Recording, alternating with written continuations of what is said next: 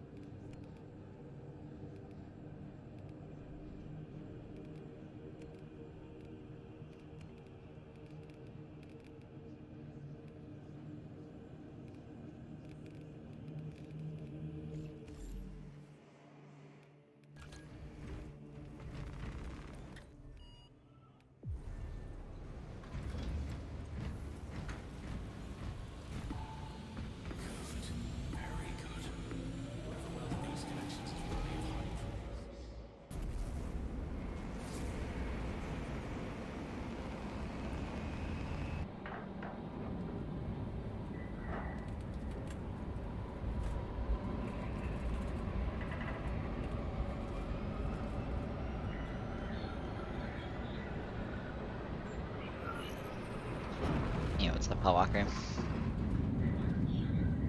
you're doing well today. Hope everybody's doing well.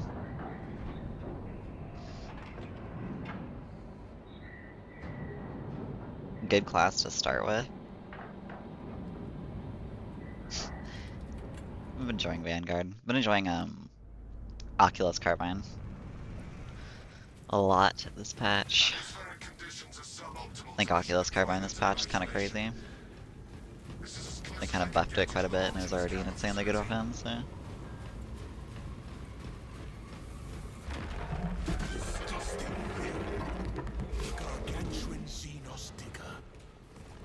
I think the PTS so far, I think it's good. Like I said, I think the patch itself is good. I personally just want some difficulty increases, but it's a good patch.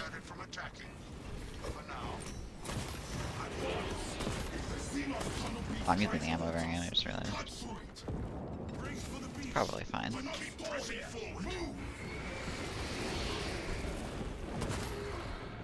I'm a bolt carbine fan, and the new pistol is very fun.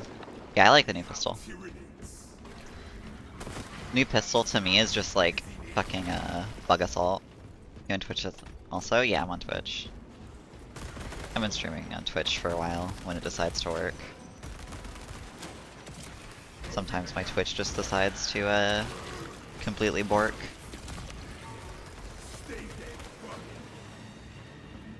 Can I not grapple you? Okay. I go there then, okay. Sounds good.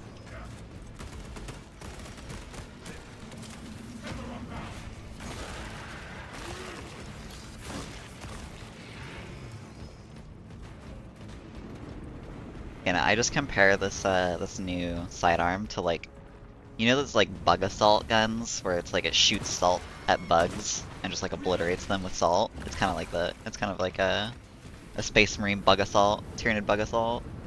So I compare the Inferno pistol to.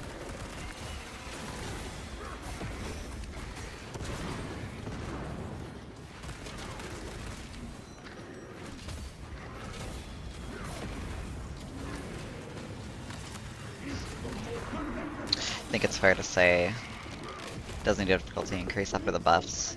5 extremis and more boss spawn and mission would be good. I don't even think they needed to go with 5. Like, I think the boss spawns would be good enough, and like, I think on this mission and in decapped, bosses should spawn.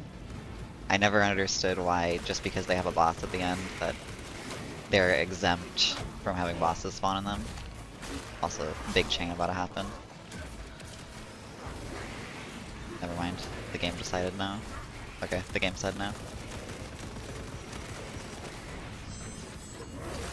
Like, I don't even think they need to increase the difficulty too much. No, I would be down if they increased difficulty a lot, but I'm just saying even just a little bit.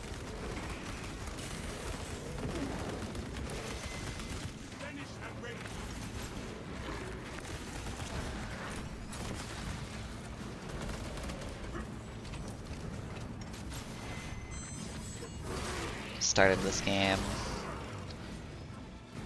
Just started this game. What do you think is the strongest class to choose? It's okay. It's probably tactical, realistically, especially if you're still on the main build of the game right now. But right now, I would say every class is like really strong. I think every class is S tier in their own way right now. Like every class has some insanely overpowered stuff you can do, so I would just say to go with whatever you find fun. Is more important, really.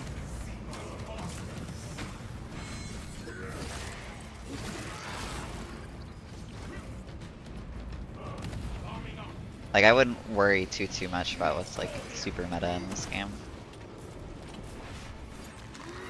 Because pretty much everything is meta right now. Like everything is like insanely good.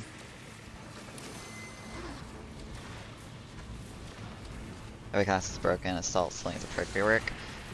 I think a lot of perks still need reworks.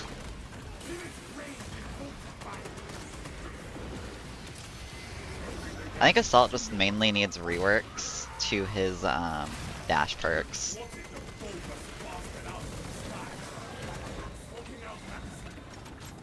Wait, can I grapple up to him? No.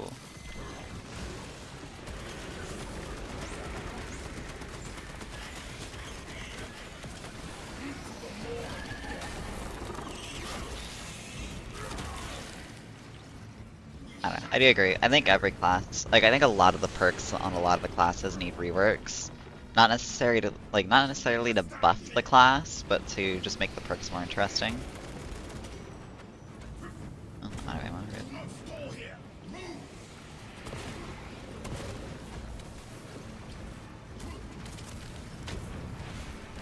Because there's a lot of perks in this game that are just like super boring, just stat buffs.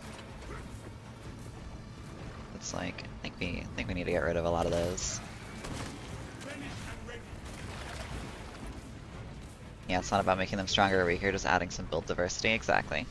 And that's the good thing about this update. And that's why I say like like the game is easier, but it's overall a good update. Is that build diversity in this like test server is like through the roof. There's so much stuff you can do.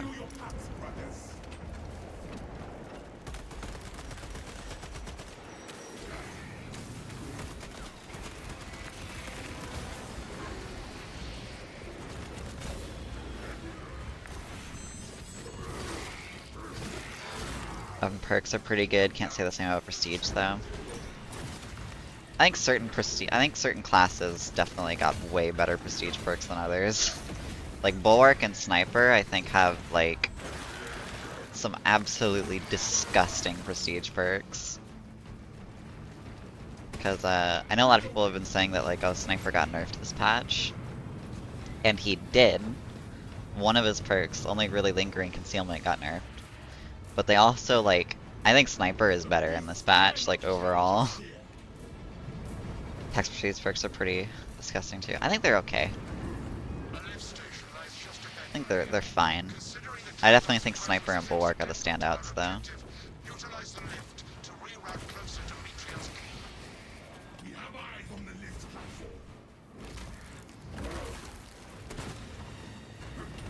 I mean, getting 2 seconds of iframes for popping your cloak is kind of overpowered, for being honest.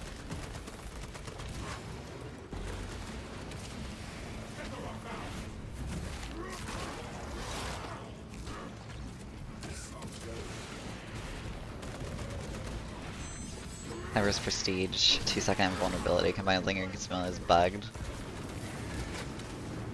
Lingering concealment, it drains all your, yeah.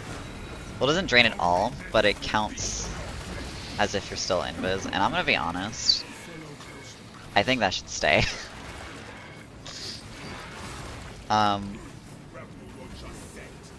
kind of like that there's like more, oh, is the Guardian like spawn here? I kind of like that there's more, like you don't always just take lingering concealment, because Sniper always had the issue of like, for his melee build to even function on the live servers, you had to run lingering concealment. and they changed it this patch, I'm pretty sure, where Shadow Stab, if you were prepping it, it would instantly take you out of Cloak in the live servers, but now it doesn't, which is a really nice change. I think the top perk is better than Lingering Concealment now, because you can get like some huge damage resist on Sniper.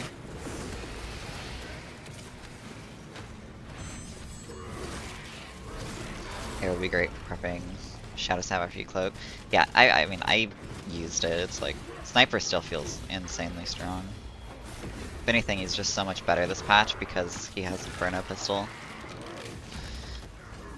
Inferno Pistol is, I think, perfect for Sniper.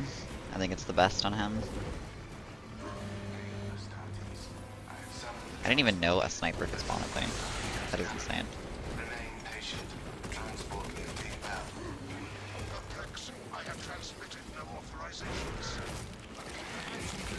Ambush staggers teammates, so I haven't tested it in PTS. I wouldn't be surprised considering the signature perk for attack, the like AoE explosion one, kills your teammates, I'm pretty sure. Or at the very least kills bots. Which is kind of funny, but I would not be surprised about that. That ambush perk is terrible though, I'll be honest. They need to rework that perk.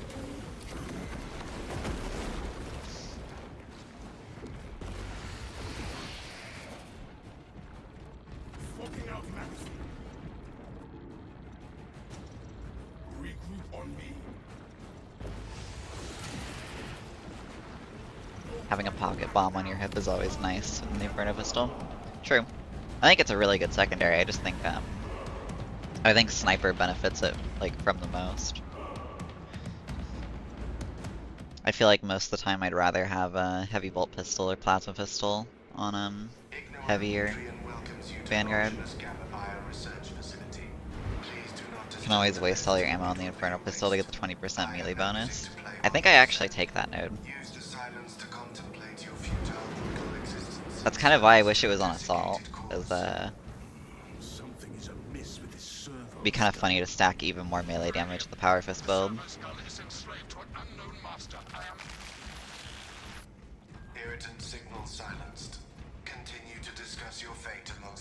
Doing anything good? Eh. Just doing Vanguard things, I guess. Oculus Bolt Carbine. This thing is kind of crazy right now.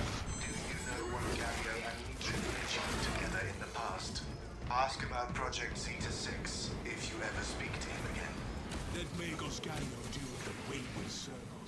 Actually killed Fencing one-shot hammer, the perk rework, no more 10% mid. That's interesting. I mean, that sucks, but I think it's overall a good change. Because those perks were dumb. Those perks were really stupid. I really disliked them, so I'm really happy they got removed.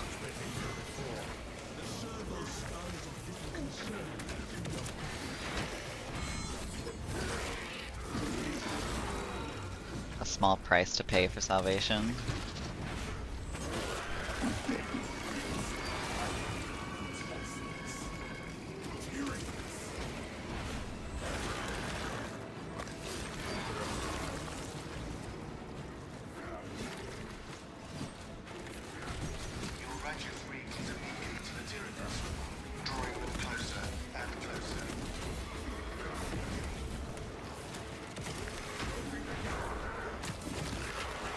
Alright, will I not fuck the chain up this time? Okay, I already did.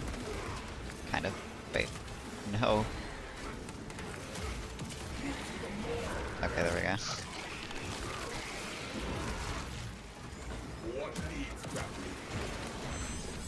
It's Jover. I've won the game. I love this build so much. This is still probably one of my favorite builds in the entire game. It's so fun. Just like nuking everything.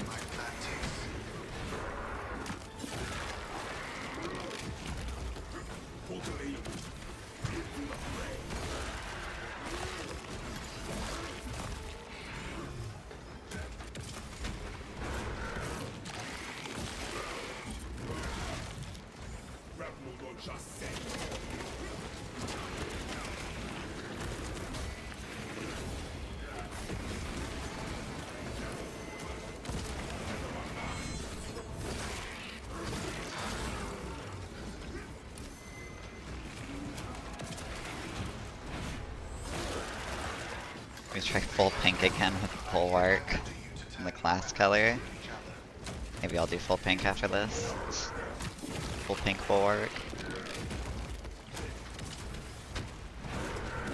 I was testing tack weapons. I was surprised that the marksman bolt carbine actually deals pretty good damage. It's like 6 or 7 headshots to kill range with Majoris. Really? I have not touched that thing. Like, I think I used it once at like the launch of the game, and I've never touched it.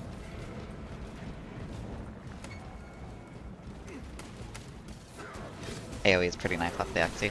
I mean, I think that perk is unironically when you combo it with the what's it called? The other perk that gives you the AoE is, I think it's literally stronger than the than Adrenaline Rush.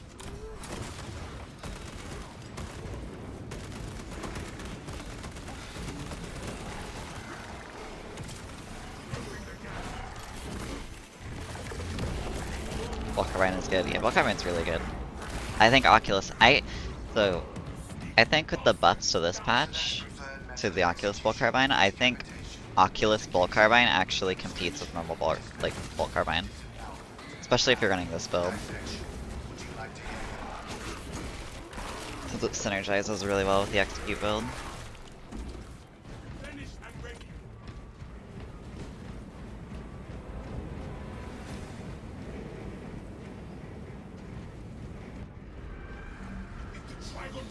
I think they should add quality of life to highlight enemies below 30%.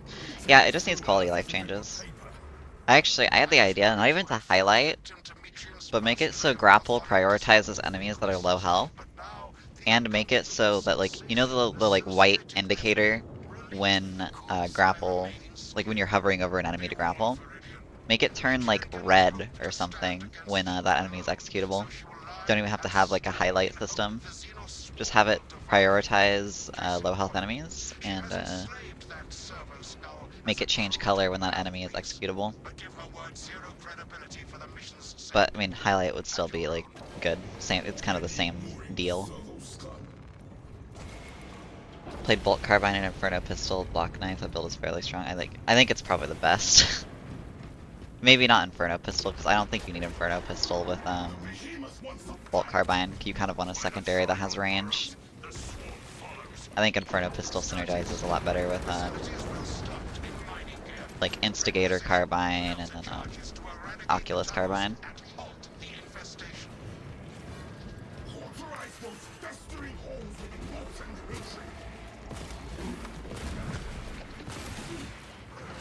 Also, I'm not gonna lie, I think the ammo variant of the Inferno Pistol is terrible. I think you want the other variant. The other variant is so much better.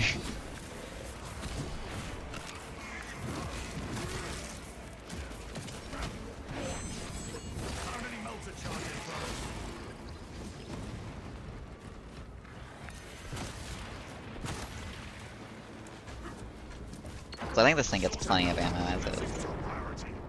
Also, they'll probably do mod support in 7.0. There's a folder from mods in the game already. Yeah, I was, so before I started the stream, I just, like, was just curious to see if True Solo would work. I was like, you know, kind of coping, hoping maybe, I get the True Solo mod working. And I saw that in the files, actually. So that's pretty sick. Maybe, fucking customization mods won't be, like, banned. Maybe I can like play online with customization mods, that'd be nice.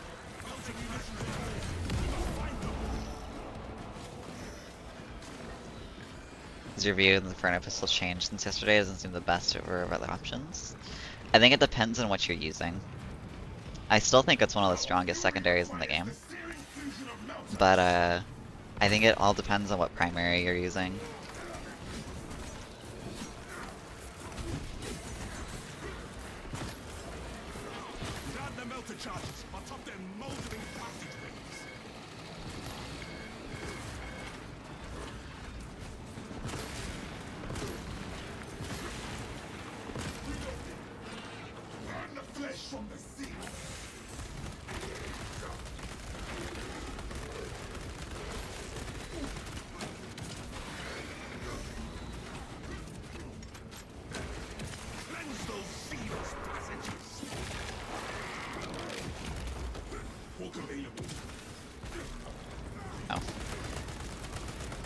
you could be executable, that's strange. He should have been an execute there.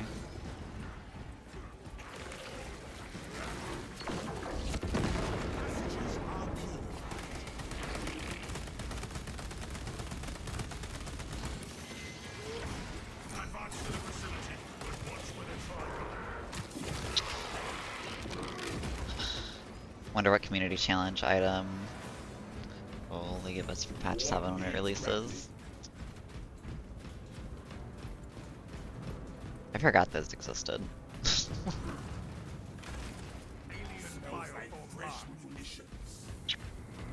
probably just so you don't have to verify files each time you want to play vanilla. Yeah, I mean that'd be nice, but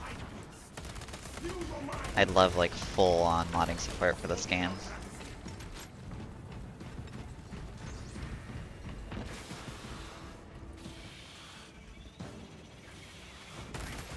Oh wait. Play a work, right?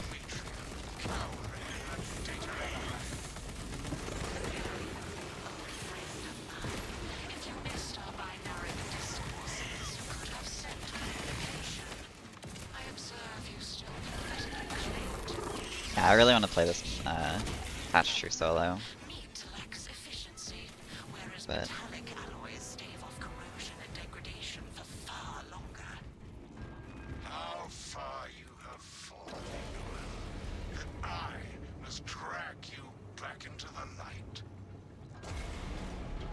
Assault is the worst class now? Why? Assault seemed pretty fine to me, honestly.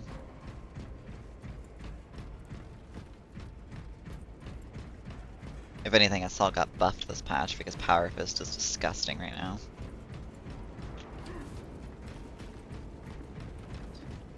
Assault needs the new pistol, that's all. I don't think it'd be good on Assault, honestly. I think this new pistol would not be that great on Assault. Assault already has good Horde Clear. He doesn't need Horde Clear. That's kind of what this thing is good for. I'd rather have a... You think about the final blow perk on Power Fist? I don't... You'd have to tell me what the perk does, because I don't know the names of the perks. The names of the perks in this game are so forgettable.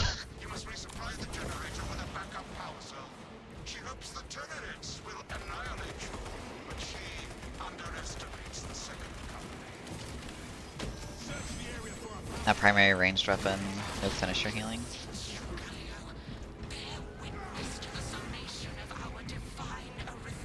What?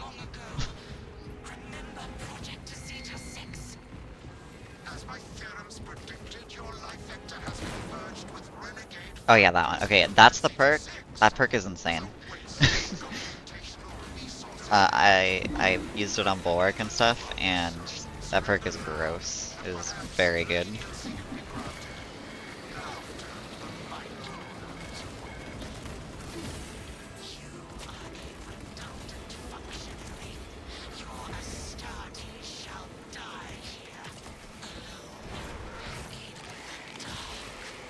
Power Fist got buffed. It got a perk. How did the Power Fist get buffed? It got a perk that's kind of crazy.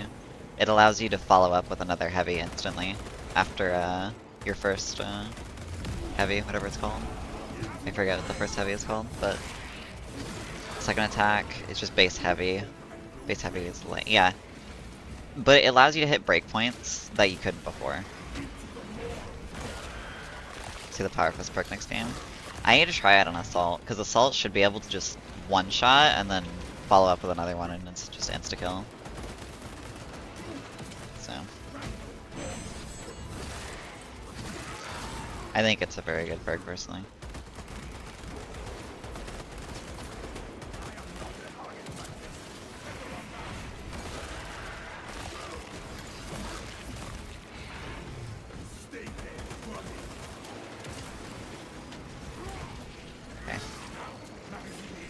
The bots this patch are like so fucking annoying. Just steal your executes and shit all the time. Maybe they've always done that, I don't know. I don't play with bots enough to know. Just makes me hate playing with bots even more. I hate bots that ruin my testing. Yeah, that too. It's like impossible to test without with bots. They also for some reason gave the sniper bot last fusil again. I'm kinda like, what? Cause like sniper bot is like so overpowered right now, it's insane. Sniper bot just solos everything right now.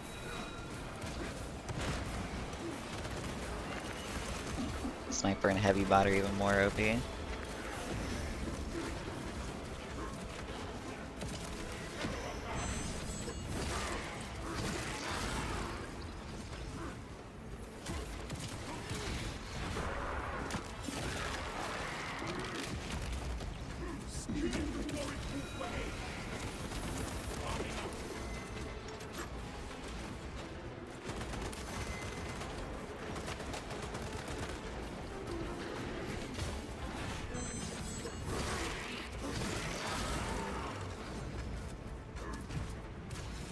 Should have put a healing perk for assault on the Thunderhammer.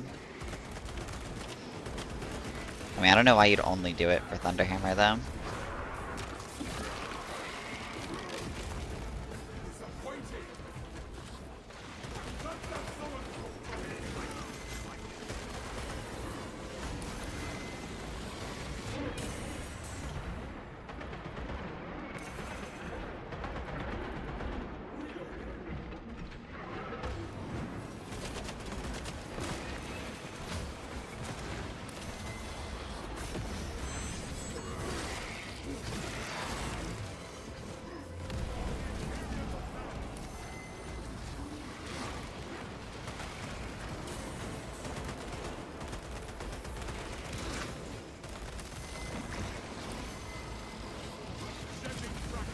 Assault Thunderhammer needs to be buffed, or have a use case compared to Power Fist, which does everything Thunderhammer does but better.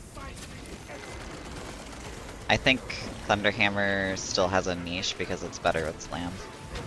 Has higher base damage, so...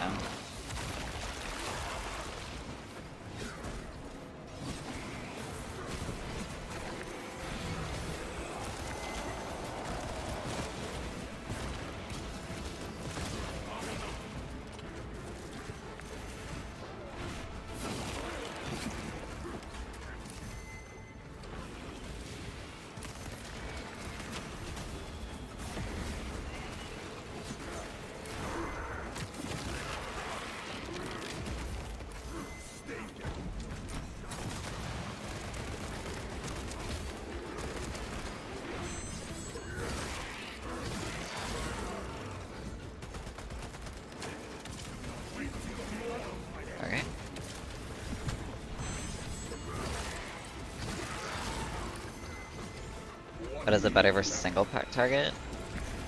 Yeah. Aftershock does way more damage. Like Aftershock does way more damage than Power Fist.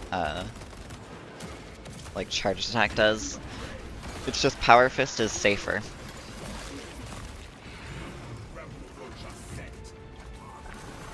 Like if you land a full Aftershock, it does more damage than Power Fist. Plus, Slam does a lot of damage too, so...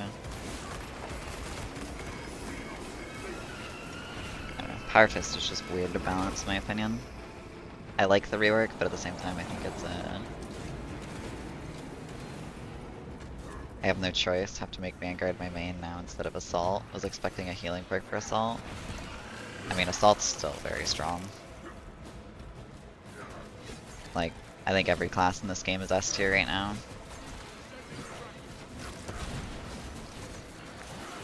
Assault can do some pretty obscenely broken shit right now. And has since 6.0.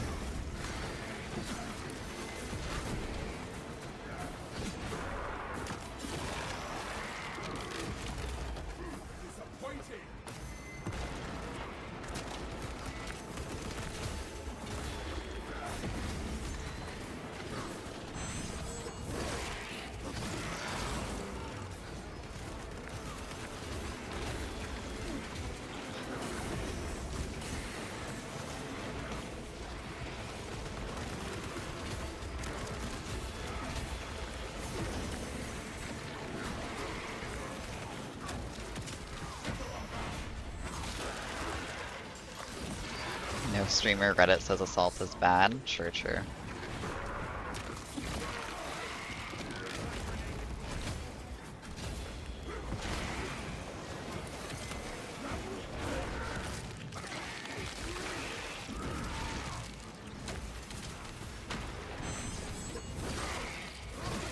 I don't know, I think assault just needs perk reworks, not like straight up buff. Some of his perks are really stupid. Mostly his dash perks, honestly. I think his dash perks should have more synergy with melee. Yeah, Power Sword needs a major damage buff. Okay. It's technically a damage buff, but I've always been in the camp of maybe don't flat out buff the damage of assault, or not, of Power Sword. I think there's a more interesting way to buff its damage while keeping it, like, giving it a unique identity. I think just absolutely buff the shit out of its attack speed. Make it just like super quick compared to other melee weapons. Almost like a flurry weapon. Because the fun thing about Power Sword is when you get a lot of, like, fencing Power Sword is fun because it has the most speed. So just like, make it faster. That's what makes Power Sword fun in my opinion, is the speed on it.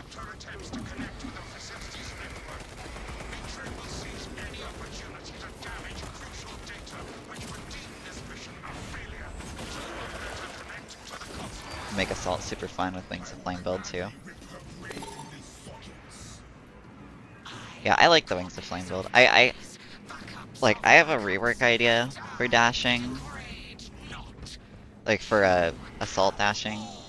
Or whatever it's called, jetpack dashing. Which Power Sword do you prefer? Probably the fencing one, just because it's like, I don't know. It's one of the only fencing weapons I actually like in the game.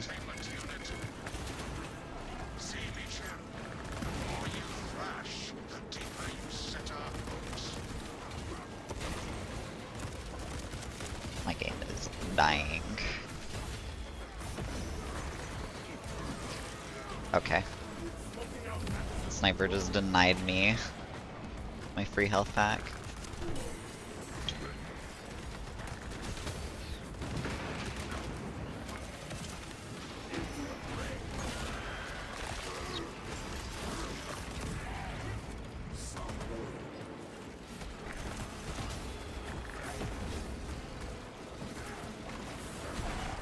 Respectfully disagree. I think the central theme of Power Sword is it needs to be this combo damage. So basically every attack, uninterrupted attack chain should do extra damage. That's fine. I just want like a really, really fast, like flurry weapon. I've always liked melee weapons that are super fast, and there's nothing that really fits that in this game. I want something akin to like Barden's dual axes from Vermintide.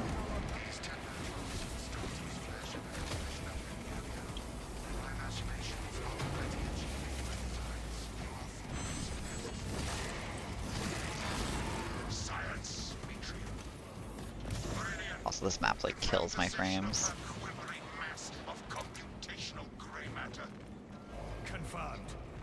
I want them to just do something that's more interesting than just damage buff. Like, if they do, like what she said, of like, the more attacks, I think, at least I'm thinking this is what she said, or at least how I'm understanding it, is like the more attacks you do in a combo, the more damage it does. So like at the tail end of your combo, you're doing more damage. Like, that'd be interesting. Just doing something that isn't just like flat base damage numbers increase. It's my GPU, it's only a 3060. I have kind of a mid PC, as you would say.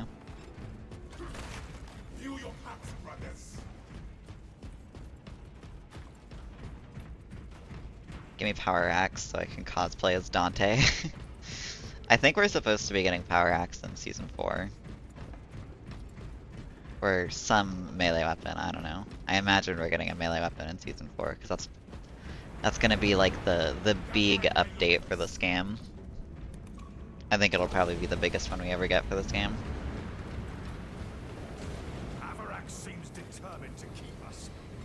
I have an assault perk rework idea on focus forms. If you want, I can link it. You can go for it. Probably take a look at it after this.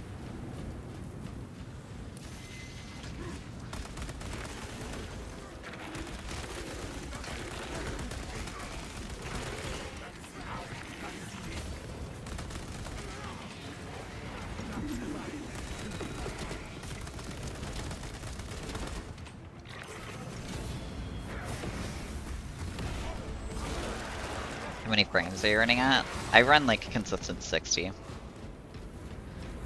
Which is playable. So. Then shouldn't knife be faster then? Power sword. Power sword cannot, should not be faster than knife. Power sword literally cauterizes the wounds, it causes stacking damage. I mean, yeah, I know it's like, it makes more sense for knife to be faster, but you'd have to like rework knife. I feel like it's, I don't know. Knife is weird because they put more emphasis on knife's heavy attacks than its light attacks, and you think they would put more emphasis on its light attacks. I think it's mostly just a, I don't know, it's such a weird design thing. Because like, you'd think knife would have more emphasis on its light attacks than heavies. But its perks are all about its heavies. Like, it doesn't really have very many light attack perks.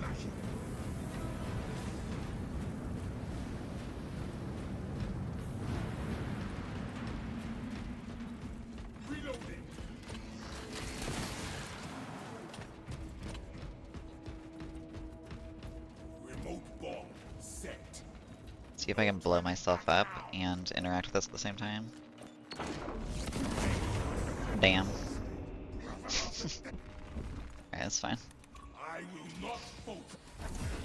Want there to be an actual emphasis on critical strikes, which so-called finesse weapons like knife, power sword should just get. Darktide does an excellent job at it. Crits, I think, are really hard to balance on melee, because the issue with Darktide right now, you add crits to the game, and depending on how easy it is to get like super high crit chance and finesse, you get the Darktide issue where Dueling Sword is just obscenely meta and is just going around one-shotting everything because it has super high finesse and shit, so... I like the idea though. I think finesse and crits would be nice to add a way of spicing up melee combat, but yeah. And then like earlier in the game life, like earlier in the game's life, for example, before they like giga buffed Dueling Sword, and even then Dueling Sword has always been super strong. It's knife was like super busted because it also had super high finesse and crit. Just add more depth in the game, exactly. That's what the game needs. Like, it just needs more depth.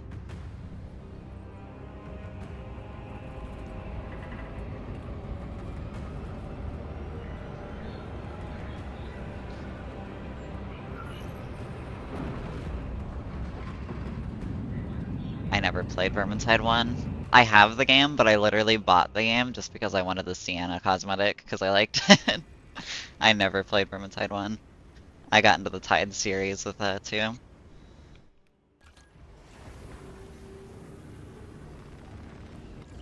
Alright, we're gonna do Assault, because...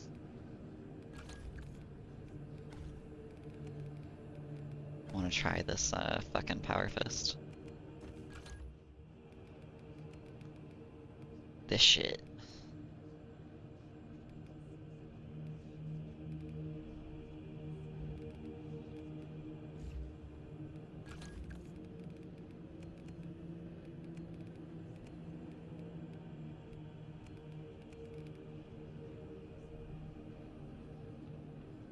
Play Thunderhammer. I'm gonna try Power Fist first.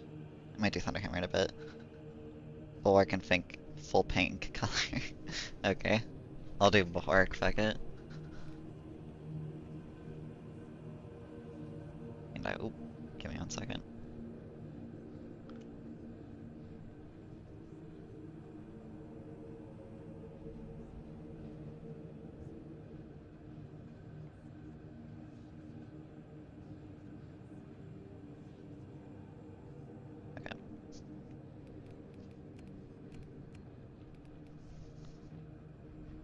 Oh yeah, you're right. I almost forgot. Thank you. Let me look.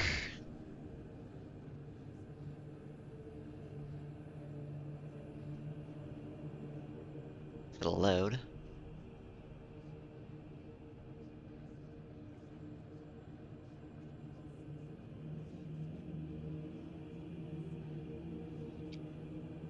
Let me switch it to...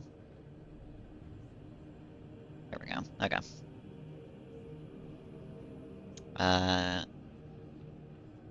Any attacks executed while sprinting or dashing apply a debuff to an enemy, which makes them take 20% more damage for 2.5 seconds. That's good. Makes this perk actually, like, useful.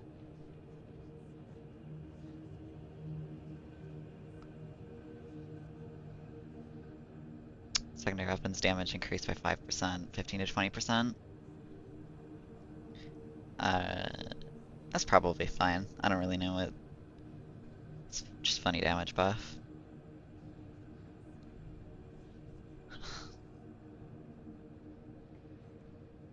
Okay, this would be this would be insanely overpowered with Power Fist, but I do like this. Power Fist probably just needs a bit of a nerf, or like probably a power distribution, I would say. Like nerf its heavy attacks, but make the light attacks like actually worth doing. I think was what Power Fist needs.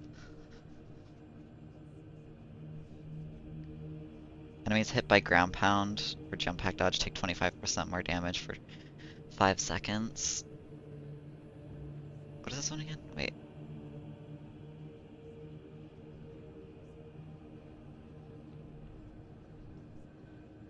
I will say, I feel like debuffs are always a really scary thing to play with in games. Because obviously this is nowhere near the level of Aspect Scan, but you'll get like an Aspect Scan situation. But this is... Oh, enemies hit... Okay, wait. Okay, it works with jump pack dodge too, okay.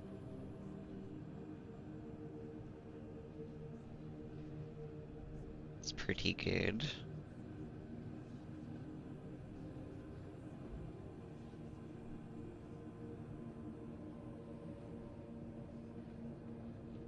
Are any of the listed changes? Some people were making a fuss about contested HP regen nerfs, but I didn't notice how it was different. The contested regen HP is for, what's it called? It was for like 3 weapons. It was for both the Melta, like the primary Melta weapons, and then for heavy, uh,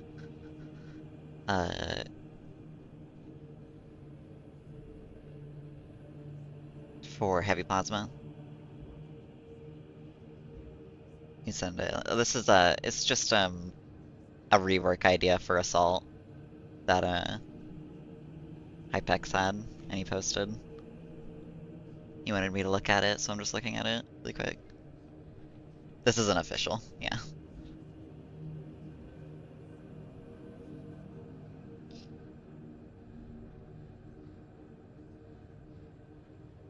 Squad cohesion from 10 to 15%.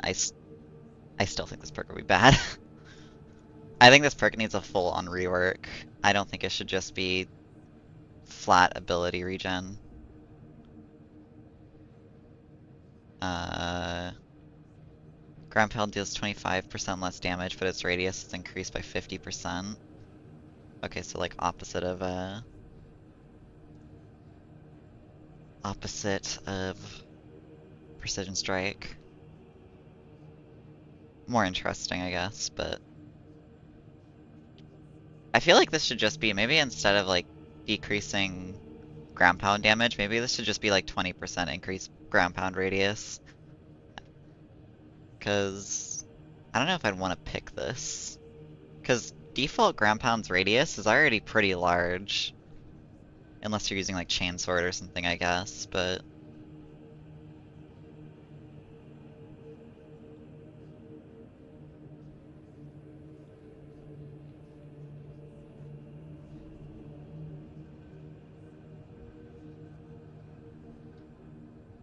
What other Warhammer games do you play, or is it just Space Marine? I play both I play the Tide games, like I play Dark Tide and Vermintide.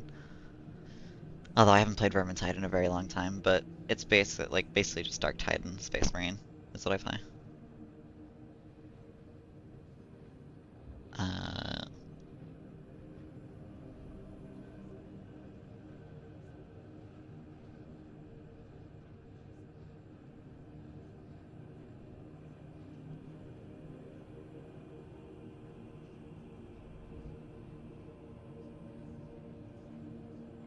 Okay, I'm not gonna lie, I actually kind of like how I like Wings of Flame right now.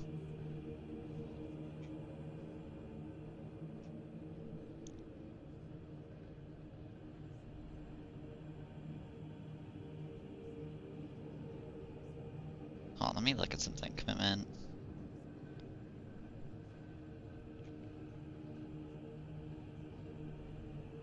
Current Wings of Flame does 135 melee damage in absolute. And that's kind of a decent amount.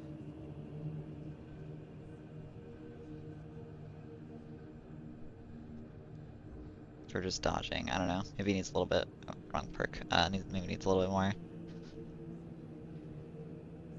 Diligence. For performing a fully prepared ground pound, your melee damage is increased by 25% for 10 seconds for preparation time. Okay, I like this. Differentiates it from the other perk, because they both kind of overlap, and it's kind of just like a personal preference thing between them. Of a pride and duty. Aerial Grace. What does this do again?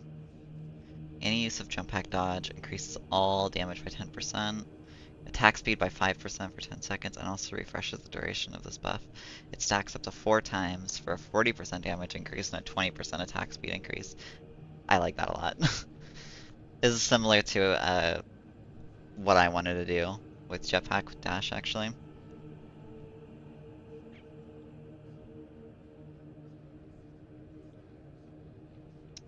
Jetpack leap restores all contested HP. Damn. That would be insanely strong. I feel like I would never want to not use this if I'm using a jetpack slam build. Commitment. Jump pack dodge now costs half a charge. Jump pack dodge leaves a trail of fire along its trajectory for 5 seconds. This fire trail damages all enemies standing in its radius. Damage scales to difficulty. Damage should be the same as Bulwark's Purity of Purpose, maybe a little less. Okay. I like that. That's a good perk. Oh wait, hold on. Jump back dodge only now costs half the charge. Okay. So you could do 4 dodges. I feel like this is good. Can you provide a link? This isn't official, by the way. This I can put the link in chat if you guys want to look at it, but it's not official. Like, this is just ideas if you guys want to look at it. They're just ideas.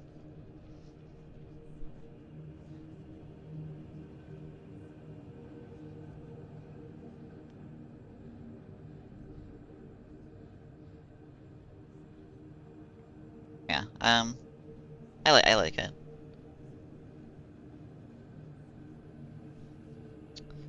I think they are good changes.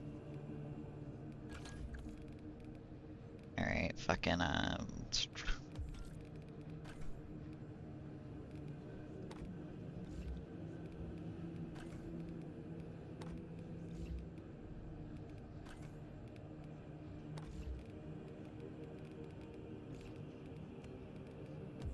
Alright, let's see full pink, I guess.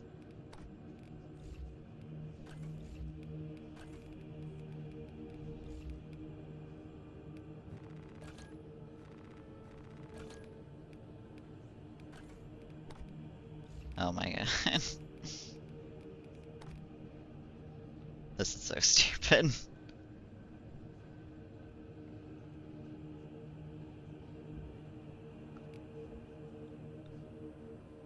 Are they ideas from the devs or just community? It was just somebody. It was somebody in my chat who wanted me to look at them really quick. They are not official. Or we'll make Barbie Marine, I guess, really quick. Super edgy Deathwatch shield, why not?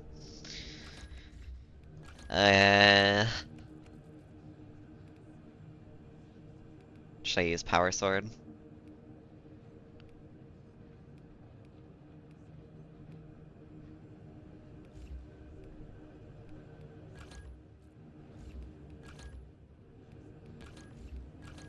You know what, I'll go Brain Rot. Go Super Brain Rot and have Power Sword be cosmetic.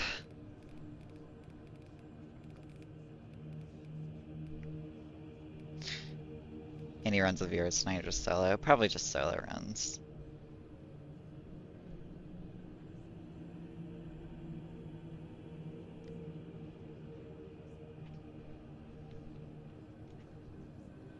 I think the main reason we consider all the classes OP right now is just because difficulty in this game is easy. Once they actually make it hard, I think all classes will become pretty balanced. Yeah. I mean, I think they're all, like, that's what I'm saying, is like, they're all, like, super good. Can I ask you... Wait. Ask you one. No, Horde mode isn't coming in this patch. Horde mode is next patch.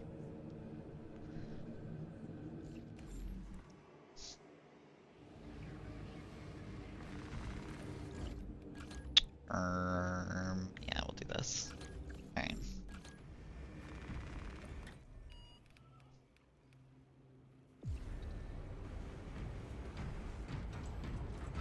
Honestly feel they should nerf Vanguard's Extreme Zeal, put it back to 20%. Like, it's insane at 30%. Yeah, I don't know. I kind of have come around to liking it though, because it has done more, like, you can do more build variety, but I do feel like it's a little overtuned.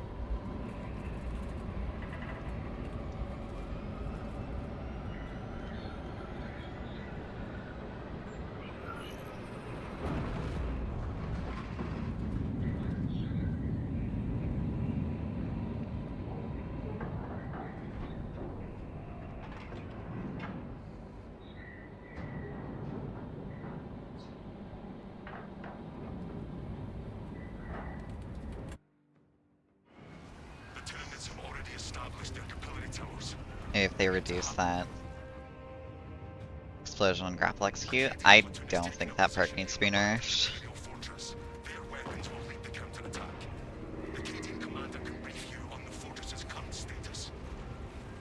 Like, that build is strong, but I think you can probably just go with, like, Bolt Carbine and, why can I not change? There we go. Hold your position. We will access the last cannons. This path will lead you into the jungle and towards the fortress. May the Emperor grant you success. We must continue towards the fortress, brothers. Captain Akaran, the Cajuns cannot topple that Tyranid behemoth without the fortress's weapons. Why can't I switch it? Like, that's an, okay, that's a new bug. Can I? Okay.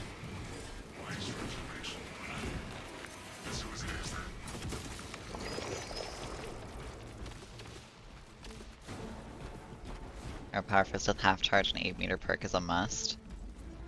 Well, that perk is still a typo. It's 20 meters with that perk.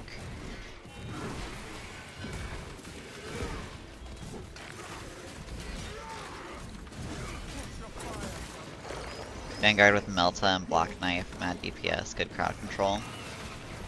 I think honestly I don't think Melta is very good for Vanguard. I think if you want a good like weapon for close range, Bolt Carbine's better.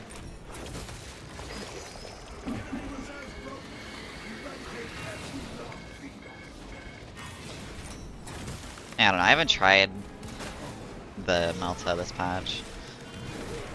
Because you can have it has an ammo generating perk now, which is the only issue with it on Vanguard before. Or like the major issue.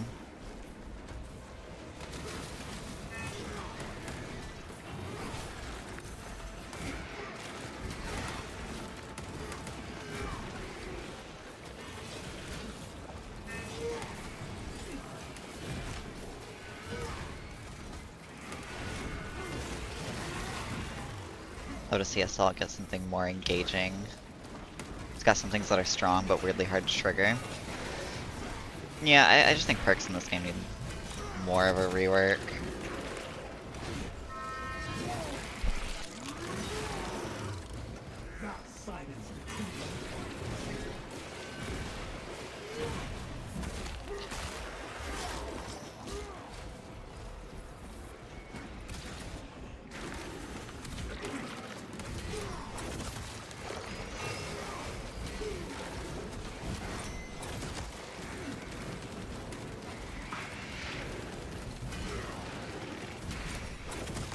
Couldn't get the multi-Melta's ammo regen perk to work today. Are you talking about the 10% one? The one that gives you 10% of your ammo every 30 seconds?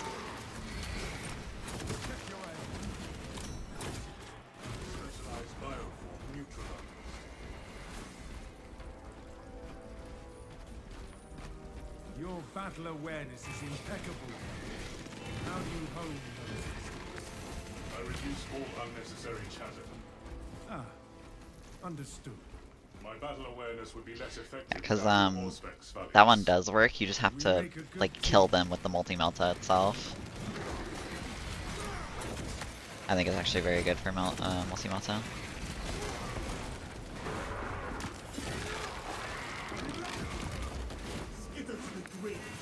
This one for melee kills. Oh yeah, that one. I went for the 10% one because I think that one's just better.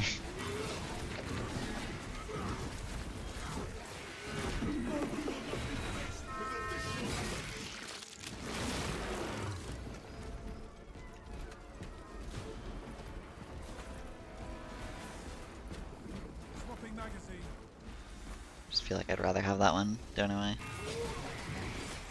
Also, this is like completely off topic, but I'm curious. Did any of you guys see the IGN episode 8 Invincible review for season 3? That shit was pretty funny.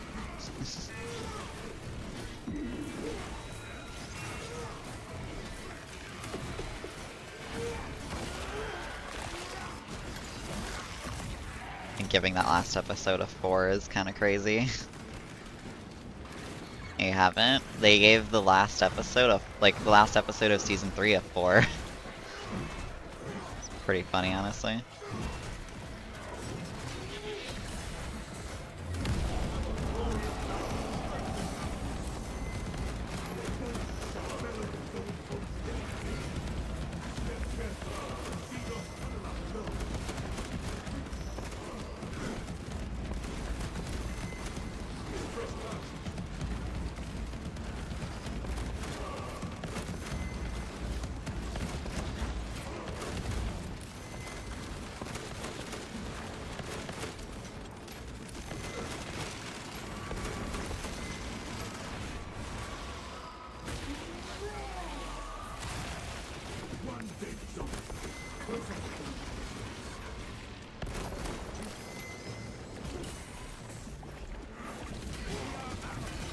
Don't watch much IGN, but I can't. Oh yeah, no, I don't ever like actually go for like, I don't ever actually watch IGN or like go to their website. I just heard that they gave the last episode a 4. I'm like, they have to be like actually rage baiting at this point. You honor me, but such a virtue pales when compared to your tenacity. Nonsense. Good It's like the only way that IGN can be relevant anymore. Giving terrible things 9s and then giving good things like 5s and 4s. It's still a crime to me that they gave Transformers 1 a 5. Like that movie was so good.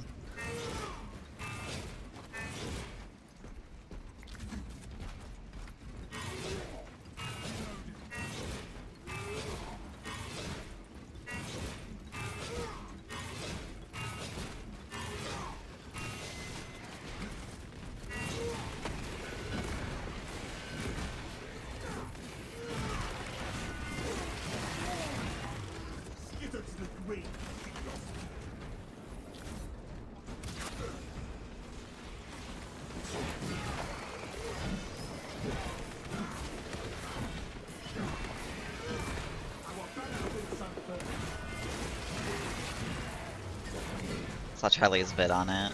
Yeah, that's what I saw. I saw Charlie's vid on it too. That's why I brought it up. I saw it this morning.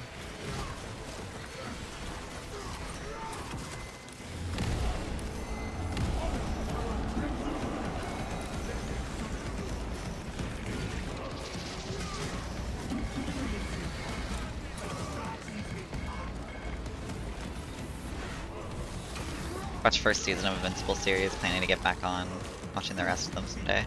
It's definitely worth it.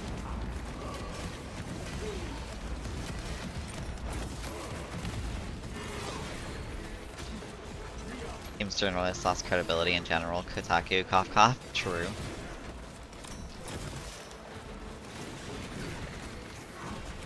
It is just funny to see some of the reviews they have for games though.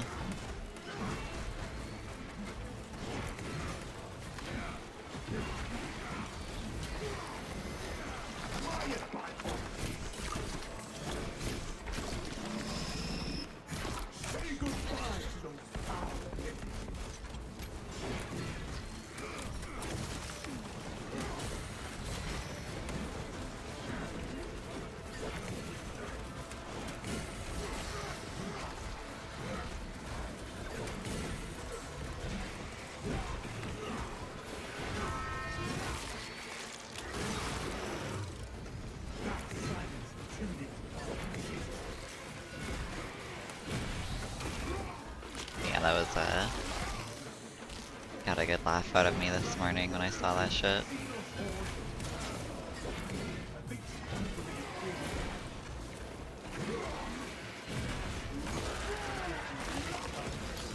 I neglect frags during gameplay.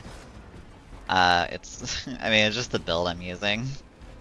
I'm using Intimidating Aura and Bulwark, so this is probably like the best build to just like interact with people and chat with because I don't have to play the game. I normally like use grenades, but this build I can kind of just turn my brain off and parry. That's all I need to do.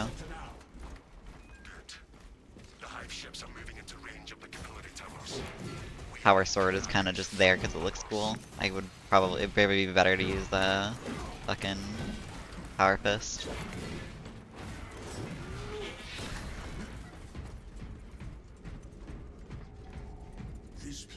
Say Heavy's melee is in a state that it can adequately be used to conserve ammo. Yeah, I've been using it more with prestige perks to conserve ammo.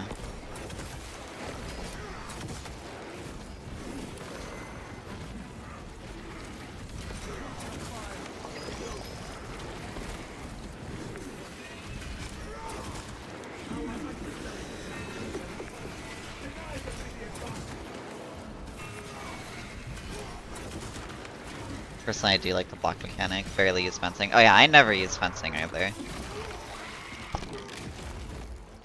I just figured since I'm going with the Barbie,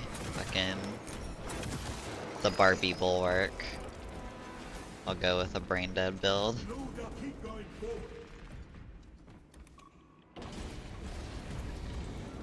Also just easier to freaking chat because I don't really. Don't really have to play the game with this build. Come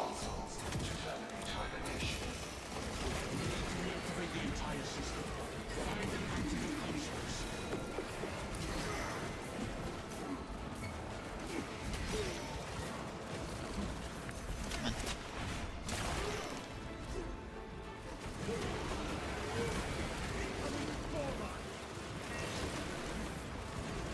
And honestly, the only fencing weapon I really use nowadays is Power Sword. Just because I like the stats on it.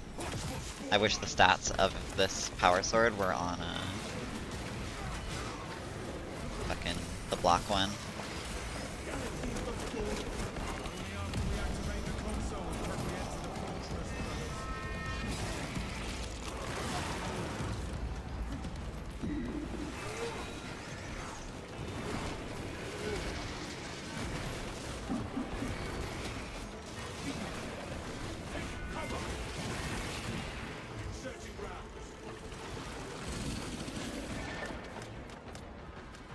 For the patriarchy.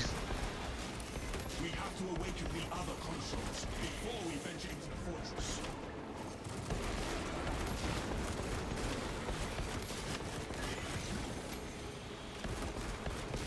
chill on this 4 minutes for like 1 second.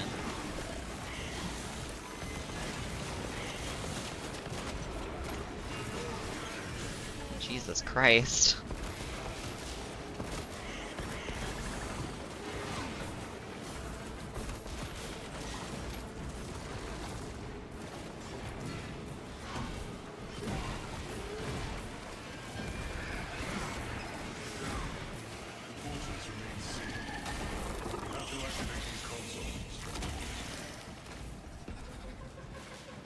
But yeah, I gotta get my my daily brain rot in really quick with this build.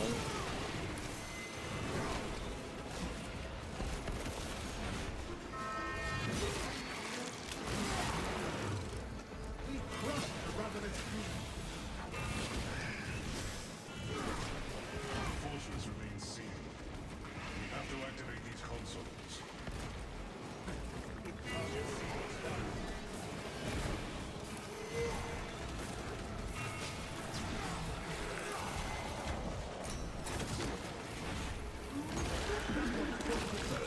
Do I play tabletop? I do not play tabletop.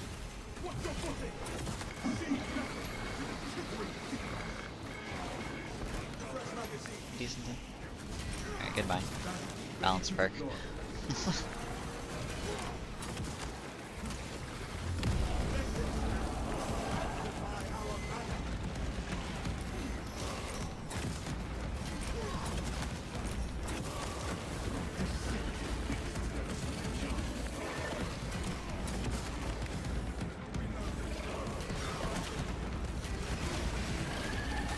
This time we meet again, I won't mention the pink color.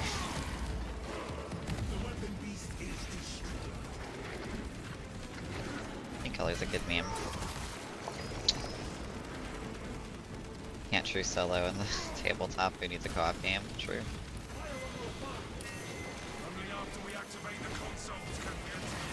Can't true solo on the test server right now anyway though, so.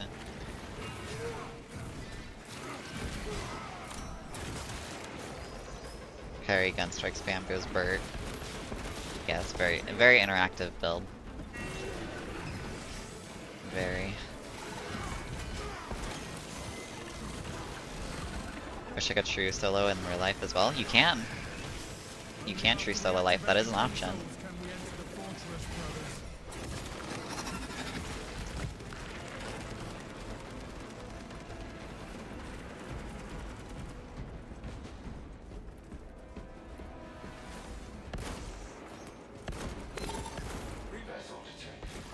Sharing the divine blessings of the machine god.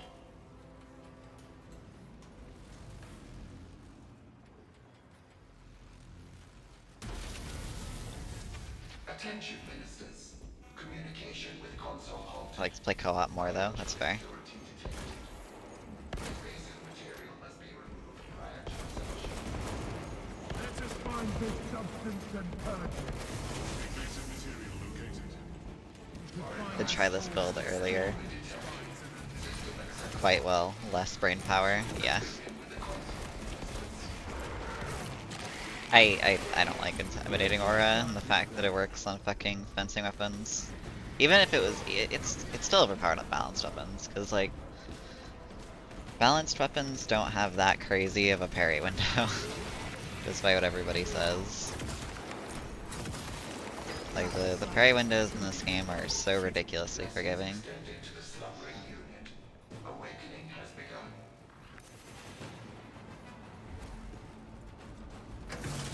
Console operational. Connection to core controls established.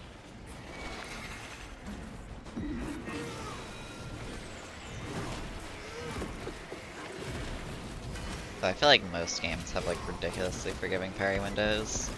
How many games I know of that don't have forgiving parry windows? Unless it's like a Souls game.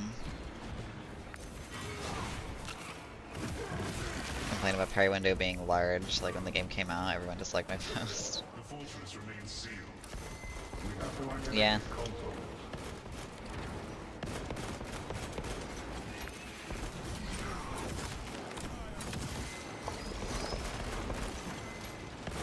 Kind of at the point where it's just like, yeah, it's large, can't really do much about it. I mean, even perfect block windows are pretty large compared to most games. I think it's like a 330 millisecond window for perfect blocks. It's spammable. I have clips of other people spamming parry and windows and raveners, getting it and getting out of it. Yeah.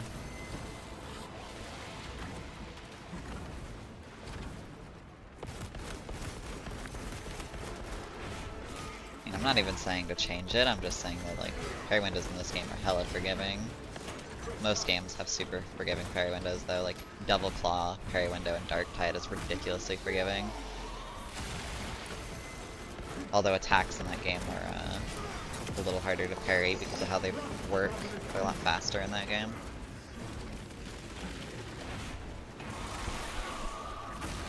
D Baker. He's chilling. D-Claw is spammable as well. Oh yeah, it is. I just think it's like, it's still super easy in Dark Tide, but I think it's a little harder to use compared to the parries in this game, because the attacks in Dark Tide are so much faster. I think that's where like a bigger parry window is fine, but like the attacks in this game are so incredibly slow. It's like, having such a large parry window is kind of crazy.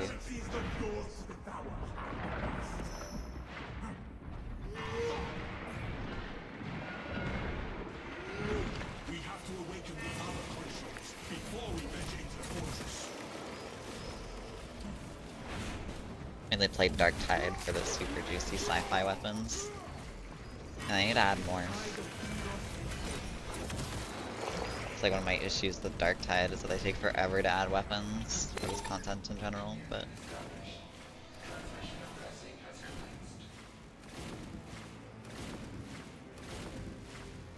maybe the new update will be good. Even though the Ogre and rework does not look good at all in Dark Tide, they're not fixing any of the issues that Ogre has. Console has been reawakened. Functions restored.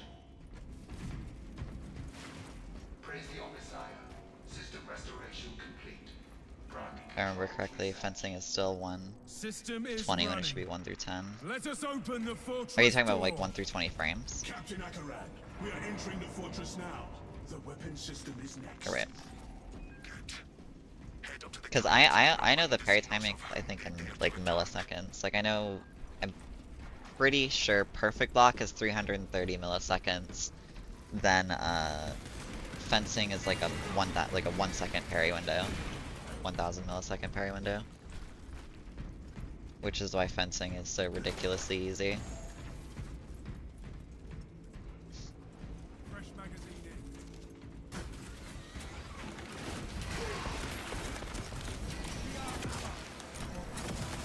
Now in Souls games, gives you iframe. Saber just went the wrong direction where there's no iframes, but the execution does, which makes the gameplay dumb. I don't know. I'm gonna be honest, I've never played a Souls game. I need to get around to that at some point, but they've always been like on the to-do list to play, but like just never played them, because I've always been FPS enjoyer. I like shooting guns. Ogre new perk tree looked interesting, but IDK. I'm not an Ogre player. Yeah, I'm not either, but like from it just doesn't look like it fixes any of his issues. It's just, a lot of it is just band-aid solutions. Cause like the issue with Ogren is his mobility and his large hitbox. And like even with the rework, he's still gonna have less damage reduction than fucking Zealot. And it's like, why is Zealot, like that's not a part of Zealot's identity to be a tank. Why is he tankier than the tank class?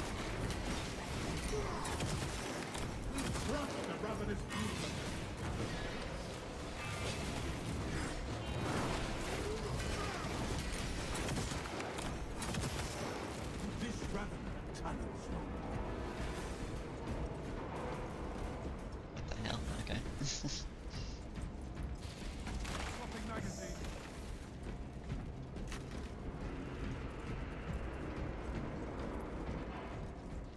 Elden Ring or Dark Souls 3 is a good start. I might just marathon through all the games. Like start with Dark Souls 1, then move forward. Well, I'd have to start with Demon Souls if I technically wanted to start from the beginning, but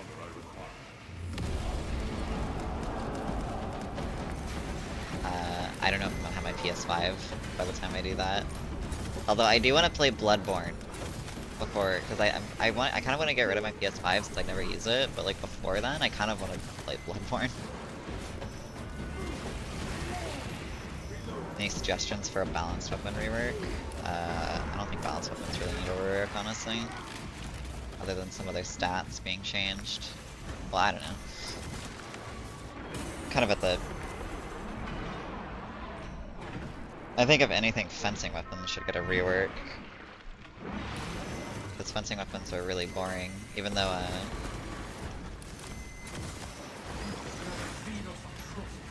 balanced weapons have a very large parry window still, I think they're more interesting weapons than fencing weapons.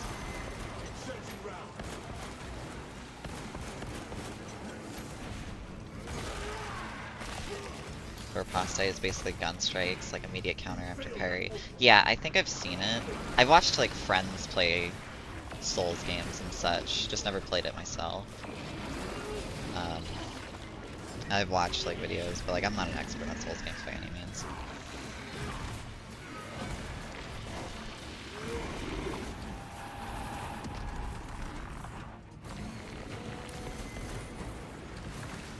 Like Resident Evil 7 and 8 first person modes, or like Call of Duty. I mean, I used to play a lot of Call of Duty, but I mostly play a lot of Doom, stuff like that.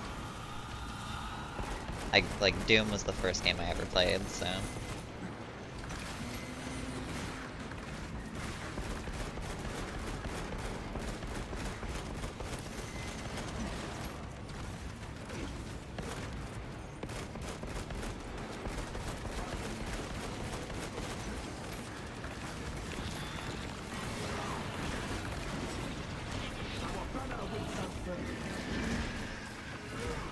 Don't like balanced parry, the fact there is an animation for the actual parry. I'm a Sekiro parry fan.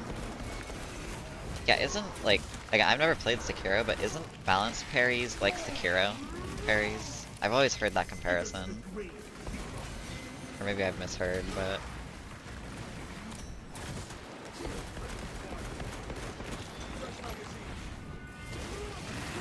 don't mind there being noob friendly stuff in the game like fencing. Yeah, I think noob friendly stuff is fine, but I don't know. I feel like 1 second parry window is like just a little ridiculous, you know? Even for being noob friendly. I feel like that's like a little much. Sekiro is more like block. Oh, okay.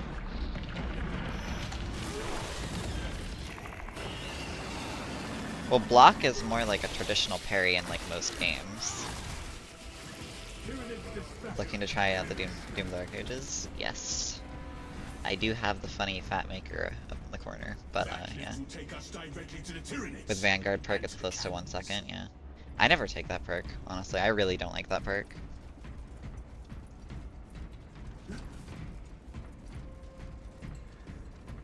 Sekiro doesn't have parries, deflect and posture, break the composure. I see, okay. The Tyranids seem to know your rules. They are amassing at the fortress. Steel yourselves, brothers. They will not stop us from activating the cannons, Captain. But yeah, hopefully melee combat is a bit more interesting in Space Marine 3.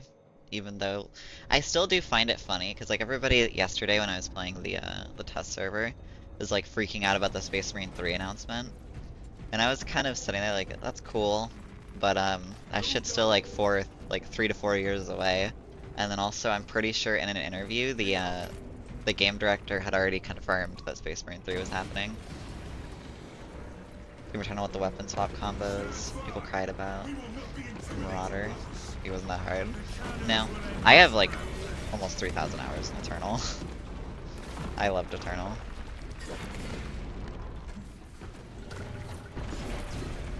I'm gonna sell both Space Marine 2 and Test Server in favor of Darktide.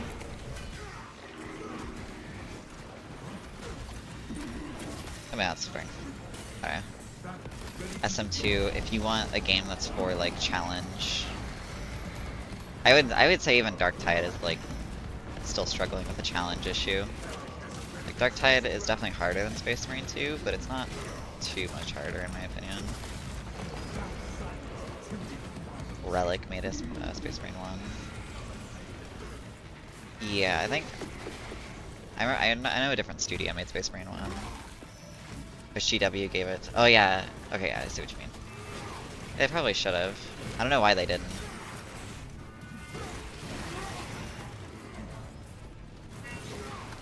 I have both Darktide, normal Space Marine 2, and the PTS. Same. I want to get back into playing Darktide again. I haven't played it in a while because I was like, I love Darktide, but the Havoc update, I was like so disillusioned with and how boring Havoc was. I just stopped playing the game.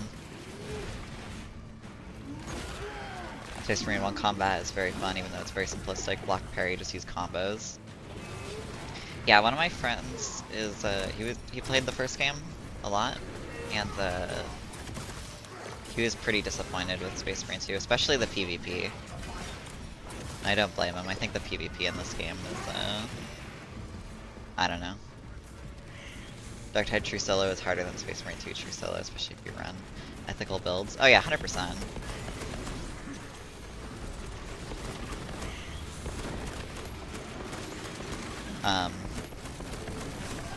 I've always just like, the only issue I've had with Darktide True Solos is one, stealth, because most of the maps you have to use stealth, and there's like 2 maps you can do for True Solo, if I remember right. And then also, I just think most True Solo runs are pretty fucking boring to watch.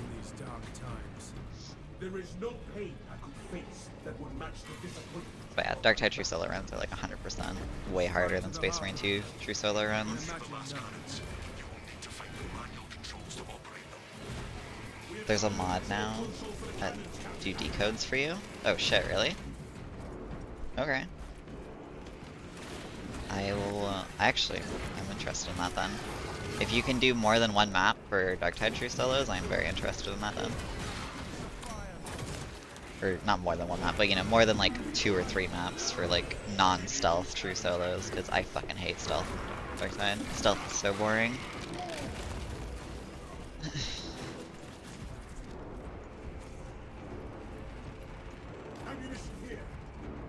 On 0 ping. Ping is harder than 0 ping is harder than with ping. Yeah, because Darktide has like a whole bunch of like ping prevention shit, right? So the game is like technically harder on 0 ping. I don't remember the exact reason why it's harder, but I remember hearing about that a lot when I used to play the game a ton. I know a guy from the tele community called Agatha. He does True Solo runs with ethical builds. Does he upload them? I wouldn't mind watching, because I probably need to like do my homework for Darktide. Darktide's the game I actually need to do homework for. Yeah, on his YouTube. It's good gameplay. Okay, I'll have to look him up. Because I don't want to just upload Space Marine, I want to get into Darktide. Like, I want to upload Darktide again. Or not again, but like, I want to upload Darktide, because I enjoy Darktide a lot. Even though I have a lot of issues with Darktide. But it's kind of the same thing as Space Marine for me. I enjoy Space Marine, but oh boy, do I have a lot of issues with this game.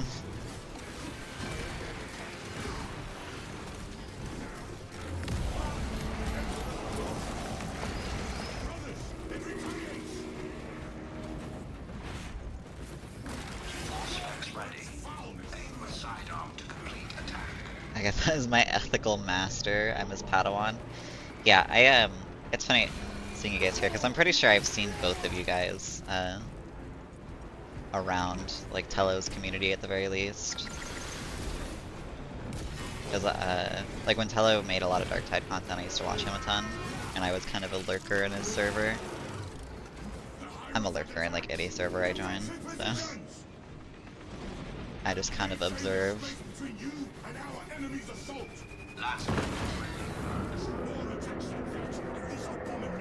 No, Hypex and I I don't know how to say his name because it's in I'm not sure what language that's in. And I don't want to assume because I'm probably gonna get it wrong. But yeah. And I don't think it gives me the like user or whatever that Twitch normally does on OBS. Yeah. A lurker always watching the chat. Dude, I am like a hardcore lurker in anything.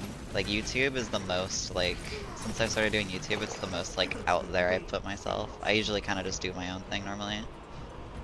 But I've been doing YouTube, so I kind of have to like speak to people. It smells its pollution.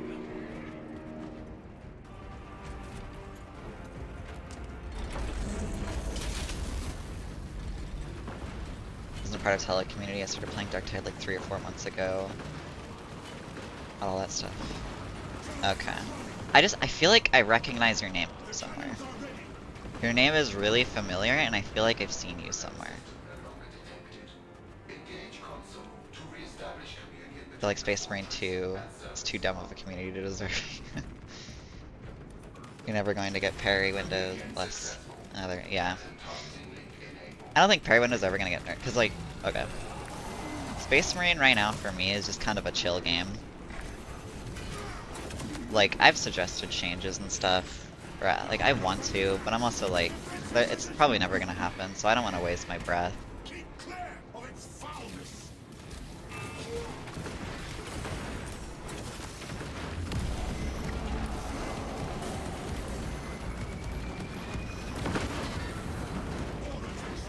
I mean, every community has, like, I'm gonna say something. I think most communities are pretty dumb. Like, most of, like, wider communities of games are pretty dumb.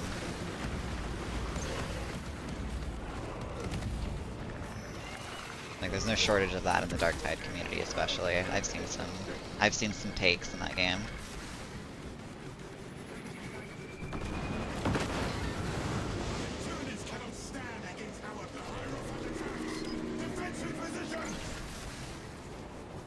Maintain the space between you and the enemy's authority.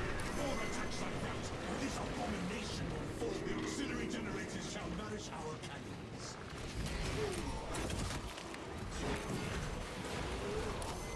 What the fuck?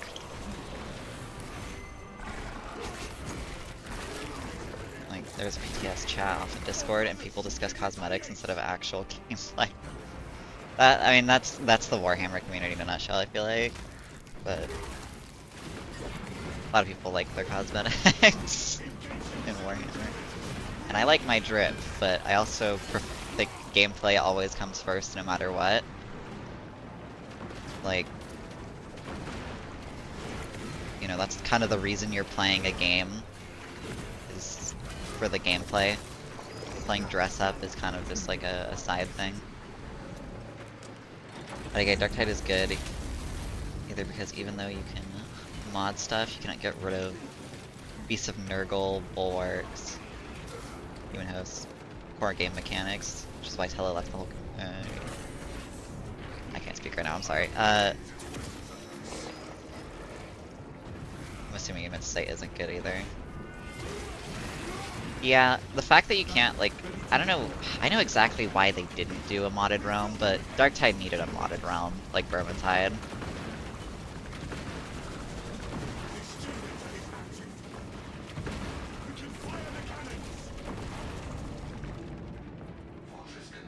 The fact that it didn't have a modded realm like Vermintide is fucking crazy.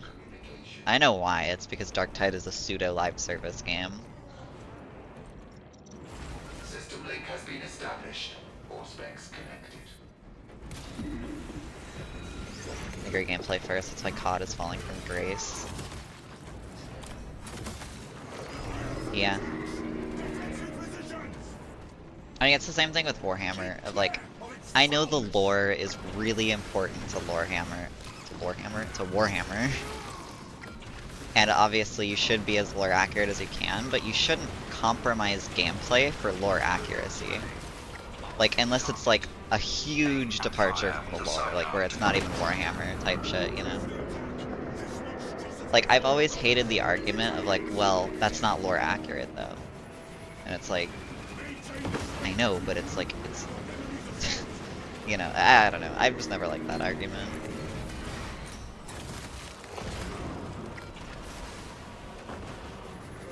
It's so fun to play true solo and there's 5 bulwarks with ragers. My favorite is when fucking netter shows up. There's like 5 bulwarks in front of you and the net just phases through the bulwarks. That's my favorite. Like, it was probably a skill issue, but at the same time, like, should I don't know if nets should go through enemies. That's kind of a bit ridiculous, especially bulwarks.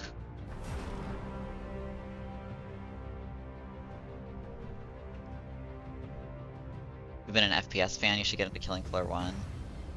It's like less than $2 now, pure gameplay, shoot, and no cheesing. And modding helps to balance the game with everything, create on servers, maps, etc.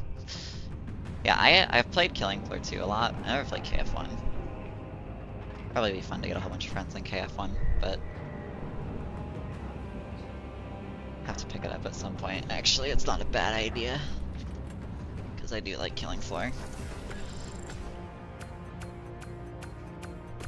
Been watching Agatha True solo Havoc, and it's dumb to play. You get a massive blob of armored enemies running behind you and taking turns. Yeah, dude, I can't express, like, I didn't even get to Havoc 40. I think my first stream ever was fucking playing Havoc, and like, I was so bored. I was so bored.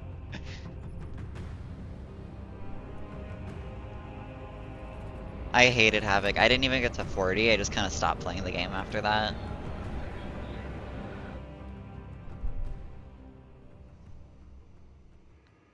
Cause like, I want a challenging mode in Darktide, but like, the way that Havoc went about challenge, it wasn't challenging. It's just like, you just had to play in a very specific and boring way. Like, obviously you don't have to, but it's like, if you want to be optimal, it's just like, just spam fucking gold toughness and bubble psychers and shit, and just yippee. I thought the shit was boring. And the fact also, this is like more of a personal pet peeve, I hated that the cosmetics were just reskins. They should have been like unique cosmetics.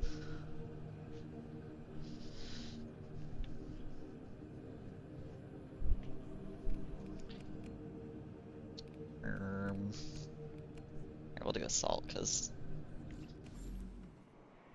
see the new Power Fist perk.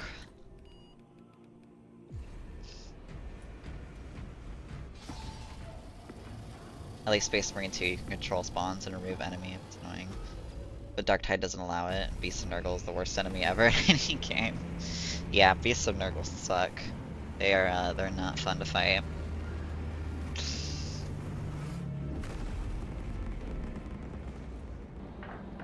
They're just kind of like, I feel like when they were designing a boss, they were just like, okay, how do we get a boss to take space from the player? And they're just like, leave goo on the ground, make it so its headshot hitbox is on its back, and it just fucking walks around and vomits everywhere. It's such a lazily designed enemy.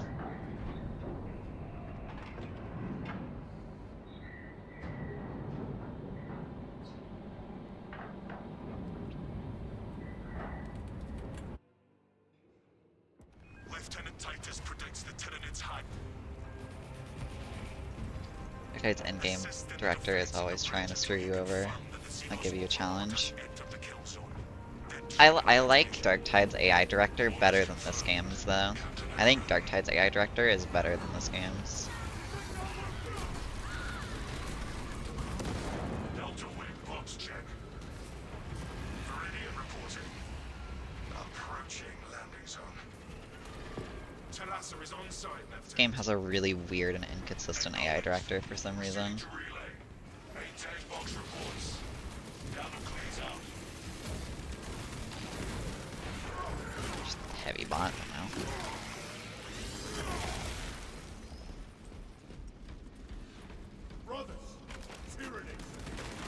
Dead still has one of the best AI directors. That's true.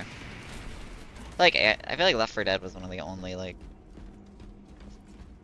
really, really well-balanced co-op games I can think of. Where you didn't need to mod it too much. Well, it probably did, but like... But surprisingly, I never really got into Left 4 Dead. Which is kind of funny considering they have the Tide games, but...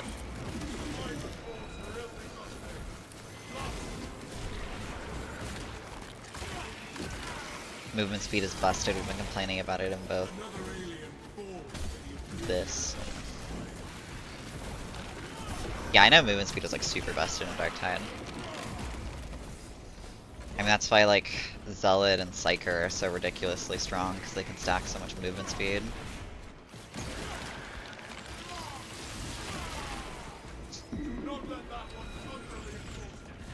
And that's why Ogryn is so weak, because Ogryn has less movement speed and less mobility than the other classes. And that's something they sidestepped doing with the Ogryn rework.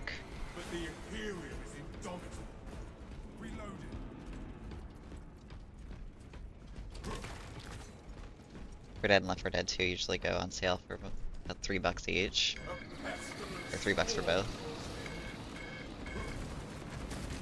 Yeah, there's a lot of games I want to play at some point, but just need to get around to it. Like, I've played a little bit of Left 4 Dead, but never like a crazy amount. I think it's... Do I have Left 4 Dead 2? I might have Left 4 Dead 2, I don't remember.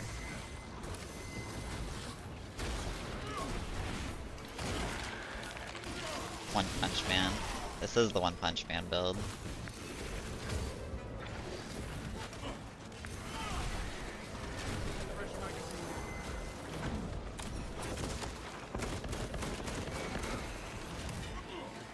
$3 bundle.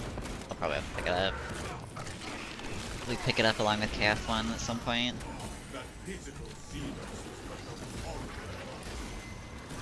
I love my heavy bot just carrying me in the background, just killing the zone throws.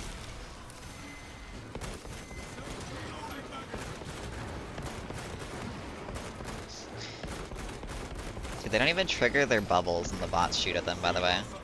You can literally just sit here and let the bots deal with the zone throws. Because they don't trigger their bubbles off the bots. Because bots don't register as players attacking them. So stupid. I do not recognize half the passengers.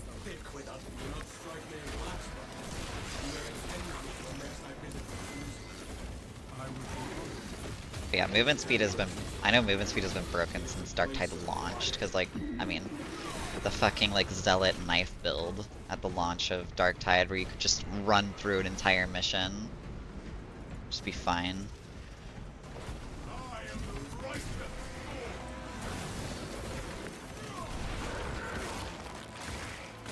I think Left 4 Dead 2 you can also run past enemies, get to the door and close it.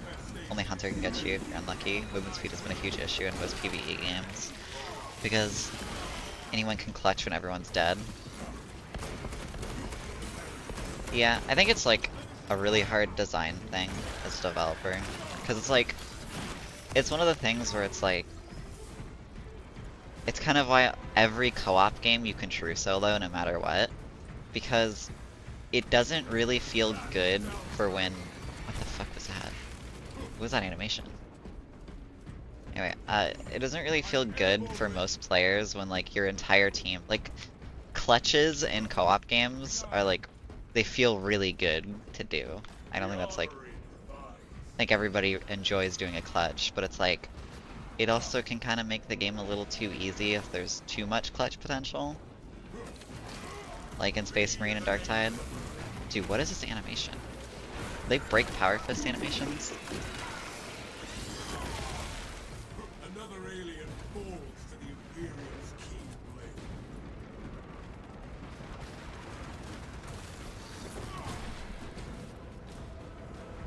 Yeah, I think like PvE co-op games are unironically some of the hardest things for like...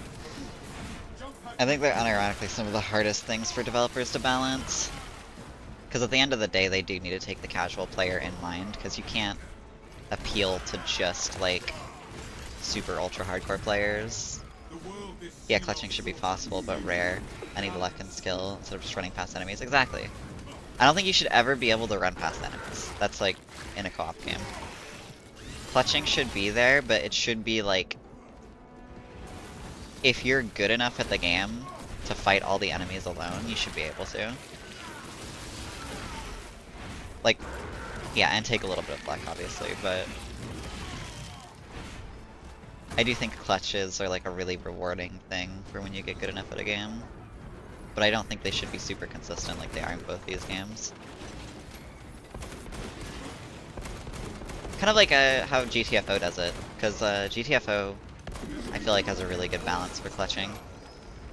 It's like really rare to pull off a clutch, but when you do, it feels ridiculously good in that game. Like, it's probably the best feeling in that game to pull off a clutch.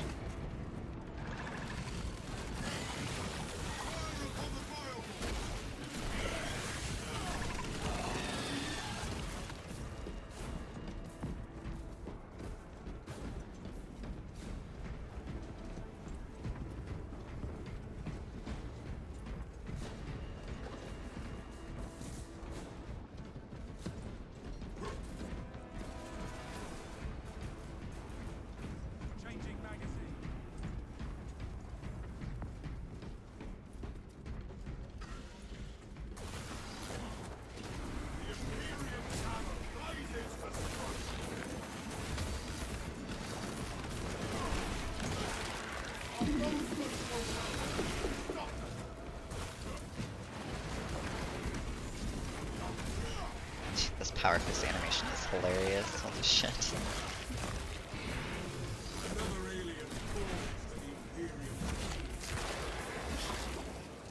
This is possible, and they should rework enemies. Enemies do need more depth to them, in my opinion.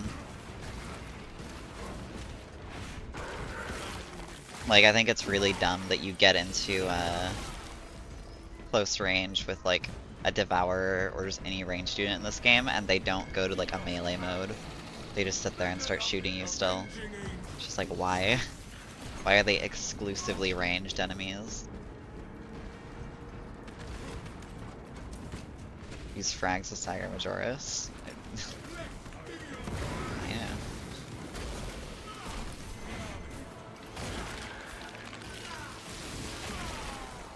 Kind of just chilling right now, so.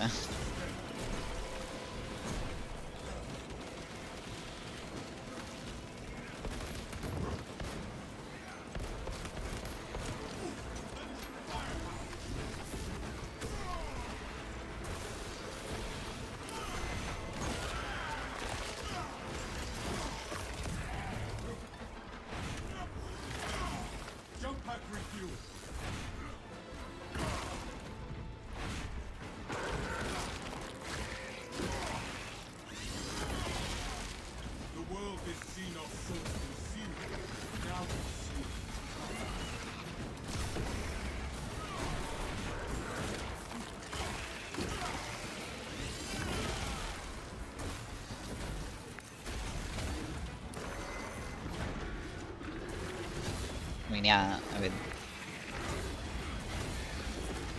enemies have the same attacks as enemies from tabletop. Okay. So they can have those attacks still. But also, they could add more and new ones. So that there's more to learn with enemies than just like 4 attacks.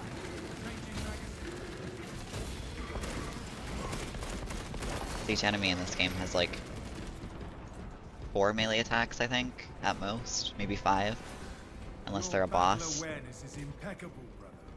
Like, I think Hive Tyrant has the most amount of varying moves in the entire game. Ah, understood. My battle awareness would be less effective without your Auspex, Valius. We make a good team.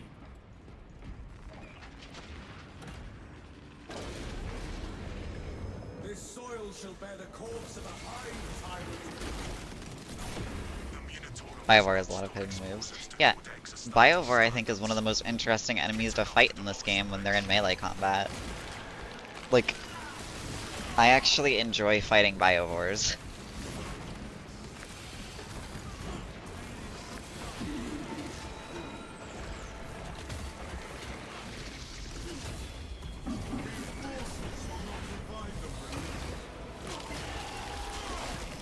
Hive Tyrant isn't hard, but he really does filter the boys from the men.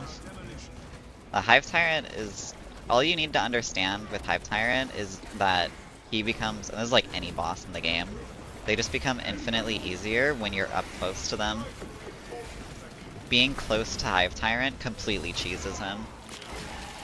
Spyware has a rare hidden move where he can bait you with his spores and chase you instead of running away. I think I've seen that, and that's actually thrown me off a few times. But it's like, they need to do more stuff like that. Be a bit more creative with the AI. Like, that's really cool. That's a feature, or like a part of his like moveset.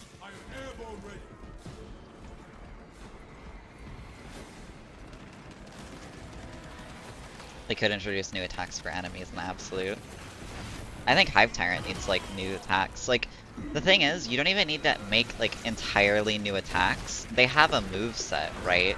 You can mix and match the different like attacks they already have to be different, you know?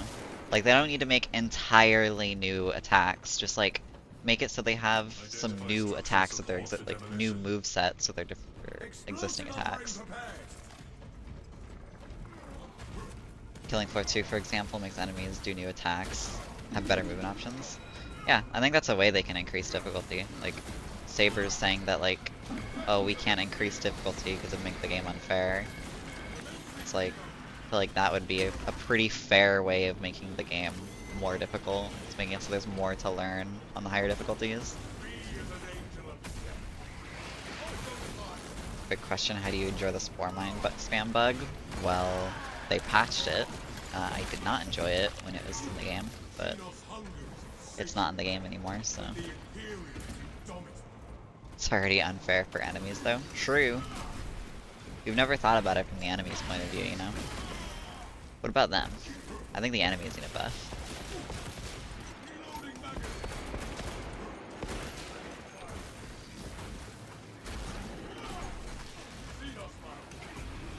AI have feelings too, okay?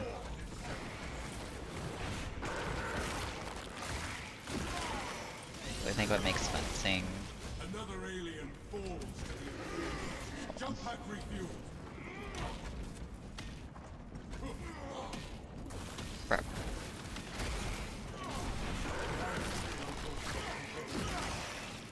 This one seemed good. Parry will reset the Hive Tyrant's combo and he will do his first parry attack. It's very predictable. With block, he's harder because block doesn't reset his combo. That's true. I don't think parry weapons should, like, I think you should have to parry him multiple times in order to stagger him. Like 2 or 3 times for him to get staggered. I don't think it should be, oh, you parry him once and he gets staggered instantly. Like, he's a boss. That's kind of, he's supposed to be threatening.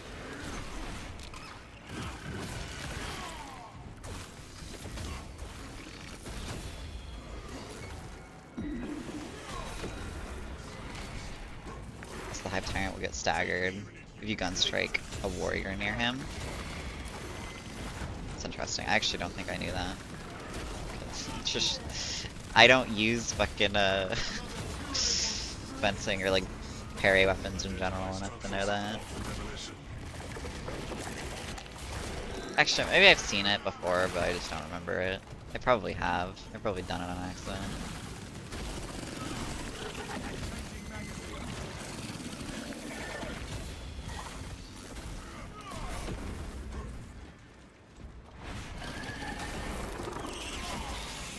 And I used to mod spawner with every enemy and test them. Yeah, I haven't gone that deep with this game, honestly. This game, I kind of just, like, felt it was gonna be, like, not super difficult. And I was like, you know what, I'm just gonna go off the feel for this game. I'm not gonna put that much effort in testing shit.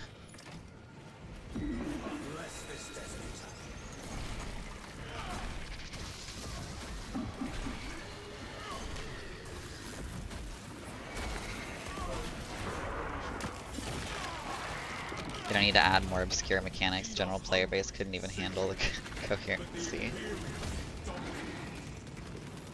done it on accident. You know, Yeah, I mean, I don't know. It's like a lot of these ideas most of the community wouldn't like, so Saber's not gonna do them because they need to appeal to the players that actually do play their game right now.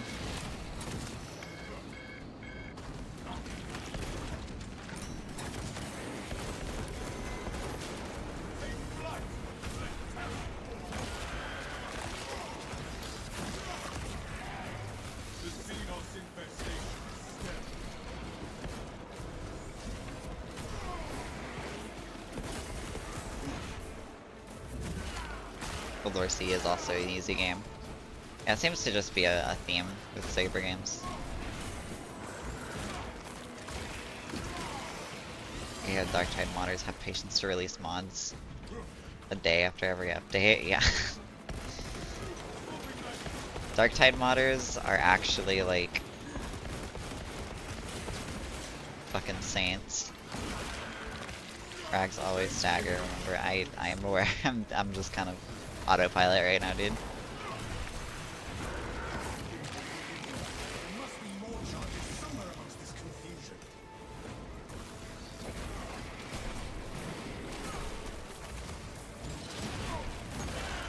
Yeah, Mine's fix feels fine, like 50% better gameplay.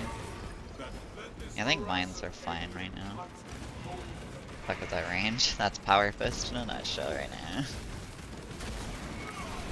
Hey, what's up, son? Hope you're doing well.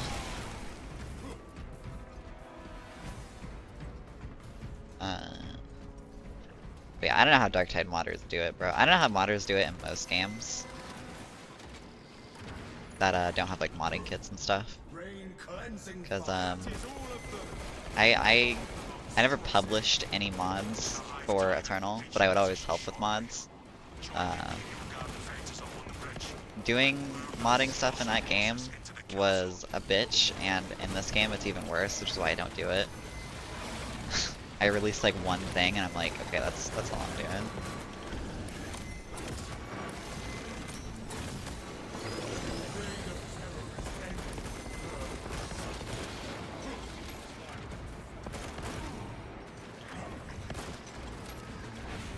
Modding is pain. Like, why would I? Like, I would do only if I needed to test something. Yeah. I mean, it's a pain, but it can be. It feels really good to mod something into a game. Like that's the cool thing about modding is like when you actually get something to work, and it's really cool. It feels so fucking good. But this game in particular has some of the most tedious modding I've ever seen. I think Darktide is the same. Is it hard to do your spawner mod? It's not hard, it's just tedious. It's extremely tedious. Which is why I don't update it anymore. Modding always takes time. Learning the code of the engine and implementing it always takes talent. Implanting your talent is always nice. Yeah, I mean, obviously it always takes time, but it's like, it's more so this game is just extremely tedious compared to most games, and I don't have the patience for that for this game in particular. I think SM2 modding is easier than Darktide. Yeah, I'm pretty sure from what I've seen, Darktide modding is a lot harder, but again, I'm not saying Space Marine 2 modding is hard, it's just very tedious, and I personally just am, like, at the moment, don't really care to do it. What the hell? I didn't even know Splicters could spawn in the elevators. I guess they do teleport to you, so.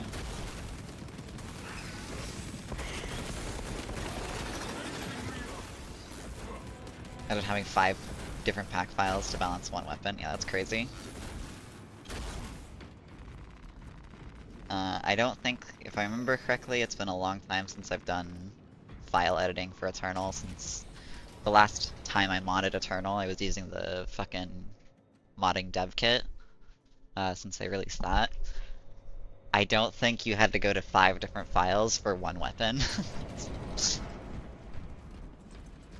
I think that it was pretty uniform in that game for the most part.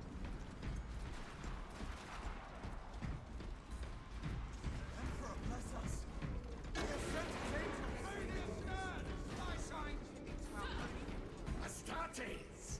We were not expecting such illustrious company in the rear ranks. I think in general, it's up to the devs if they want to make their tools more accessible, otherwise it's a pain to do so. Yeah, but like, I mean, like I said, other games are more of a pain than, like, other games are more of a pain to mod. Like, some games are easier to mod, some games are, I guess, less tedious to mod, and other games are more tedious to mod, or easier, or, like, harder. Swarm will arrive here soon. That's news. Without armor support to tackle a target that big, we may have to bring down the supply bridge. Remember when they accidentally messed up the roll distance at lethal release? Yeah, that is insane. I mean, to be fair, they still haven't fixed like a lot of typos in the game. There's still a lot of typos in this game.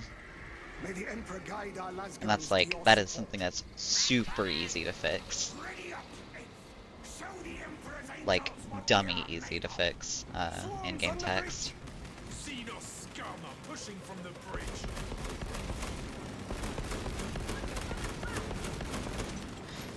Checking how some of the prestiges are coded. Vanguards has an insane bonus. It's range slash melee damage, nade damage, grapple damage. Wait, what? The hive tired at this monet's way, but it is a horde of Xenos between you and it. Take it from the wall.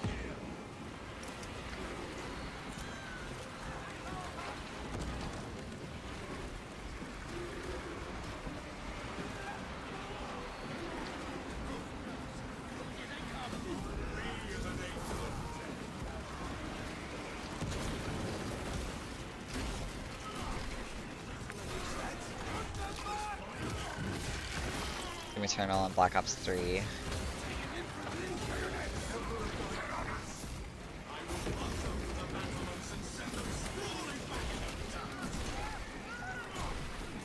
I hate, like, Sword Warriors, by the way. These are, like, the worst enemies in the entire game. Don't listen to Reddit. Biovores are not the worst enemy in this game, it's fucking Bone Sword Warriors. Most boring interaction in this entire game. Just sitting there staring at you. Never listen to Reddit. True.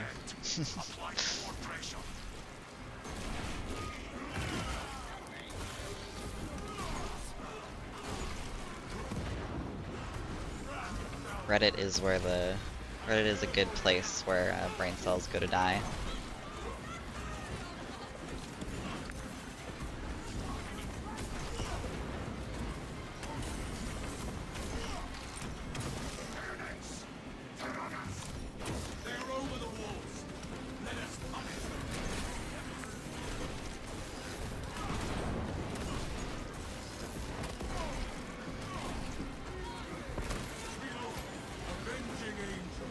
Jeez, frag stuffs on the Bone Sword Warriors. Okay.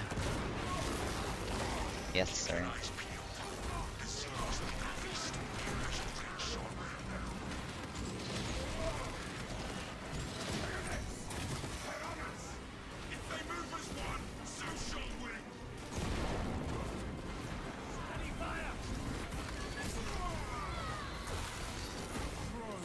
That is one ugly leader beast. I've never seen such an atrocity. Hold. Give the hive beast a moment.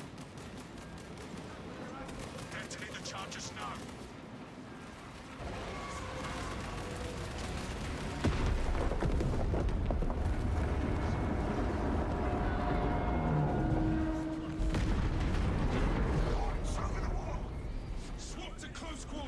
It's just Reddit has uploading, which is honestly some of the most annoying thing in discussion. Oh, I have more likes, I must be right. Yeah, kind of the same mentality as like what Twitter has and stuff.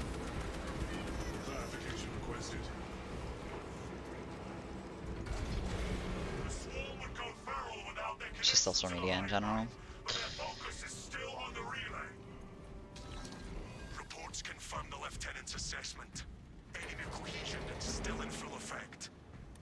beast is not yet dead. Next game, melee heavy. Our Oh word no. is bond. This void spawn behemoth has seen its last day. I see it trying to dig itself out.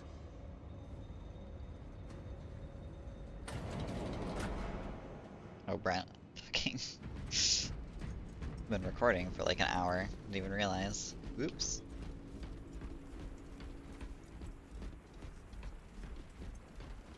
Gonna have to delete that. It's like fucking. Probably like 30-40 gigs.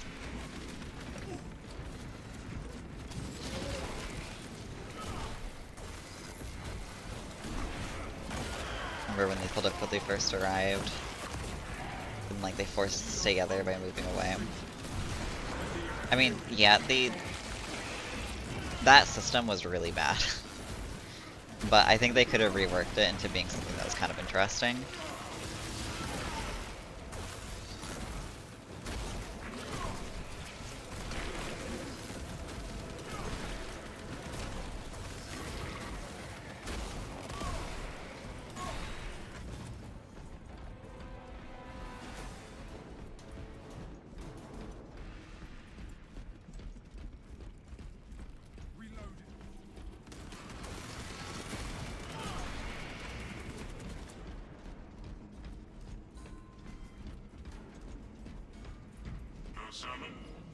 Remember how I posted a video on Reddit when the game came out, Solo Ruthless, dodge/parry / interact only runs on Bulwark. People didn't like it for some reason.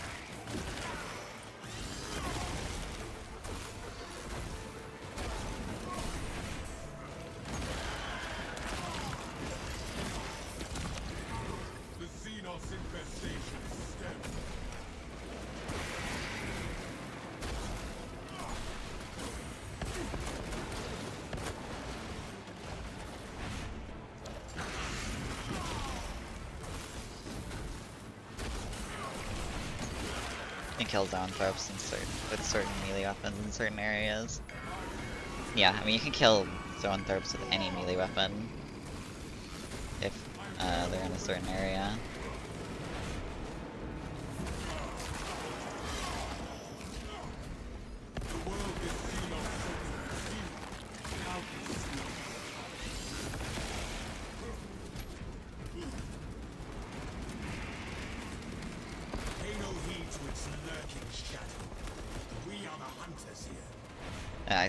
I will say, I think Zoanthropes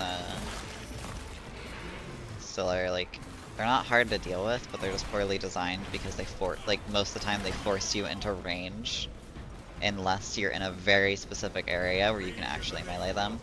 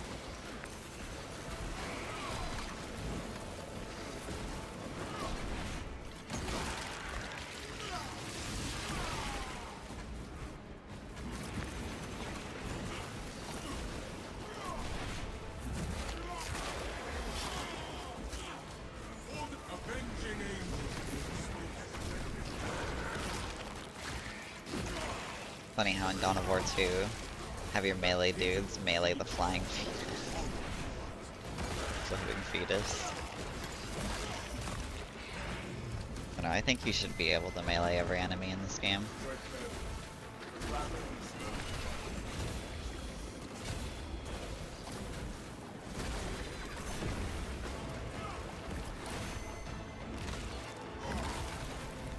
I don't think it feels good to have a ammo sink enemies where you have to use ammo on them 90% of the time. Order returns very soon.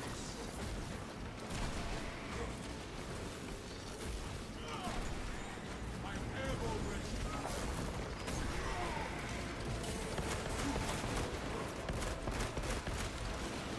We are the exterminator. Reloading magazine. Just gonna let the bots gun him down. And he's dead.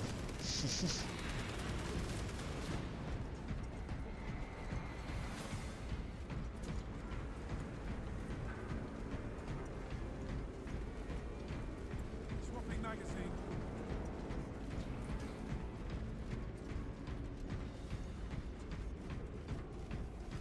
Avenging angel at your disposal. Into the breach once more. Talassa report. The vile Xenos slinks through the shadows. It will not escape judgment. Talassa, you cut out. Repeat.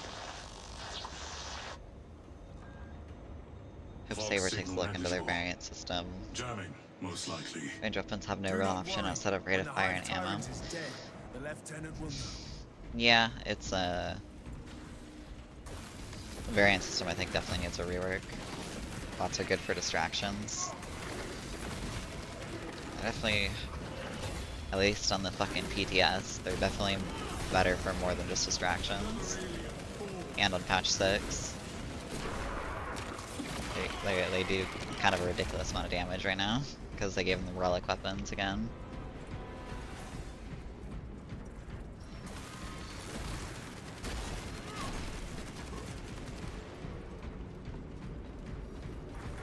It's heavy next. Alright, I'll probably play heavy next. Above ground, but it will not evade my reach.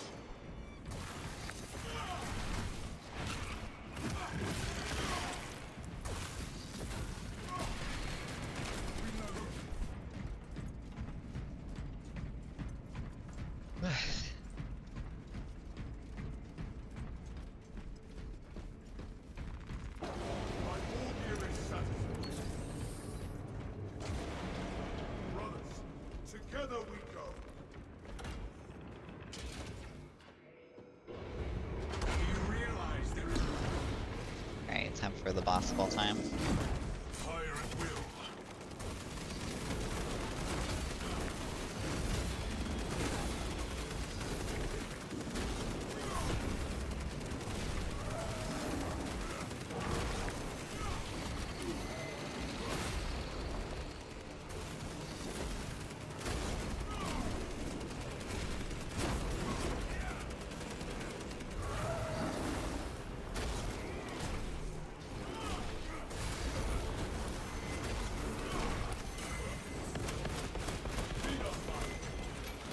I got some more mine waves.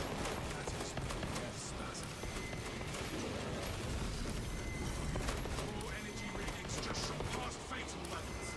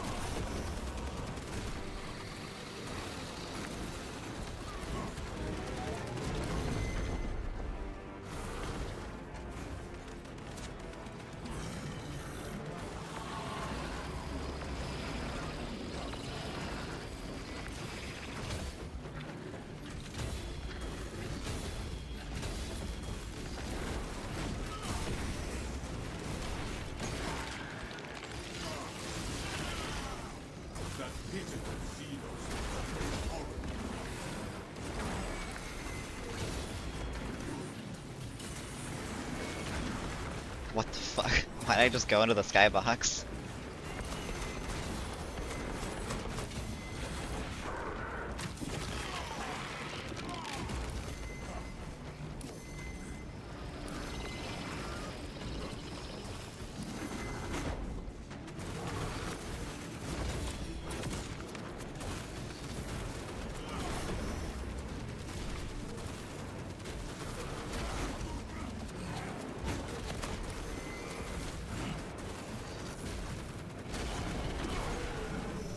Alright.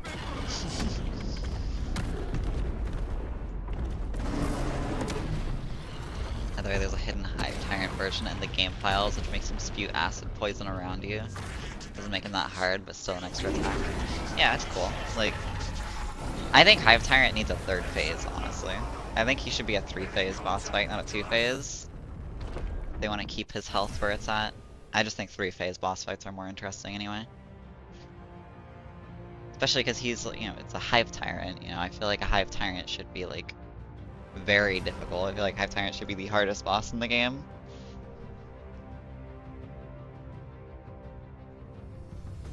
Hero Throw plus Hive Tyrant.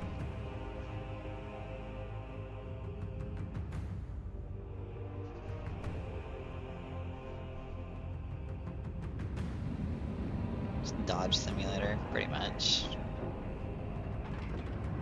I'd probably just go with the assault dodge build at that point.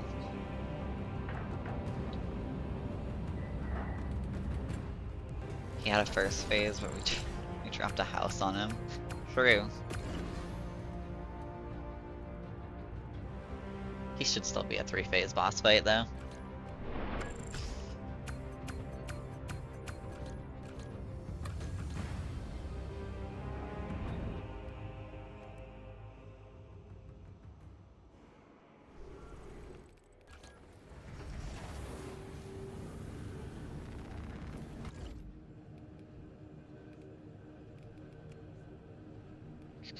Heavy.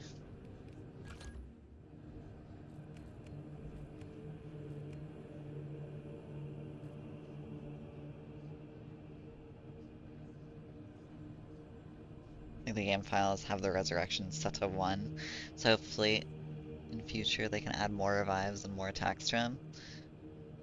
Yeah, I think that that mission needs a rework. Like, it's...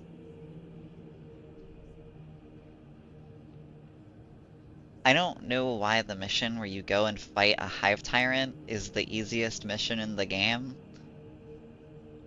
Like, I feel like the people who are like super into the lore should be like, yeah, this mission should be way harder. Like, yeah, we weaken the Hive Tyrant and drop a fucking building on it, but like, still. I feel like it's kind of just too easy.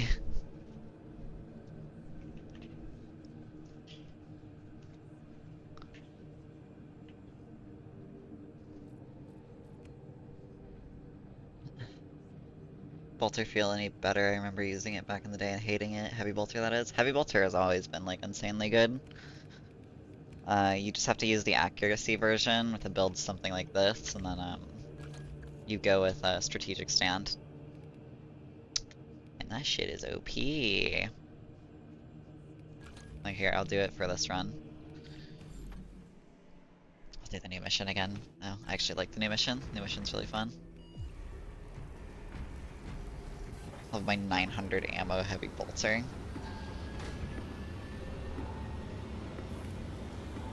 If you played the campaign, the lore doesn't make sense. Killing a Hive Tyrant shouldn't kill the nids around, if that's true. Yeah.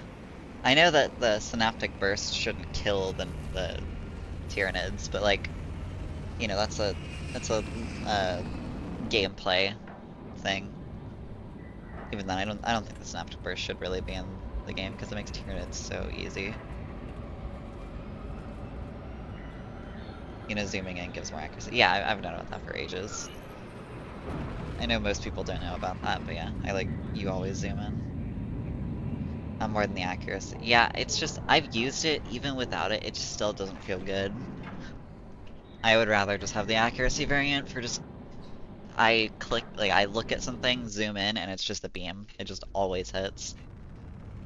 That's the issue with heavy bolter normally, is the thing does not hit like ever with its other variants, but when it hits, it's like one of the highest DPS weapons, like DPS weapons in the game.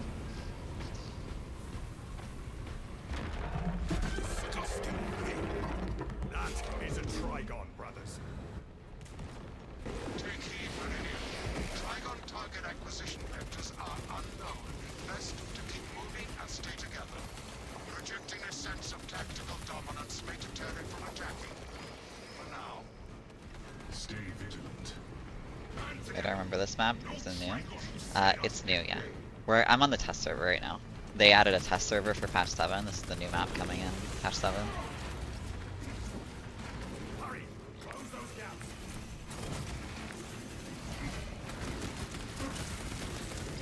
Although we can't fight the Trigon at the end right now. Identified. Specialized bio neutralized.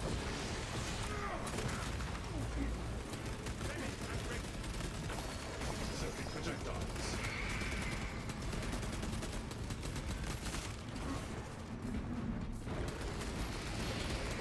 But yeah, I think this is probably their most well-designed map, honestly.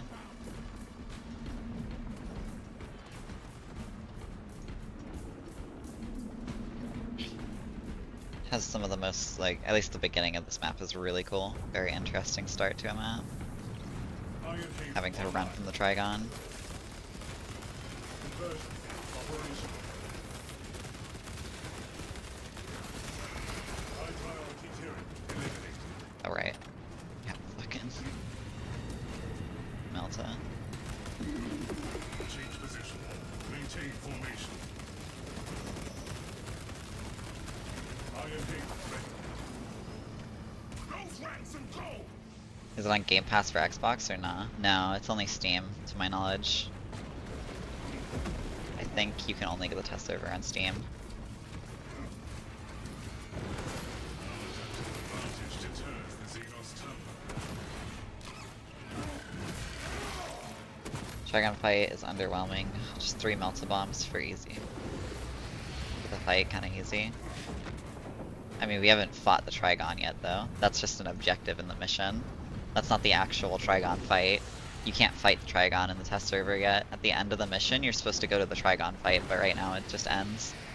They said explicitly the Trigon fight's not in the test build right now. It is on Game Pass? That's awesome. Okay. I guess it's just PC in general then. So if you have Space Marine on PC, you probably can get the test build then.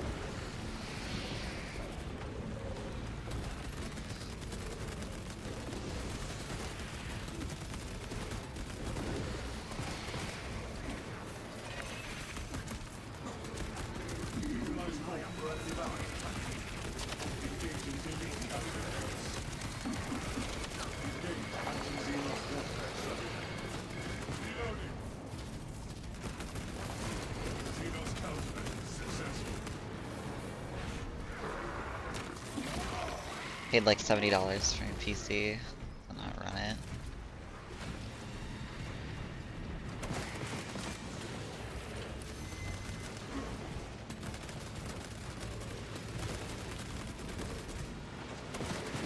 Reloading ammunition. Fragmentation device in play. Last tank ready. Specialized bio neutralized. Iron payload protocol in progress.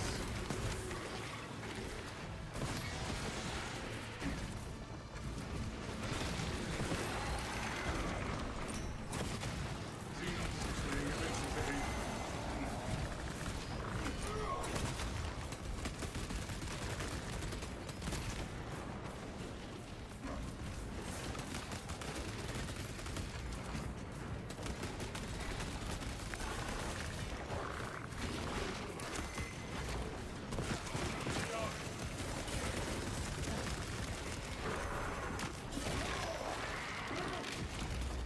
High priority tiering eliminated.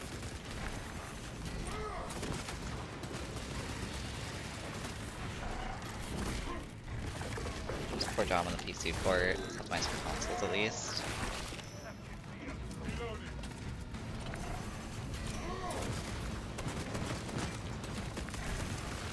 shit.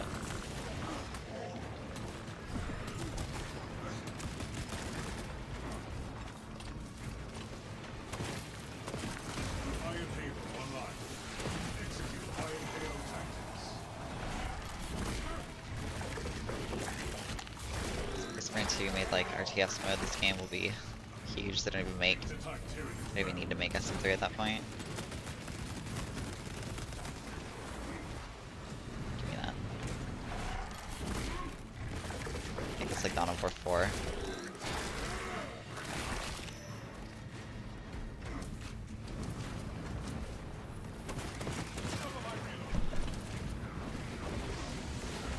I probably wouldn't play it. If they made an RTS mode for this game, I probably wouldn't play it. I'm not a very big fan of RTS modes.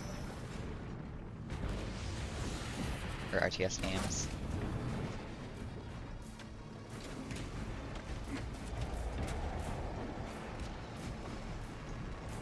Ammunition restocked. Melts up on my beloved. Additional supplies secure.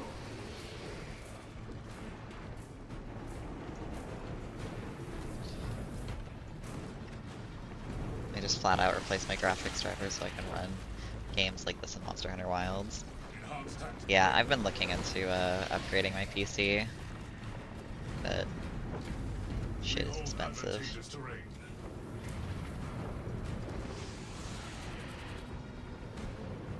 A lift station lies just ahead, Meridian. Considering the Trigon's presence is incidental to our objective, utilize the lift to reroute closer to Metrian's keep.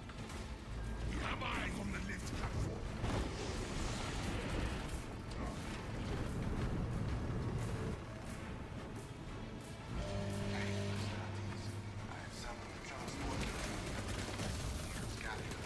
Remain patient. Transport lift inbound. Perplexing. I have transmitted no authorizations. This location makes us easy prey. Swap positions.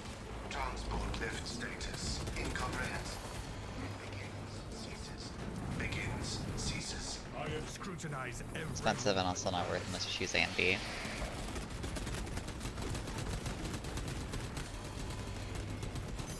I know for like AMD CPUs, yeah, but NVIDIA GPUs are better than AMD GPUs. For like most games, I'm pretty sure.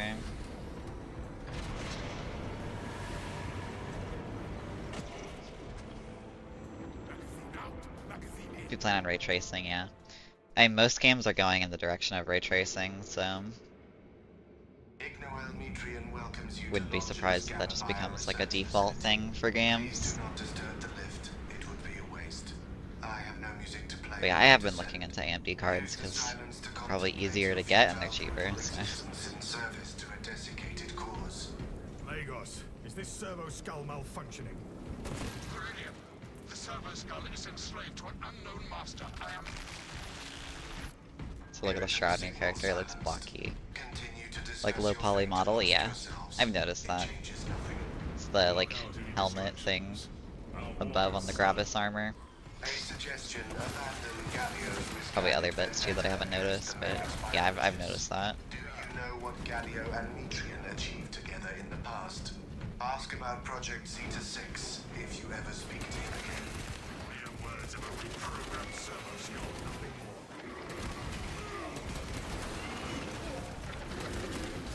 Your righteous read is a beacon to the Tyranids. Closer and closer. Anyone seen a servo skull exhibit such behavior before? Quiet. Damn it, they might be making our words.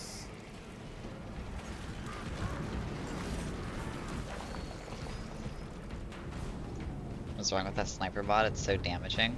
It's that's just a test build. Fucking it's just a test build sniper. They gave it they give it a relic last fusil again Trigon for some reason. Formulating Trigon kill chain tactics.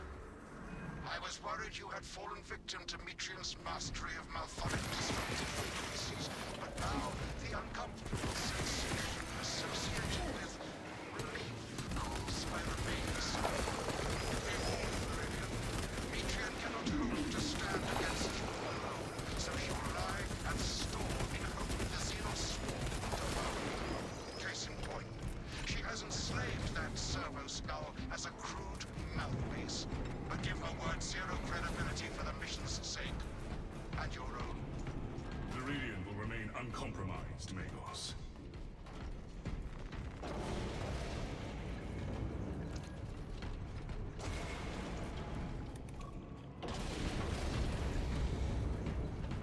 brands are massively overpriced. Advanced tactic ready.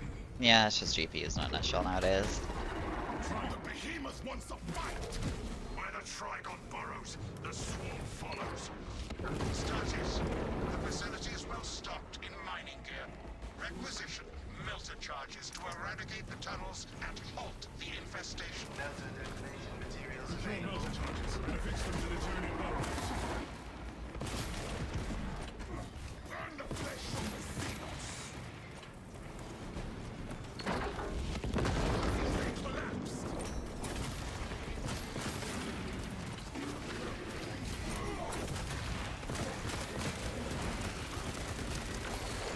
Kill confirmed. Major tyranny dies. Iron Halo protocol in progress.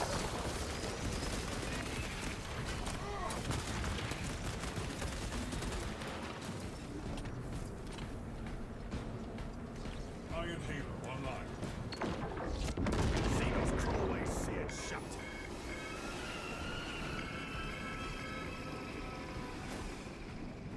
Advance towards objective. So what are it's doing in desert? There's little to no biomass in the desert. I don't know, but it looks cool. So We are committed. Inside the facility, you'll find Mitri cowering in her data enclave. Galio, old friend of mine. If you missed our binaric discourses, you could have sent communication. I observe you still pathetically cling to thews of soft tissue. Remember, meat lacks efficiency, whereas metallic alloys stay on corrosion and degradation for far longer. How far you have fallen. I must drag you back into the light.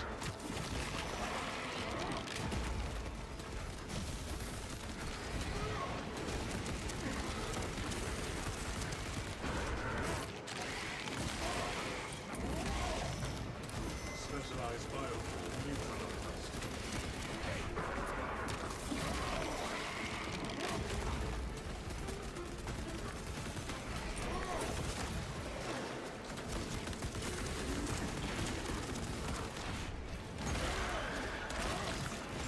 imagine if this game still goes on with more content. I'd like to see more champion skins for each class again, like Black Templar champion skin for Bulwark. I know we're getting confirmed 9 seasons of content, and we're only on season 3 right now. So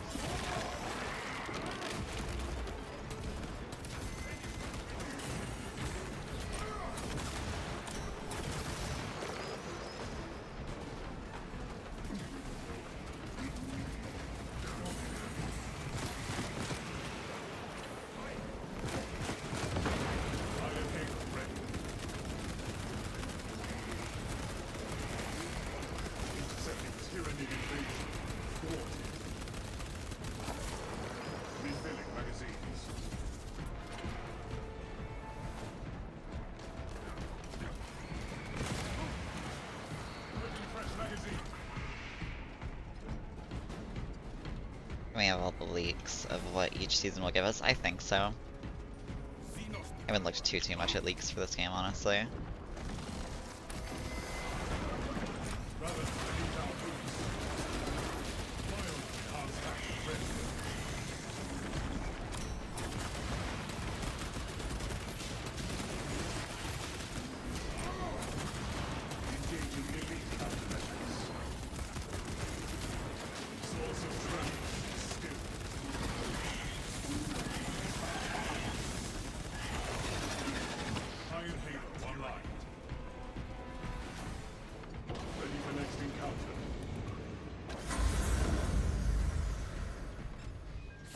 I don't know the purpose of modding this game anymore.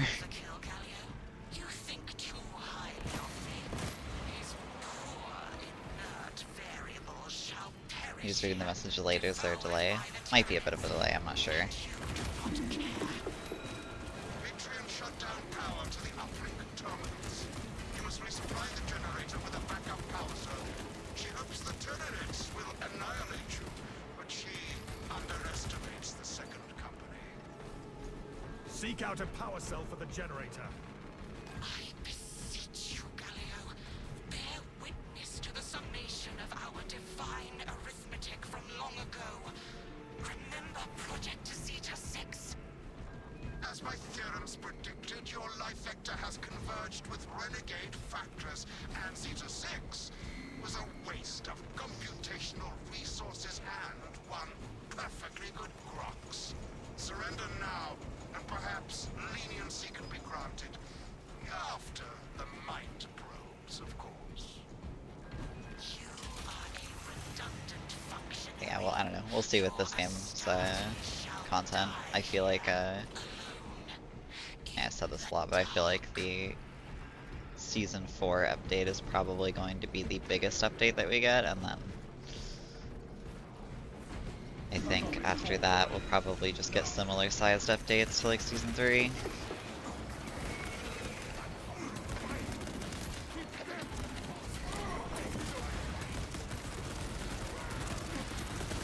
High-priority Tyranid eliminated.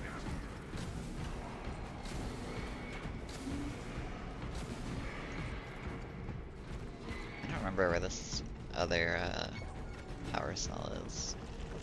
Okay, it's fine. Tyranids approaching. Engage weapons.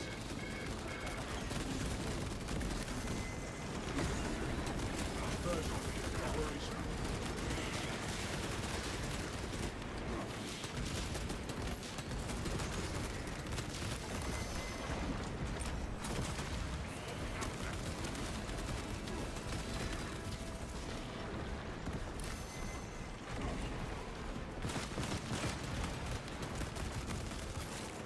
Subterranean Tyranid annihilated.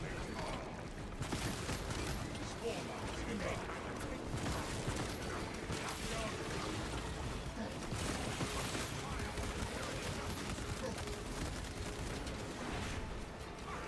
On other games, modding helps in changing spawns, creating custom maps, custom game modes, changing enemies and balancing. I'm modding. This game changes the fundamental gameplay, so I don't know. Modding this game is changing the fundamental gameplay. Yeah, I don't feel like there's been, I don't know. I think the only mod I've seen, well there's been a few mods that have done it, but like, obviously the only real major mod I've seen that fundamentally changes gameplay is the Stardies overhaul, and I'm personally not a fan of the changes in that mod. Which the base game is kind of turning into a Stardies overhaul, but slightly more balanced version of a Stardies overhaul.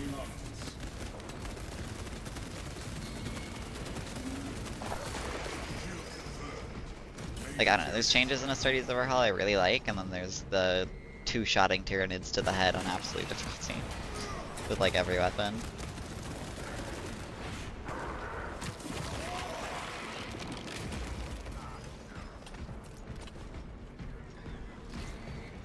Located power cell. These generators need power. Stardies overhaul is super good except difficulty. Yeah, it's a really well-made mod. Like, the team that work on it are fucking crazy, but I just don't like the balance personally.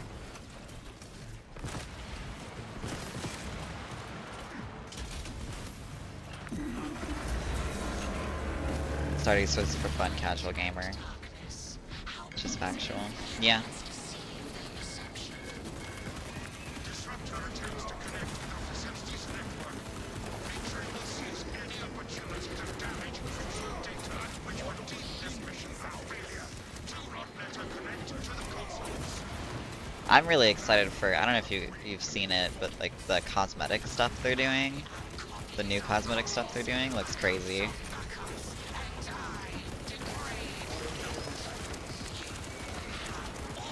That's some stuff I'm excited for. They can remove the synaptic damage even. And get stunned, but not die. Not sure.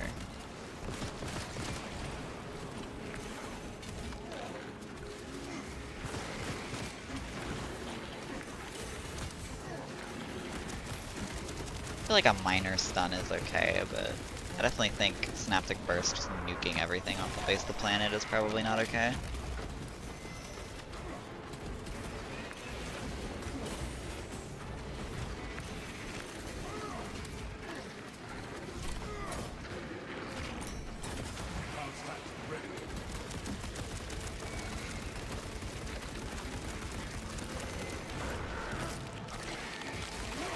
Theory state is confirmed. Oh shit.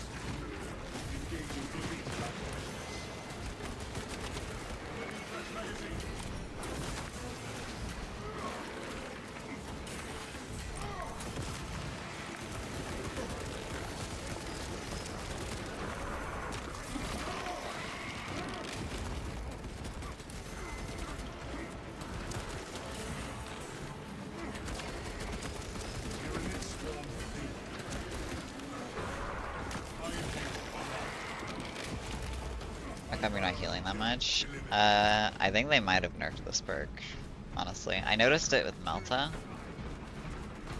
but I definitely think they nerfed it a bit.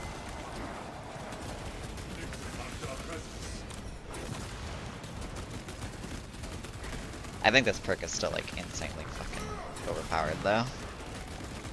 Even if they fixed it. Still tanking stuff you probably shouldn't be able to.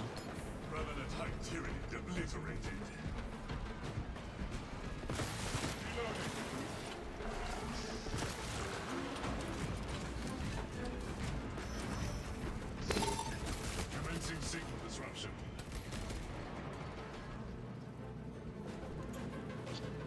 Fixes for Melta to have a cap, perhaps. Perk is similar. I think this perk was always bugged. Like, I don't think it had a 15% contested health regen. I think it was a 150 contested health regen. Is like what it was more similar to. Is this operations? Yeah, it's operations. The more you thrash, the deeper you set our hooks. They gonna give heavy shitty prestige perks and nerf him? I mean, prestige perks I'll give you, but I mean this perk was like busted.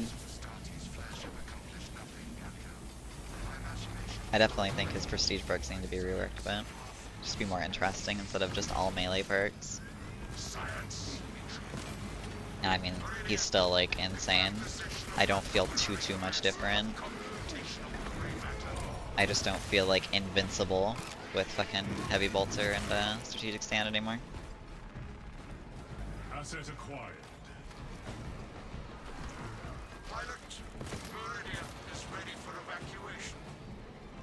Sending updated extraction coordinates to you now, Meridian.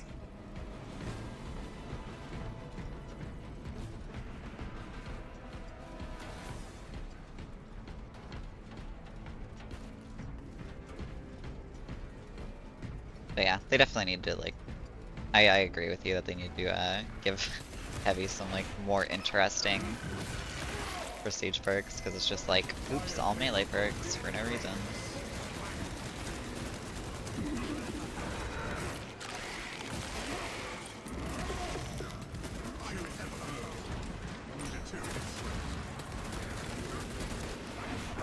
Heavy definitely. I think Heavy is like the most in need. I think Heavy is more in need of perk reworks than fucking Assault, I'll be honest.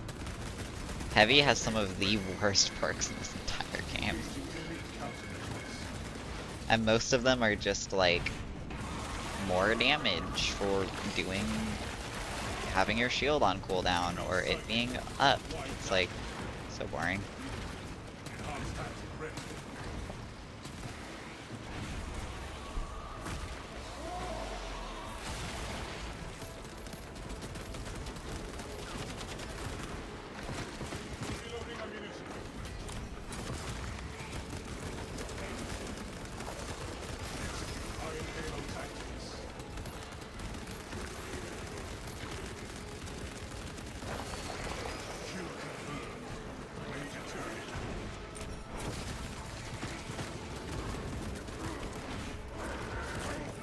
You think the desert map will come to PvP?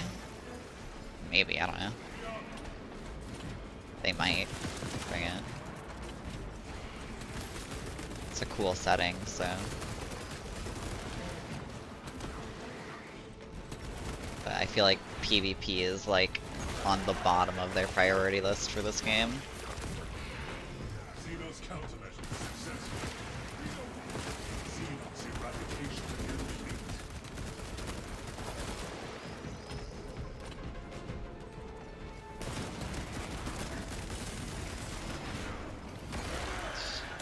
SM3 is first priority for them. SM3, but also like they're working, so Saber is working on like 5 different things right now. They're supporting this game, they're working on SM3, they're working on a new Transformers game, they're working on a Torok game, and they're working on like one other game that I can't remember the name of. Like, the amount of games they're working on is ridiculous. Adversary conditions deteriorating. Toxic Commando, yeah, that. Always unrelenting. It's like 5 projects they're working on, possibly even more that we just don't know about. It's fucking crazy. Refilling magazine.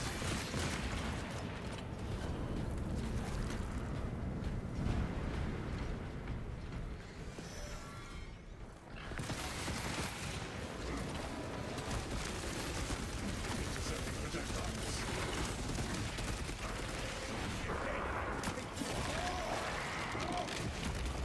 High priority turret eliminated.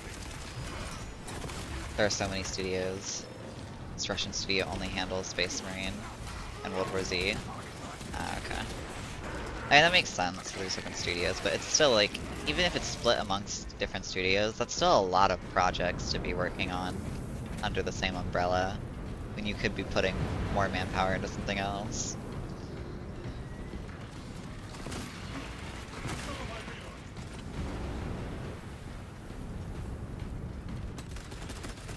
I'm excited for the Transformers game though, personally. Specialized bioweapons neutralized. I love Transformers, so I really hope that they make an actually good Transformers game, but we'll see. Contact ready.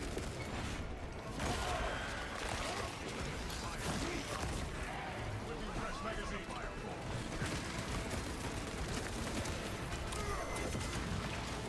Conversion operational.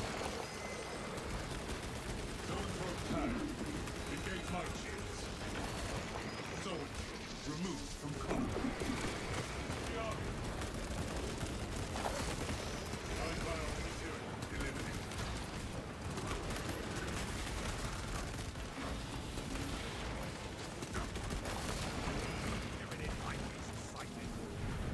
Cybertron games were my childhood. I hope they knock it out of the park. Yeah, it would be nice. I mean, unironically, I think the Space Marines game's gameplay like would work really well for a Transformers game.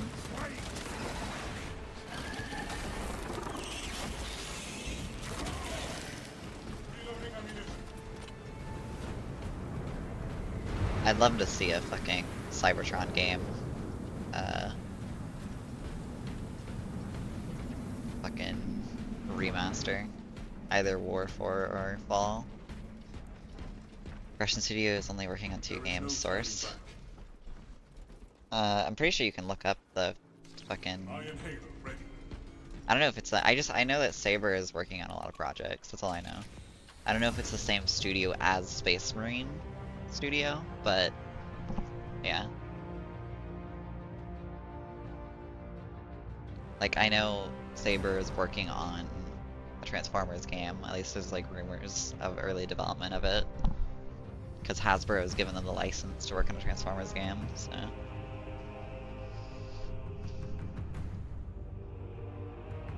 They have 2.6 thousand employees. Okay, I didn't know that. That's insane.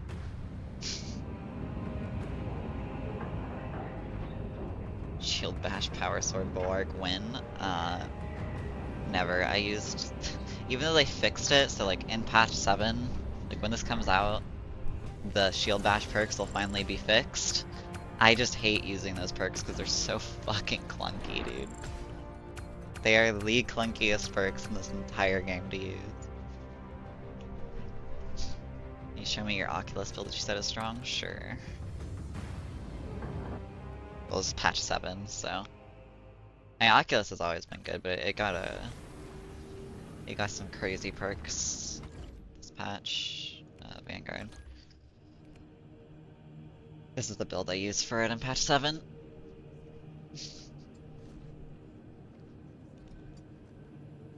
They have like 18 to 20 different studios under them. Yeah, I did not realize how big Saber was, honestly. Did not know how that they were that big.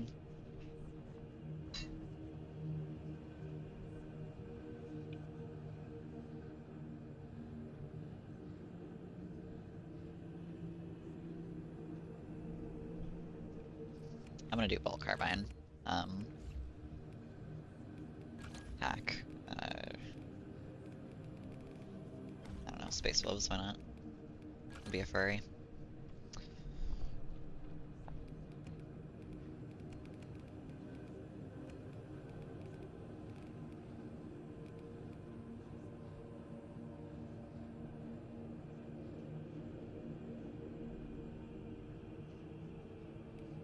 Try it, but I really just like the Bolt Carbine. Yeah, I mean, Bolt Carbine is like really good still.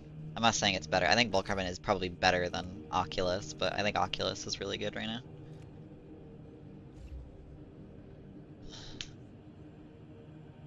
How many more missions can you do before you go off? I don't know. I do want to make dinner here soon, but I'm kind of just chilling.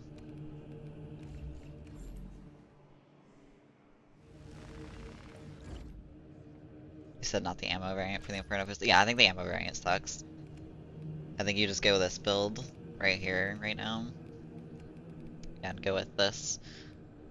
Wait, not the ammo variant, this Inferno Pistol. Because you get more range with it and more fire rate. And it's like a substantial amount of fire rate. Because you kind of just use this thing to like, you just whip it out to either stagger something really quick, or just to like whip it out to just like bug assault a horde and just kill an entire horde really quick. Like it's more of a utility weapon. Like that's something to go in with the Inferno Pistol, is it's not like insane damage or anything like the Heavy Bolt Pistol or Plasma. It's more of a utility weapon. And it's really good at that utility, honestly. I think it is very good.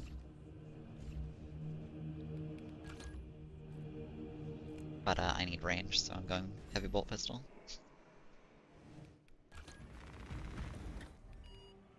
What mission have I not done today? I guess Inferno.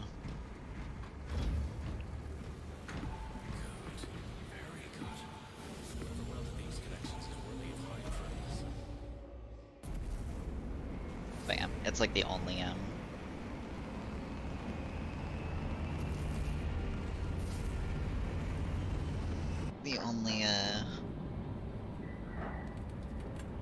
Melta weapon in this game I enjoy. I don't really like any of the other Melta weapons. I feel like how the Melta weapons are designed in this game, they fit better as a secondary than a primary.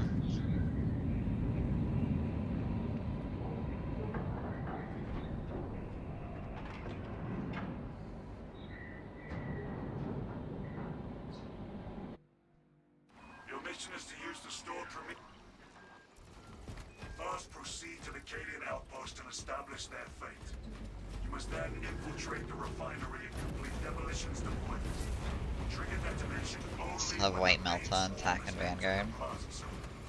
Captain Akaram will coordinate our efforts over Fox. Yeah, I leveled it, sadly.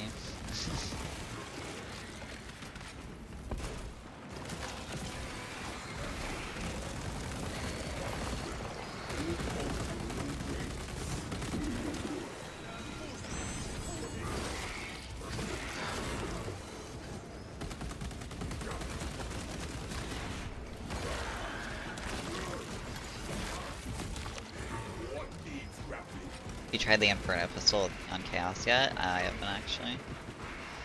I haven't been playing much Chaos this patch, honestly.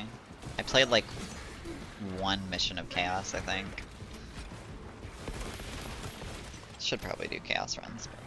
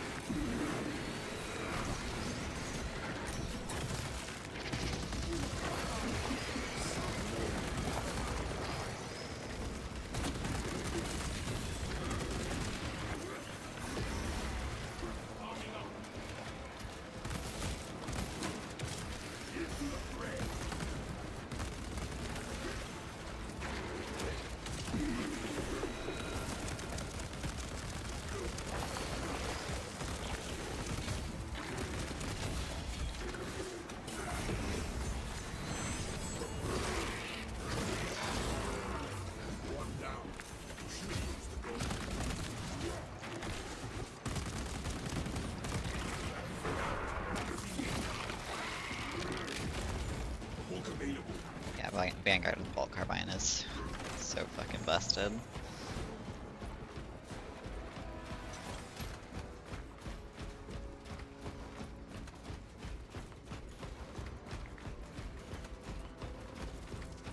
For Space Marine 2, they were at 250 million worth. Now they should be double. Imagine Space Marine popped off for them. Which is why it's kind of dumb that they're, you know, doing the bare minimum for this game, but, you know, Space Marine 3.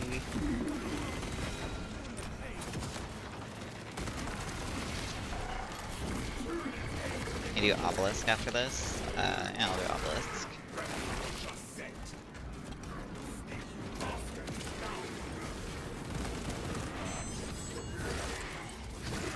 Obelisk is probably my favorite Chaos mission, honestly. So, even if it's like really easy, it's probably the only one that isn't super annoying in my opinion, even though I know a lot of people don't like the Chalice mechanic.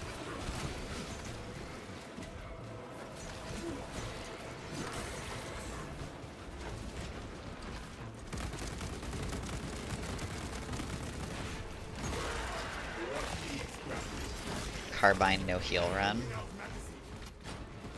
Like no heal perks.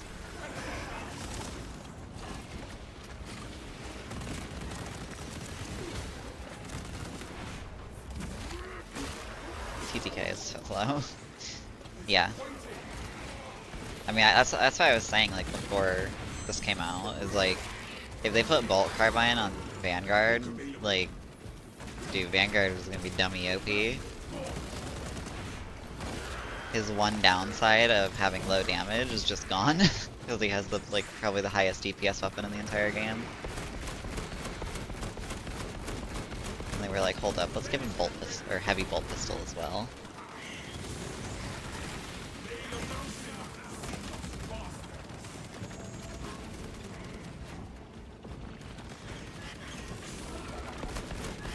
I'll do a fucking carbine one without heal perks. Honestly, not too bad. I'd kind of just be playing like tack at that point.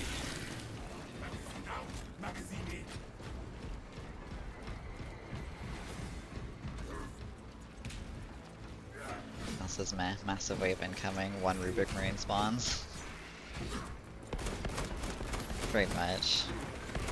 I just think Chaos, like, I think one of the issues that makes Chaos like so unfun is the fact that they don't have any pure melee units. It's just range.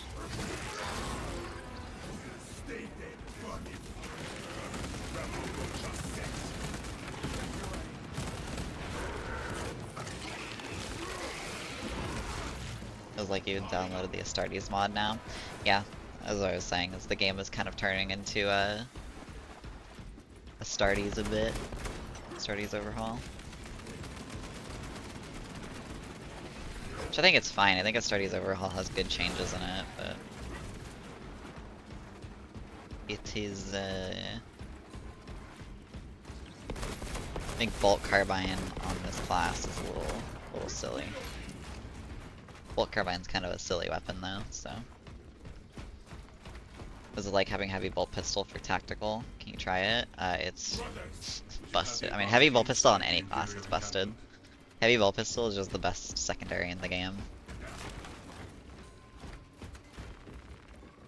Like that was the change in the patch. I was like, what? Like, I don't know why we're giving every single class Heavy Bolt Pistol. That's a little insane. No life signs detected. Talasa, you need to acquire the master military demolition codes required to deploy and their ordnance. Source one from any soldier you see, alive or otherwise.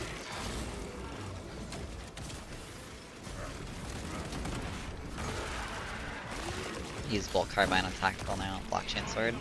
I just use the knife, because I find Chainsword to be kind of boring nowadays.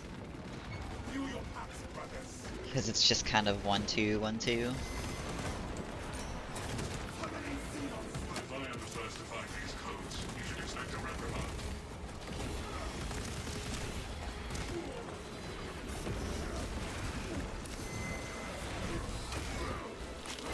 I'm at the point where I just don't bother to complain. See how easy the game becomes. Yeah. I would say it's definitely not not worth the effort, because things aren't going to change. I will probably still give criticism, like, on certain things, but because like it's just kind of, you just kind of have to accept this game is not, it's targeted towards very casual players. I mean, it's fine.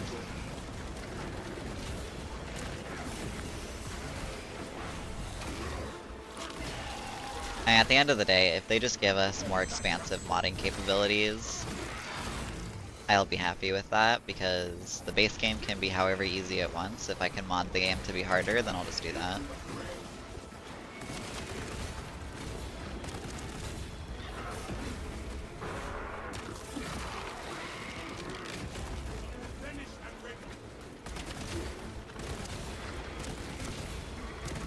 Kind of why, like, every game should have very extensive modding, in my opinion, because if you're a player who wants the game to be harder, you can just mod the game to be harder. I can understand they made the game for casuals, but they don't admit in patch notes, instead talk about how to make the game harder. Yeah.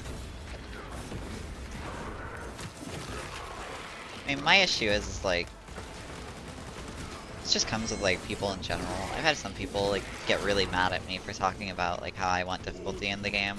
And they're like, well, the game's already hard. You're just somebody who's like, who plays the game all the time. And I'm like, okay, but like, it's just not that difficult. I don't know. I feel like people, it's like, I feel like it's such a co-op syndrome thing. I see this really only in co-op games, where people feel like they're almost entitled to playing the highest difficulty, even though highest difficulty in games is targeted towards a very specific audience. I think you put a low rank CS player, or a low silver rank CS player, and they could true solo this. Yeah, I agree. It might take a few attempts, but yeah. No, I feel like it's just a co-op game thing.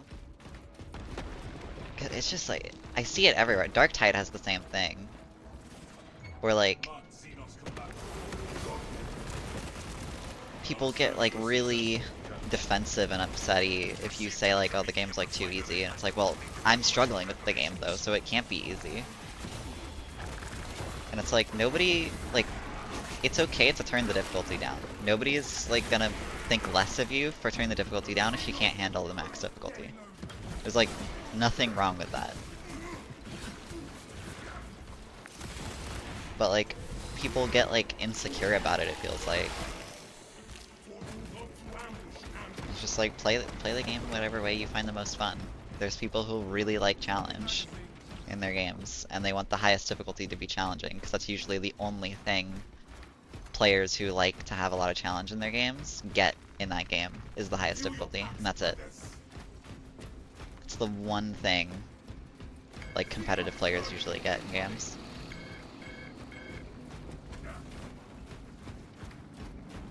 They submit that, yes, we don't care about balance because we just want to make it very casual. But then making the game for casual, or then making the game for casuals, then adding many difficulty levels, more than Space Marine 1, and talking about balance is ridiculous, yeah. I don't know, we'll see how it goes, because maybe they will actually, like, I don't think they will, because I think they're just gonna cave to the masses. But maybe they actually will make the game like sufficiently challenging. But it's all hypothetical at this point. I personally doubt it, but it would be very, very cool if they did for me. 'Cause for me, I want this game to be more challenging, because I do like Space Marine. I like the gameplay. If it's a bit, like, it might be a bit simple, but like, it's fun. But it's just a little too easy in my opinion.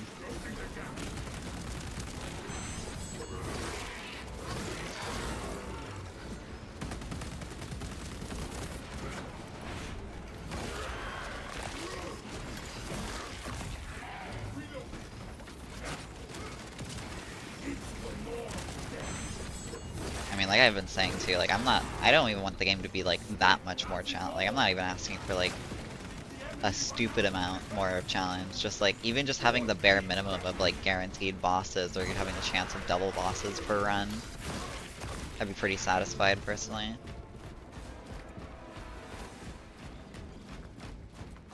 But like obviously I would love more challenge. But I just don't think it's gonna happen. Ready on me to advance.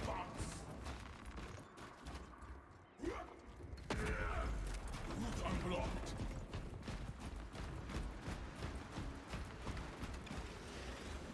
Nothing will escape this crew once it catches fire. Double Terminus would be fun. Yeah, and it's like, I don't know, like, it's just like, there's a lot of ways to make the game harder. You can think outside of the box other than just upping enemies, but like, that's not the only way to make a game harder, is just tune it. Like, you don't have to only tune numbers to make a game harder. That's just the easiest way to do it. So I think they can make this game harder pretty easily without just upping numbers. Shouldn't have waited for patch 6 to add a way to convert our radiator tiers though. If they hadn't locked XP progression to difficulties, they would have more room to increase difficulty. Yeah, and that's on them realistically, but it's like, still. Hopefully this, like, whatever they're doing to look into increasing the difficulty of the game actually pans out, and they don't cave into the community being bitchy about not getting a cosmetic. Because I always thought both sides, like, I always thought the people who were outright gatekeeping the cosmetic, and then also the people who were bitching that they can't get a cosmetic because they can't do the difficulty was so dumb. I think both sides of that argument were stupid.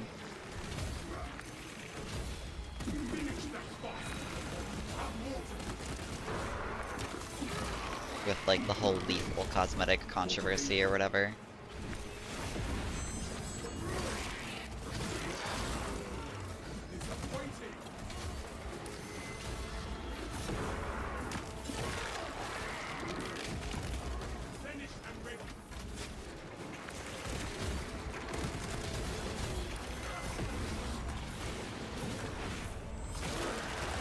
If I was game director, I would just admit that we don't want the game to be extremely sweaty and rather very casual and focus on adding content and mods than difficulty. And yeah.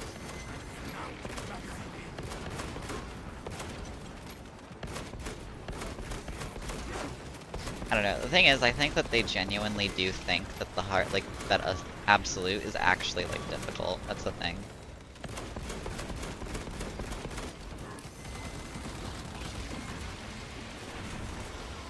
It's like what it feels like.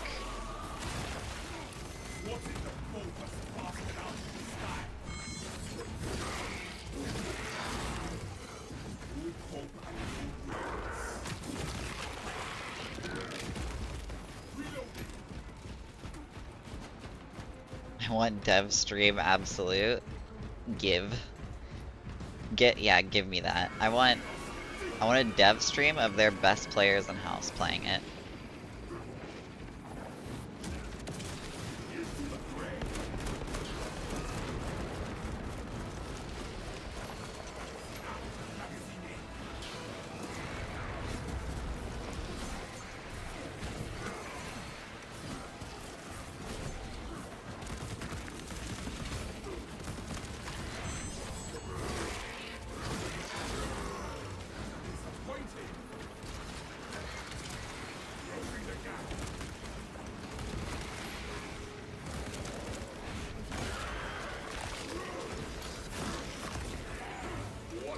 Dimitri to true solo on Twitch.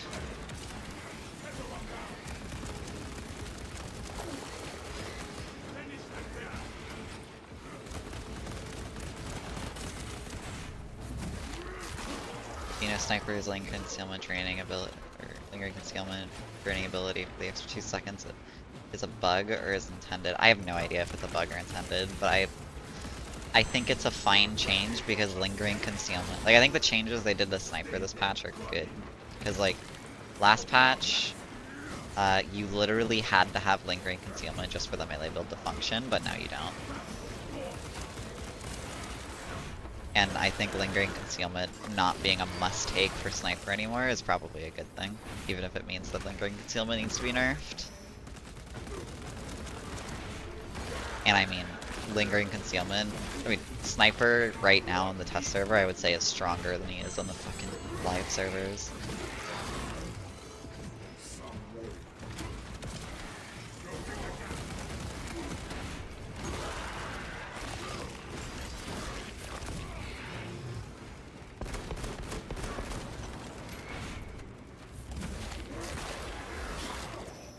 The game director said some strange things about Bulwark in the community update. They think there is some support Bulwark build, etc. Yes. I don't get why people, like, I've had comments about this and stuff of like people like asking like, oh, can you show like a co-op build though? And I'm sitting there like, what co-op builds exist in this game? Like, there's no explicit co-op build in this game unless you're running maybe the res perks because they only function in co-op. How close are you to the repeat facility? You are making good time. You're going to need it.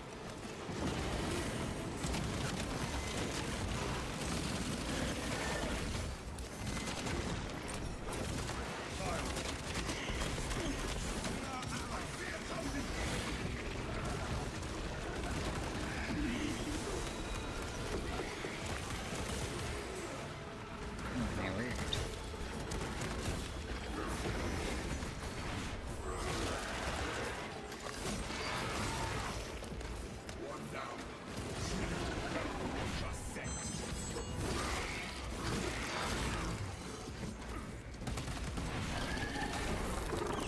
They never streamed the previous World War Z game for many years, and when they streamed, or wait, when they streamed, they're not the devs, but some community managers playing on low difficulties.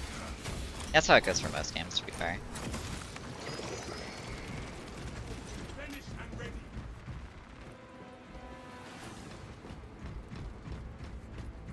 There was a quote-unquote apothecary build where you just have Vanguard. Yeah, I mean, the thing is though, there's like few things like that, but like, you're taking, fucking what is it called? Invigorating Icon for yourself as much as you're taking it for your team. Like, it's just a nice bonus that you can give it to your teammates. Same thing with a lot of the team perks. You usually take them for yourself and not explicitly for the team. The only one I can think of that's explicitly for the team, actually two, because of the res perk, but is Inner Fire on Vanguard. Because Grapple you don't need to have up 24/7, even though it's a fine, like, it's a solid ability.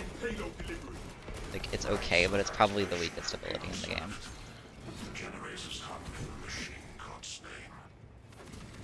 Like, you take that mostly for your teammates, but those are like the only perks I can think of where you're explicitly taking that for teammates and not yourself.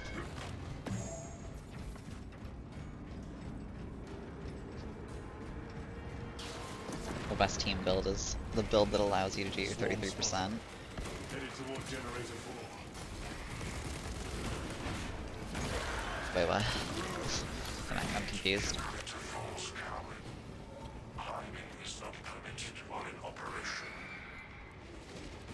How did I get the bug? I got the generator 4 bug. Big.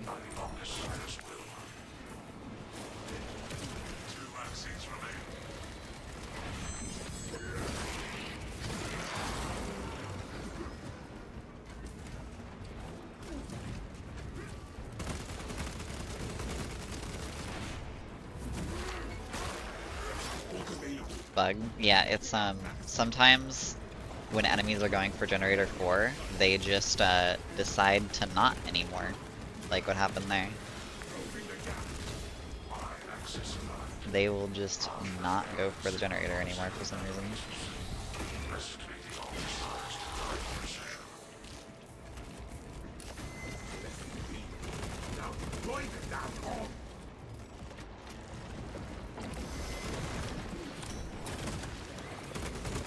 What needs gravity? Bury that bomb! Get the rock out!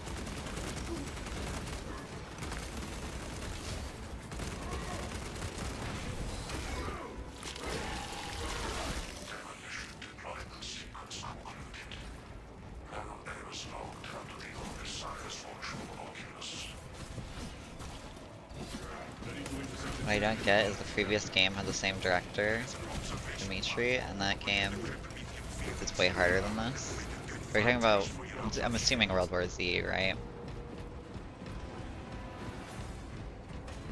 Or are you talking about Space Marine 1? Okay. Because I was gonna say, I don't know enough about Space Marine 1's development. I know it was a different studio, but yeah, World War Z. I wouldn't know. I never played World War Z. I've always seen gameplay about it, but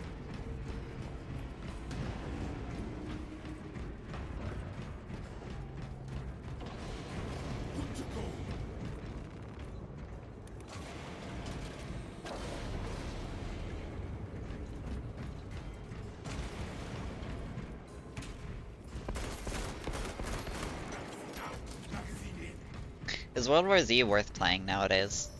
I'm actually curious. I know it doesn't get, like, I don't think it gets updated anymore, right? But, like, is it actually, like, worth playing? Okay.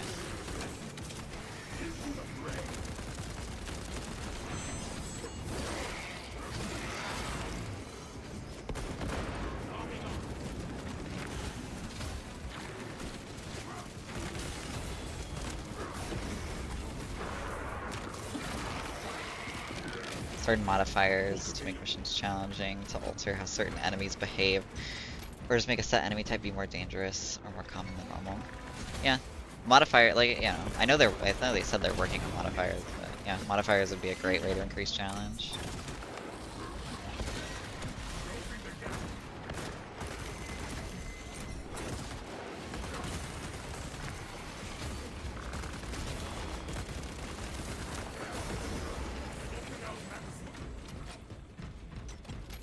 You'll die fast if 3 zombies are near you and hit you.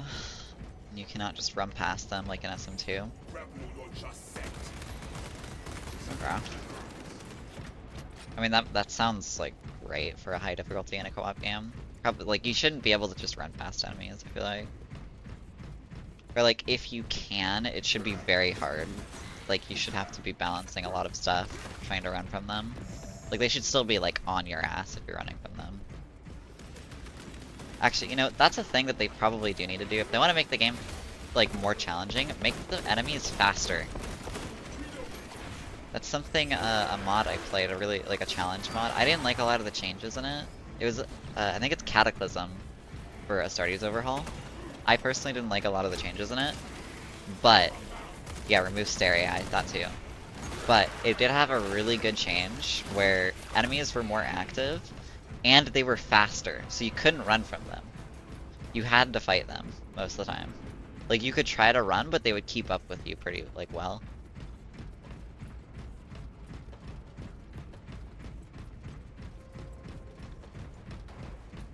Like I personally didn't like a lot of the other changes in that mod, but that was one of the changes I really liked. We have arrived at Nozick's facility. Run distraction efforts as long as you can. On my honor, I will ensure your mission is a success. I will hold you to that.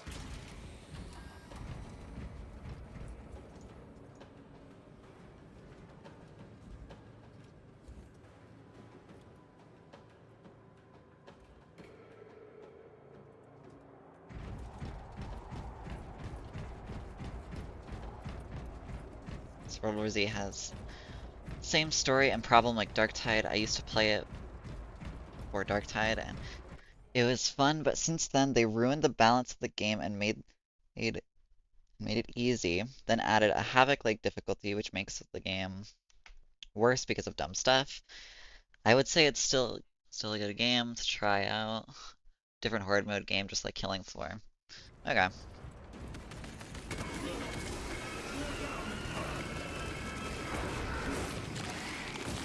Yeah, I've only watched, like, I never really had too much interest in World War Z, which is weird because I like zombie games a lot usually.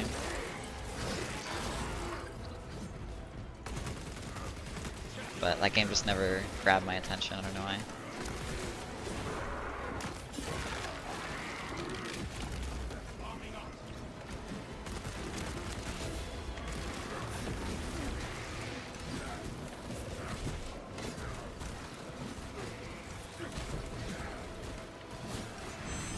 A lot of the stuff from SM2 is just a copy of World War Z. Yeah, I've heard that SM2 is pretty much like a reskinned World War Z. Just a Warhammer reskinned World War Z in a lot of ways.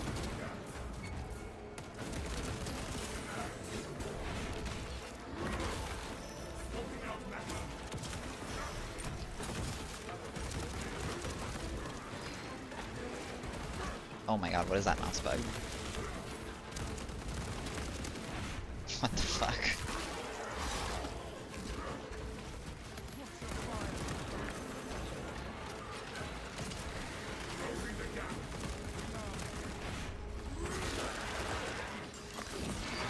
Sorry guys, my aimbot turned on for a second there.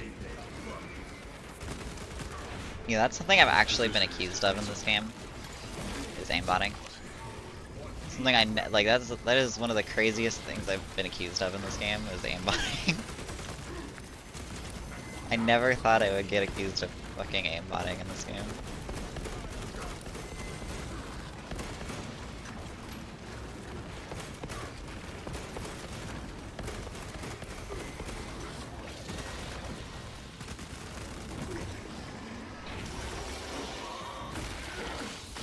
You just have block cheats. That is something. I don't even know how you would go about that.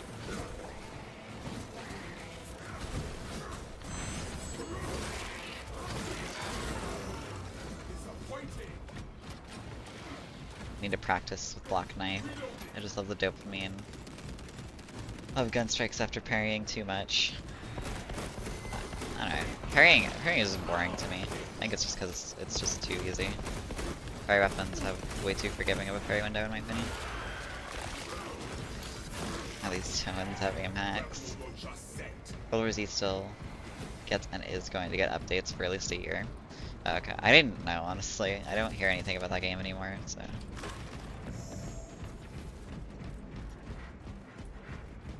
Can you clear things up? Are we getting 2 champion skins or 1?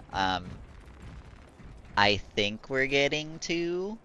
There's 2 champion skins in the test server, and this is a test server for the next patch, so I'm assuming we're getting 2. I'm not sure though. But there are 2 champion skins in the test server patch for the next patch, so. The enemy comes, Captain. But we are prepared. Dig in. We need that bomb triggered for optimal yield. Orbital scan estimates the bulk of the swarm will not be in position for a while yet. Keep your heads and get it done.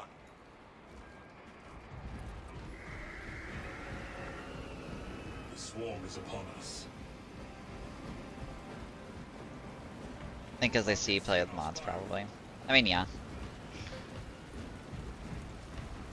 People in this community are very, I mean, okay. The thing is, that video that I got accused of aim cheats in wasn't even a video with mods. It was just a normal fucking like Vanguard run, I'm pretty sure, with Oculus Bolt Carbine. Why would they put cosmetics? Why would they even put cosmetics in the PTS? I don't know why they don't let you use the cosmetics. Like, you can't have them in the live build, so it's like, I don't know.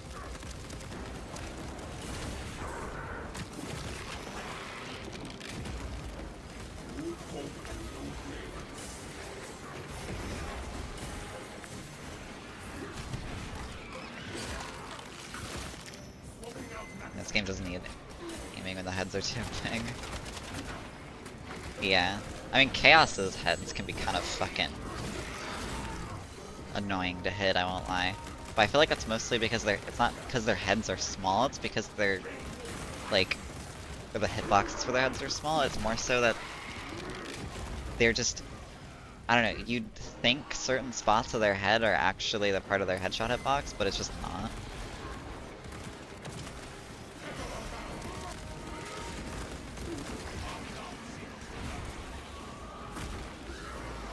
Chaos just have really weird headshot hitboxes.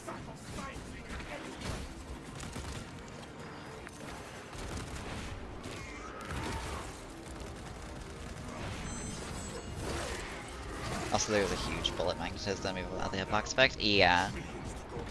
It's very noticeable on Last Few Soul. Last Few Soul has crazy fucking bullet magnetism on it. It's actually really annoying a lot of the time. I kind of hate the bullet magnetism. Smells like fresh munitions. Into the fray.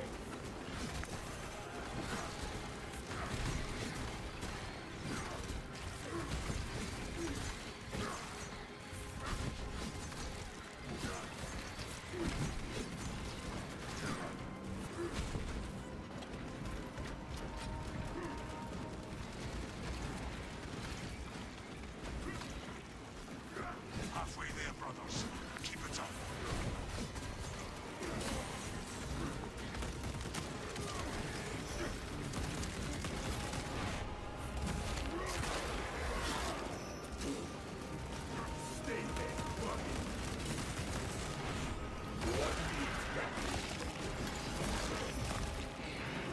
I wonder if the Thunderhawk even renders with 4GB RAM. I have no idea. I think the only time I've seen it de-render is when I tap out, tap back in. Like during the flight animation on certain maps. I think this map is actually one that it happens on. If I tab out, tab back in, it'll just de-render. Book available.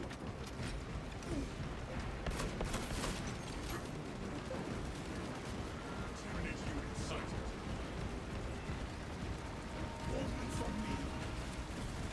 What's your favorite thing about 7.0 so far? Probably the weapon variety. They are almost up to the wall. I do like the weapon variety. I think it's a good thing, because this game needs build diversity really badly. Swarm is almost fully committed. Be ready for my mark. Even if some of the choices are a little weird and make certain classes a little too OP, like Vanguard with Bolt Carbine. But I think it's overall a good change for the game.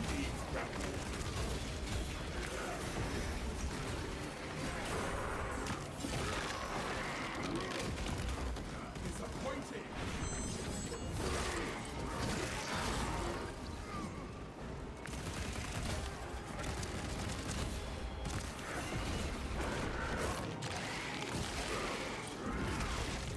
How do I feel about Power Sword? Does it need some love? Yes. It needs a buff. I don't think it needs, like, flat... I don't want them to see... I don't want to see them just do, like, flat damage buff. I want them to do something more interesting, so that it has its own identity.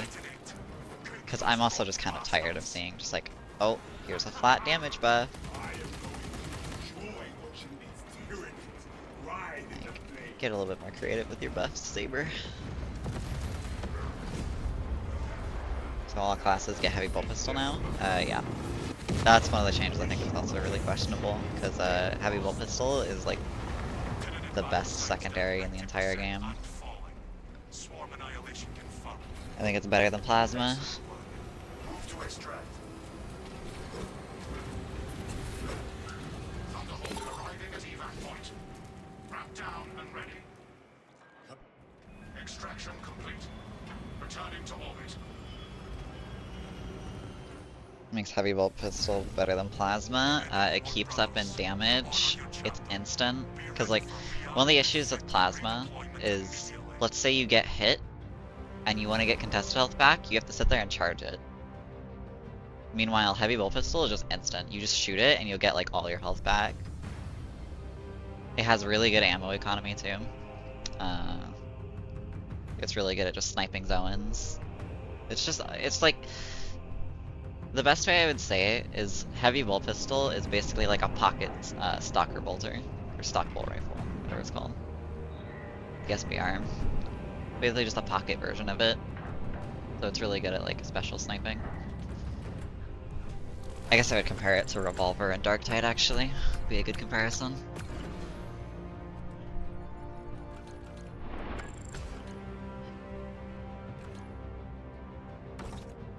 So I thought about this last week. The health bar in this game is not a health bar like in other games or HP. Your HP bar is a resource to spend in this game. It's damage mitigation bar. Health bar is basically can avoid losing health by doing X damage, then I traded my health. I know it's I know contest health system in this game is like Bloodborne's like similar healing system where you get rewarded for attacking. But yeah, I think with how the health system works in this game with contested health, this is why I think Vanguard is like kind of insane. Because anything that you can do to give you health back without needing to use a resource like a stem is like busted in this game in my opinion. With how all the systems work.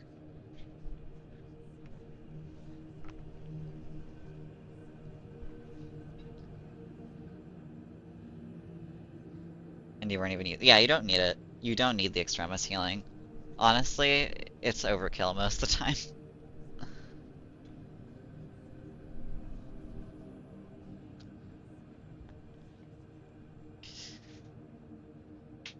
It's like... yeah. Alright, good night, Red. What do I use, though? If I'm gonna do... should do double plasma. You guys wanna see how busted double plasma is? ABR attack? No. I would rather not do that against Chaos.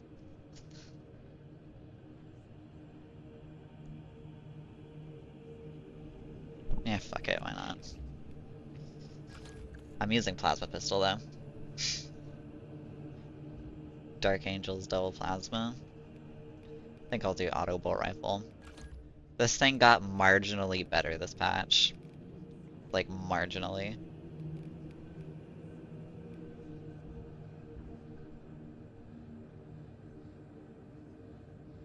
So yeah, health bar is pretty much meaningless. Since you're doing damage all the time anyway. Yeah. I mean, honestly, I do kind of like the health bar system in this game. But I just think certain things are a little overtuned. Like, I kind of like contest health as a mechanic. But I don't know. It's hard to put into words on certain things. Is the grenade launcher still bad? Grenade launcher never has been bad. It got like gutted, sure, or not. I wouldn't even say gutted. It didn't get gutted, but it's not busted overpowered anymore. Like you can't just sit there and spam noob tubes anymore, but they still like, you can still just like, oh, there's a Ravener on me, let me just shoot 2 grenades at my feet and it's dead. Like, grenade launcher is very strong. It's just not brain dead overpowered anymore. It's actually kind of a fun weapon to use now.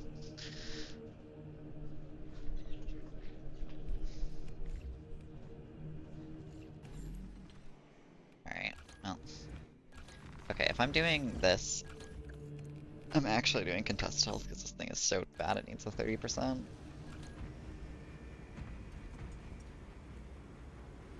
Also, can you still kill Helldrake in one phase of this build? Probably. Especially since they buffed this perk. This is like a must perk now, because you get 120% extra damage from it now. And it works with parry scan for some reason. So you just parry something and it dies instant. Like, I posted a video of me using this double plasma build, and I kill the Carnifex in 14 seconds with it. Like, that's how busted Tactical is right now with this double plasma build. I probably could have gotten it faster too. I probably could have gotten like a 13 or 12 second kill. So, yeah, I don't know if it's better than Bolt Carbine, I'd have to test that, but yeah, it's kind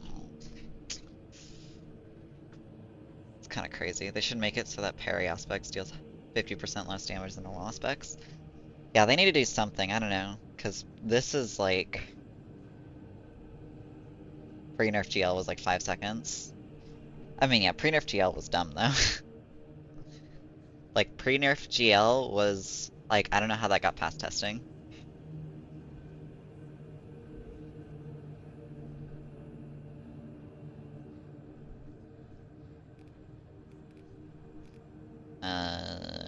I'm not gonna use Radiating Impact because I don't want to kill my bots.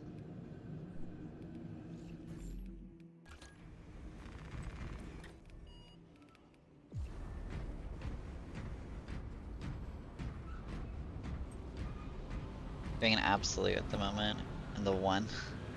And Vanguard hasn't executed one enemy. I'm a sniper and setting up executions for them, and I'm having to finish them myself because they refuse to. Sounds like playing with randoms. Yeah, I don't think you'll ever get a boss, like a solo boss kill as quick as pre-nerf GL. Like pre-nerf GL, can't put into words how busted that was. That was probably one of the most overpowered things I've ever seen in any game. And people got upset that it got nerfed and was like, oh my god, Tactical's dead. This class is terrible because they nerfed GL.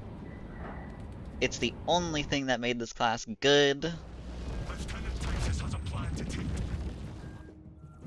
Meridian, Talassa, have you received new orders from Akaran? Moving into position now, Lieutenant.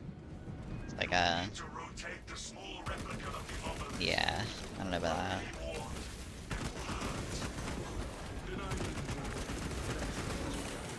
Okay.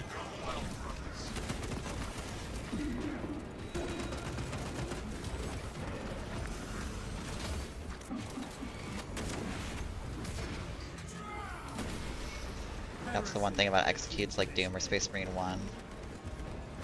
Never forces you to execute.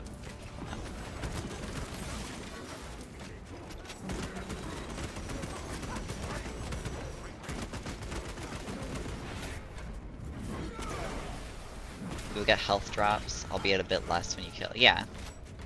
That's why glory kills in Doom and Space Marine 1 work, is because you don't have to do them. You're not forced into doing them. Let us find a lift.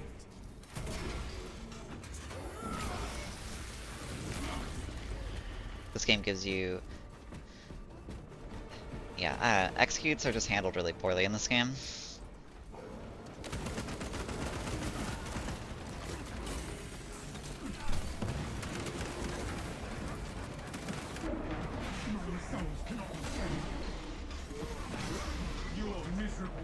Oh, I actually got duped.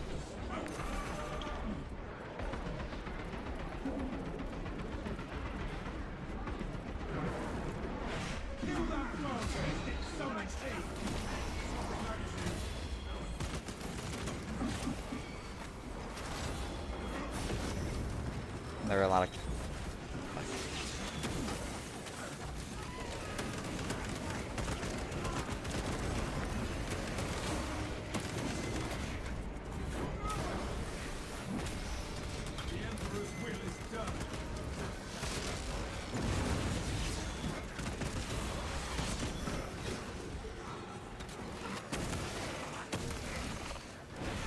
There are a lot of comments in Space Marine 2 gameplay trailer drops to change it to the Doom system where armor is not dependent on executes. They didn't listen.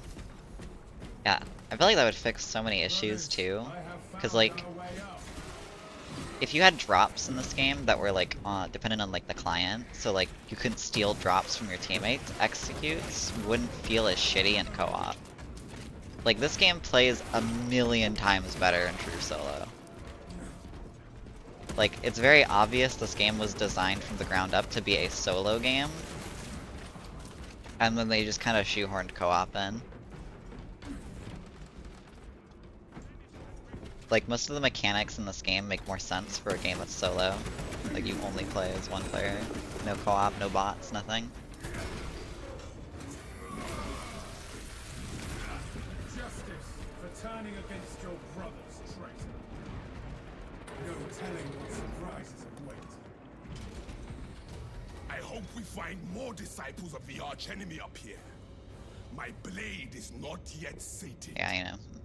Space Marine 3. Maybe we'll get that in SM3. Not sure about that because they made this game like World War Z Part 2, so why would they change the co-op aspect? That's fair. It's probably just... I mean, honestly, it's probably just more of, like, dumb oversight. I always forget that they did make... this is basically like World War Z, yeah, like you said, World War Z Part 2. But it's just strange to me that that didn't come up in like early playtesting of like, oh, your teammates can like steal your executions and completely fuck you over.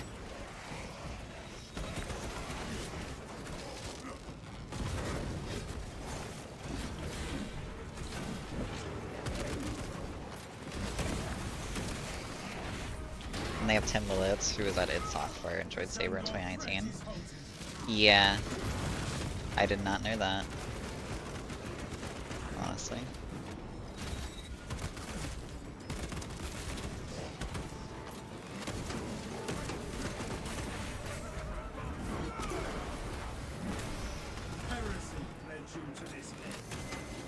What position does he have, out of curiosity?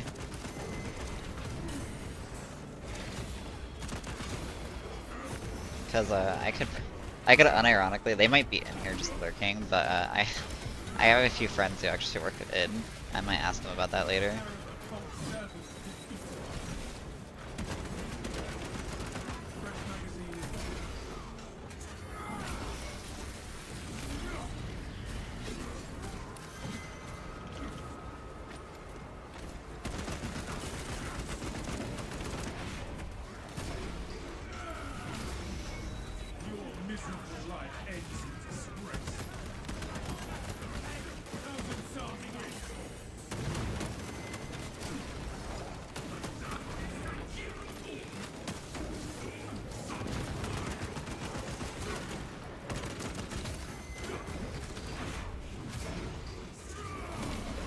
As the auto bolt, it's still the auto bolt.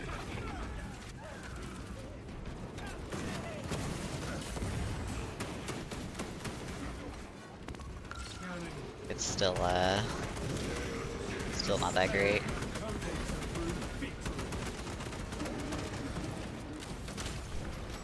Chief Executive Officer position, I don't know. He must have at least played SM2 old build and saw the system. Ring a bell, okay.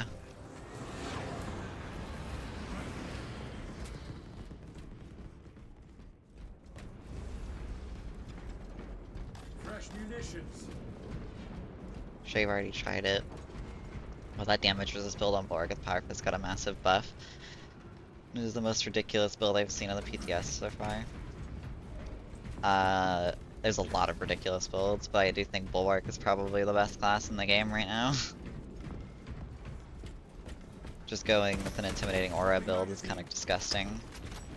And then heavy bolt pistol, or even just plasma, because plasma got some huge damage buff, or ammo buffs, not damage. Ammunition cache here. Which was like the only issue with plasma and the only downside to it. So. Changing magazine. Imagine the stories of those whose bodies rest in this place.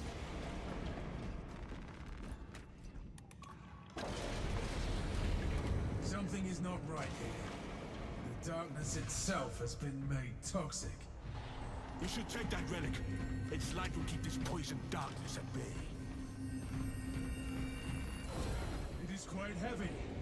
I will do my best, but my fighting will be impacted. Brilliant, Talassa, report. Follow the luck. We remain en route to our destination.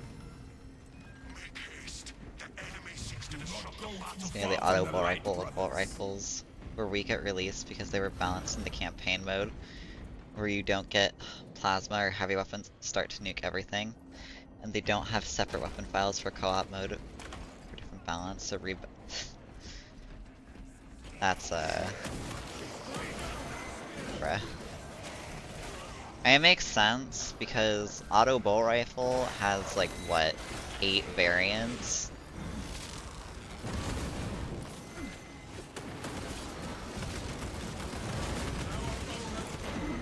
So it's like, you can obviously tell they put like no effort into auto bull rifle.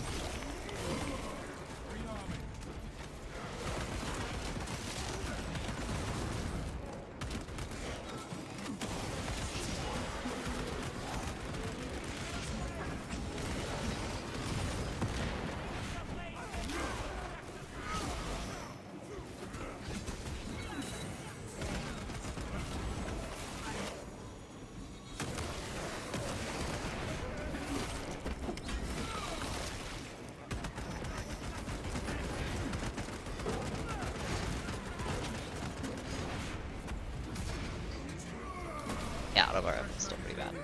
It is marginally better though, I will say. What the hell? It's getting shit on over here.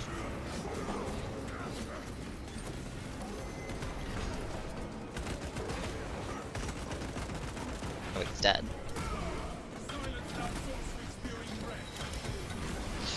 You can spam shield bash with relic in hands, it looks funny. I use shield bash enough. I wouldn't know about that ever. Yeah, the shield bash mechanic in this game is so clunky.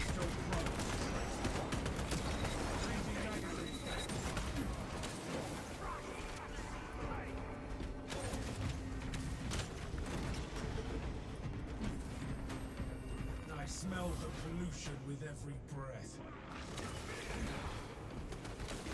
I will not fall.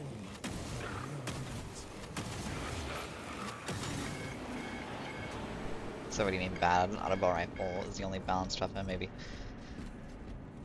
Because other weapons make the game easy to solo. I guess, but when you compare it to other weapons, it's still bad.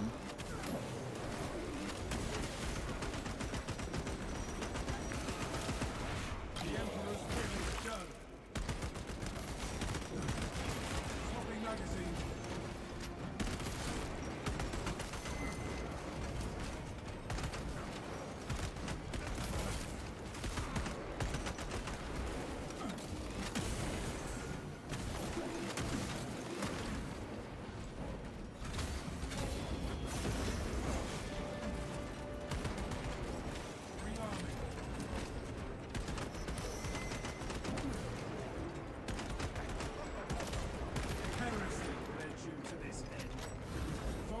I carry, brothers. EBR plus parry runs only. I mean, on tack, that probably wouldn't be the most difficult thing in the world. A bit tedious, but...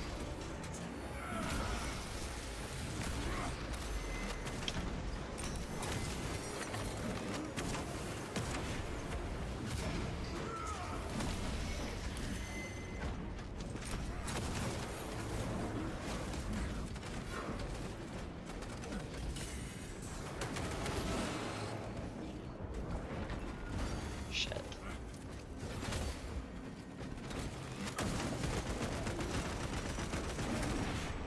I didn't play Space Marine 1, but that bolter from Space Marine 1 will light up this whole room, be loud and echoing. Yeah, I feel like a lot of the sound and ambience is really weird in this game. Like, I don't know why I remember this, but I remember when Tello was playing this game, like when it first came out, he was complaining, and I don't blame him. It's such a weird thing, well, not weird, but like such a minor thing to complain about, but it's probably something I would complain about even. Of like, I remember he scoped in with like a scoped weapon. I was like, why is it reducing, like why is it muffling the audio when I'm scoping in with it? Like it should be making it louder because you're closer to the gun.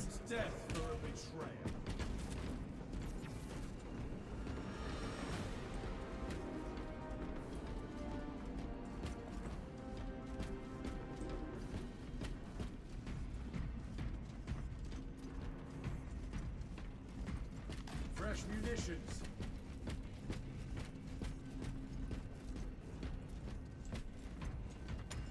I think he complains about a lot of gun mechanics and animations, which I find nice to hear. Yeah, I think nitpicks like that are a good thing, because it adds to the atmosphere of the game. And like the feel. it may seem like a small thing, but it's like, it is sometimes good to complain about that type of stuff. Like he would sit. Yeah, I know he really didn't like the. I remember when they first came out, the fuck, what was it? I think it was the heavy last pistol in Darktide, and he was sitting in the Psychonarium for a while, and complaining about how bad it felt to use. Also, I'm getting shit on. This is the situation.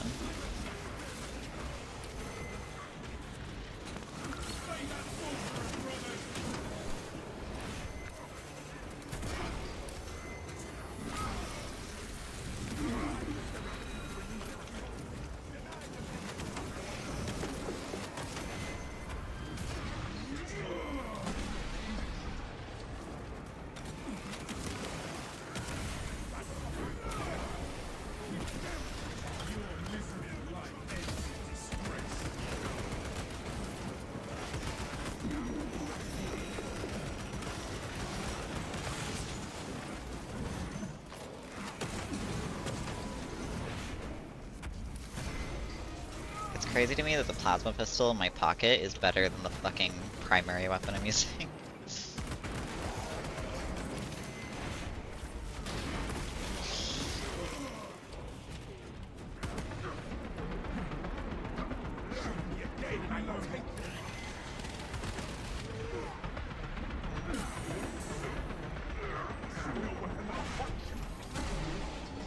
But yeah, I remember I don't blame him because I really hate the feeling of the heavy plasma, the heavy last pistol in Darktide. It just feels weird to use.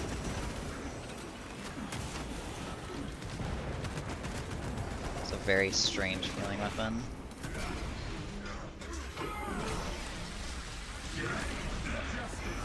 Returning against your promise.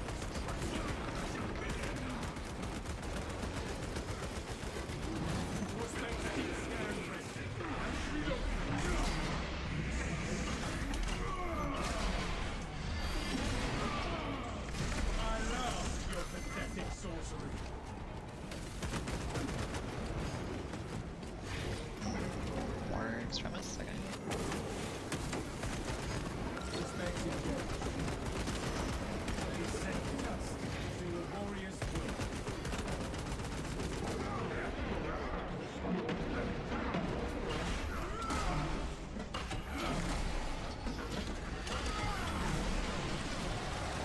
Can you play CQB Sniper next?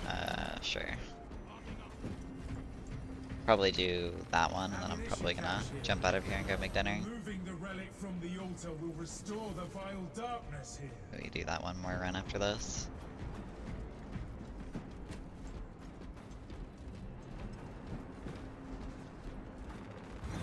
Relic set. Now for the consoles. Reworking console. Maintaining current position. Connecting to a console. Can I get the light from here? No. Oh wait, I can't. Big.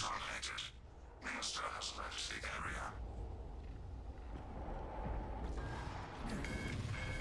area. That is good to know. Can sit in that corner and get the light. Transmission interrupted. The tactical console is out of reach. The tactical console active. Sanctification in process. Communion interrupted. The tactical console is out of reach.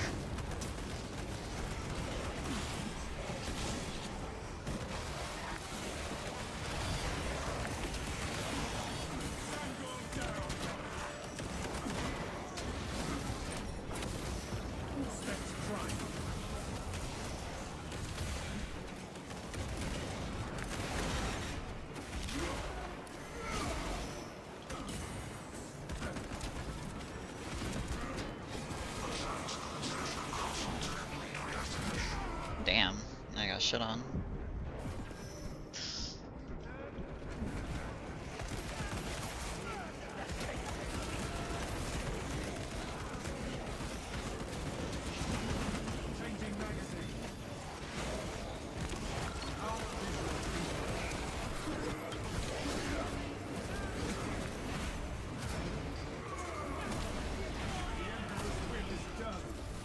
actually have to use a stim when I find better.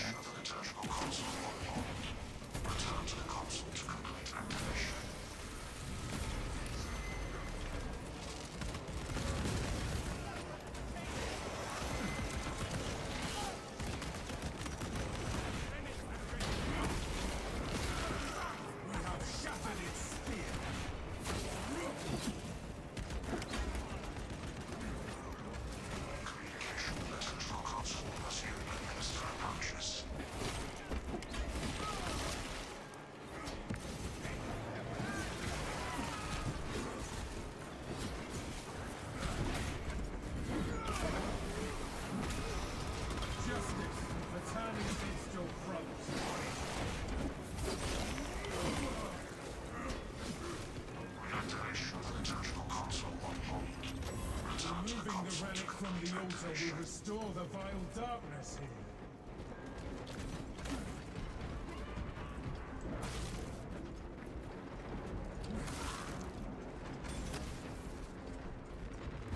It is in place. Access the consoles. Communication in progress. Continued operator presence required. Return to the liturgical console to complete reactivation.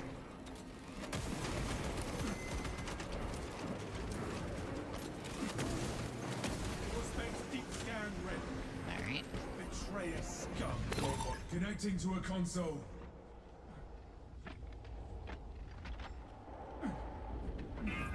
Transmission interrupted. Liturgical console is out of reach.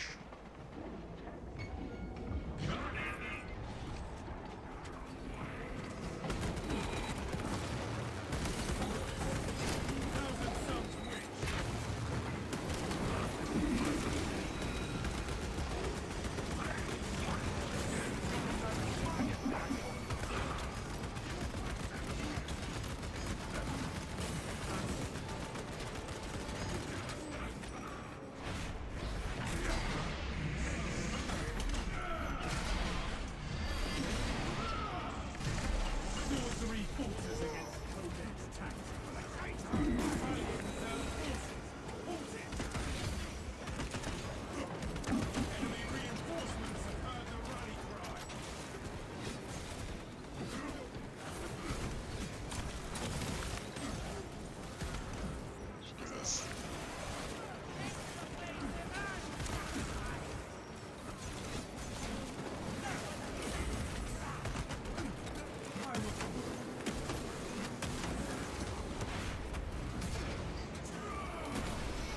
Your miserable life ends in disgrace.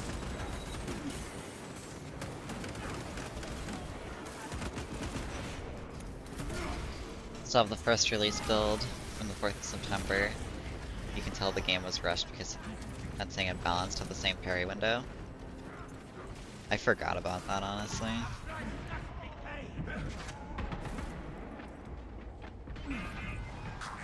Interrupted. Liturgical console is out of range. Liturgical console engaged. System restoration initiated. All liturgical consoles have been restored. Obstruction has been cleared. Well done, brothers. Let us not delay providing Lieutenant Titus support. Navigating this It's time to hold the relic and just heal passively.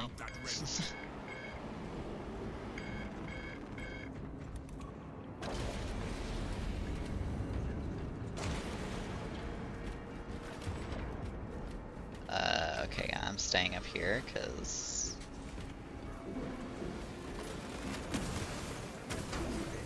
going down there has always been a death trap. Fencing stability. I fight for the glory of the Emperor.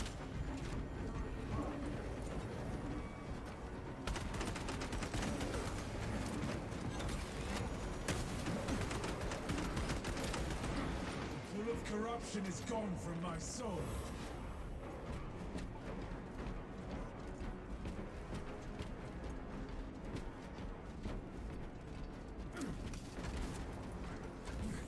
Still a whole bunch of stuff down here, okay. Throwing frag grenade.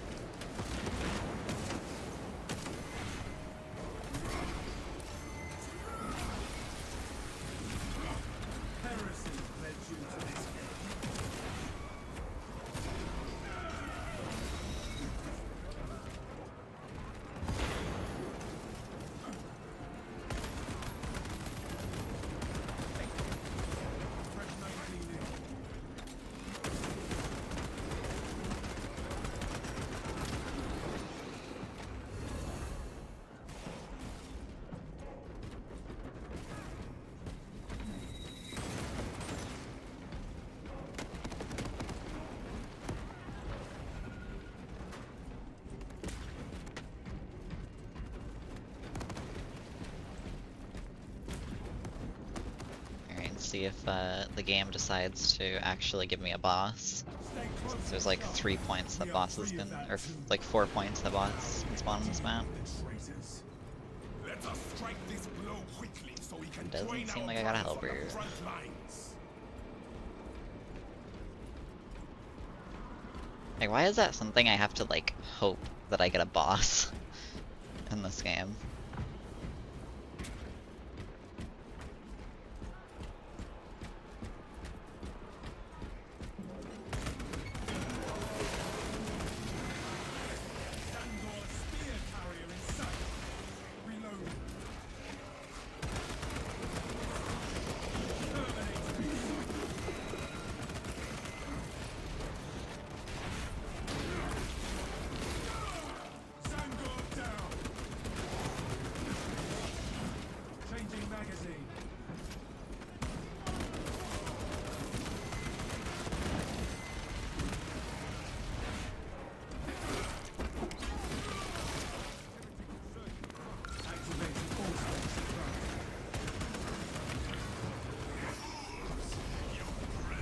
Darktide still has progression-based spawns. One more enemies just pass checkpoint, one less enemies don't pass checkpoint.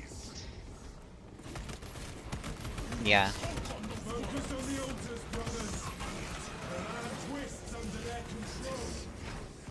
It's just weird to me that this game doesn't, like, if you're doing well, the game is easier. Like, the game actively makes it easier if you're doing well in this game. And then if you're, like, meanwhile in Darktide, if you're doing well, it amps up the difficulty, if I remember correctly. It's like...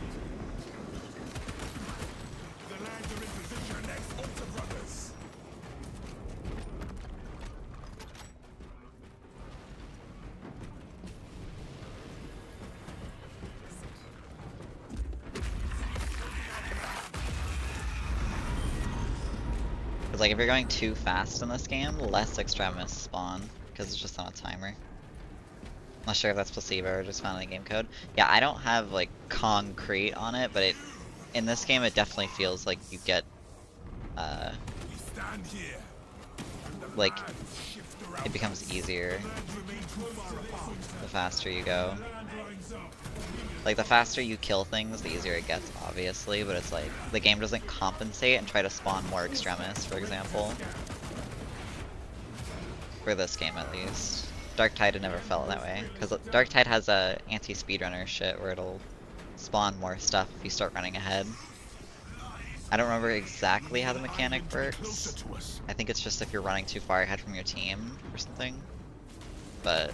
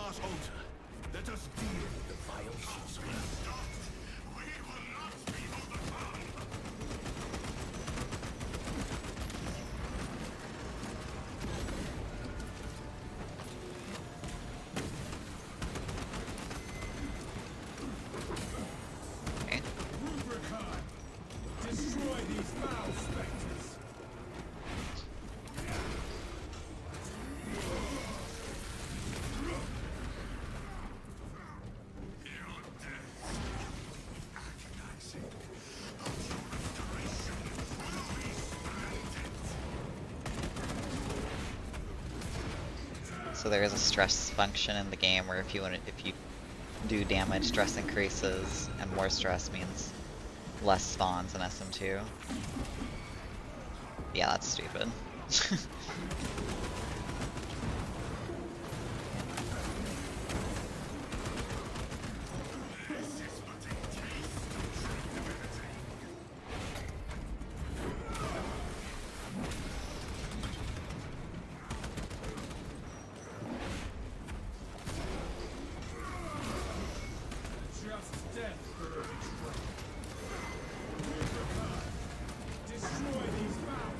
I think the Hell Drake is a boss fight you can do, and the mission you haven't done and yet.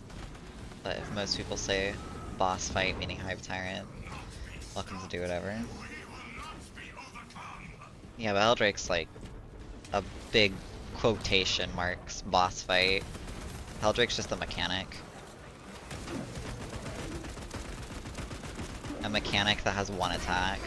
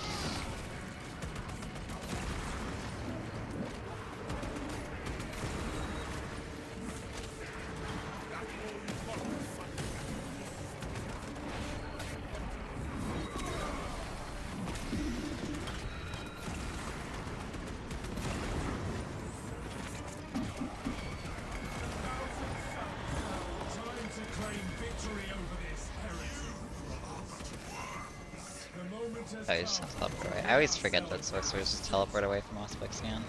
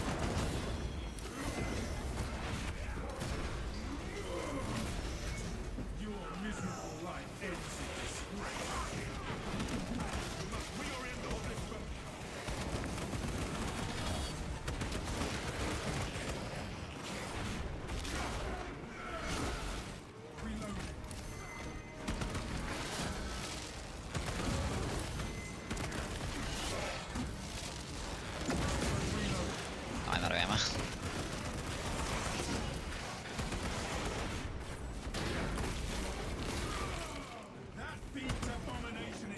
Right. There's a lot of stuff in the SM2 code which we don't know or can't know without testing. A lot are just telling us. So I think you just keep speedrunning an SM2 and not do damage, and they will keep spawning and not spawning. If you did damage, they would stop spawning earlier.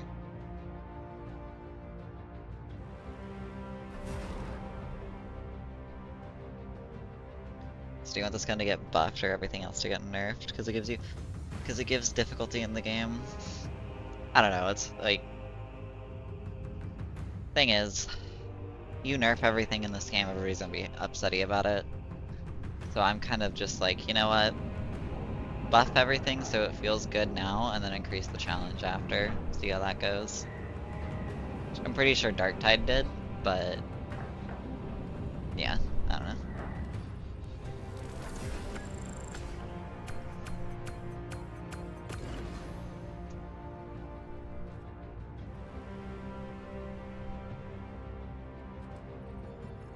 I think my only issue with ABR is it also doesn't feel good to sit there and dump like 30-40 rounds into something and not kill it. It's also very inaccurate, but yeah. If they buff the weaklings to match others, and again they need to add another difficulty, yeah.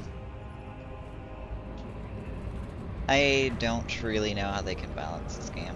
I think balancing co-op games is insanely hard.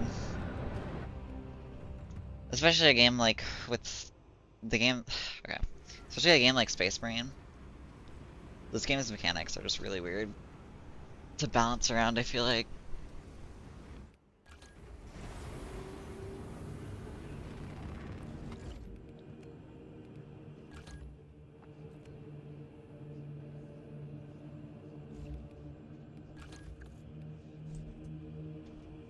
They made an unbalanced game, yeah.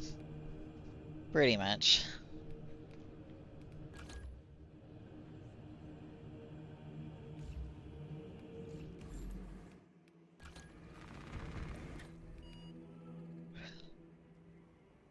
Okay, we'll end it on the new mission, why not?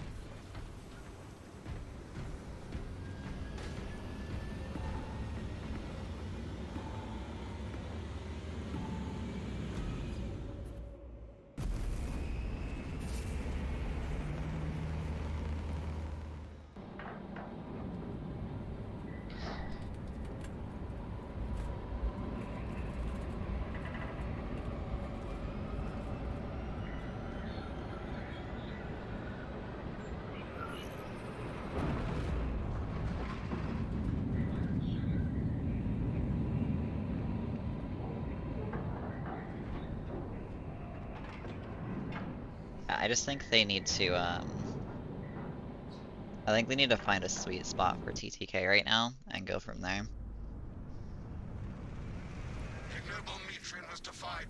Because the thing is, what is going on? The thing is, auto bolt rifles TTK feels really shitty.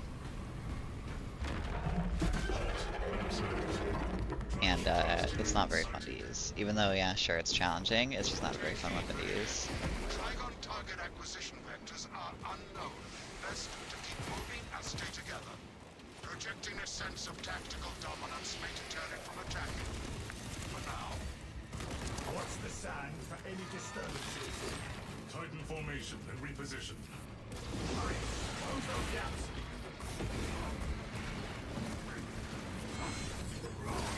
Tried the campaign map. Tried the campaign map in co-op and one map. I had to think and strategize. Since the horde will destroy the Volkite. Oh yeah, that was the only bit of the campaign that was actually like really hard. Was the reactor bit. I actually remember that. That was actually like the only difficult thing I remember from the campaign. They shall not see.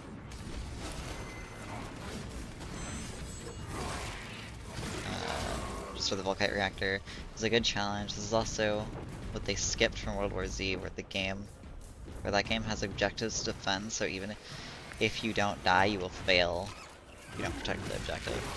Yeah, I think the objectives in this game are very creatively bankrupt. Most of them. And usually the ones that do have cool ideas to them, like the fucking one on this map with the tunnels, where you're blowing up the tunnels, they're usually just too easy. Because like I feel like that objective in this map where you're blowing the tunnels up should be like tons and tons of enemies. It should be like 24/7 massive enemy wave until you blow up all the fucking Trigon holes. So there's like a sense of urgency on blowing them up.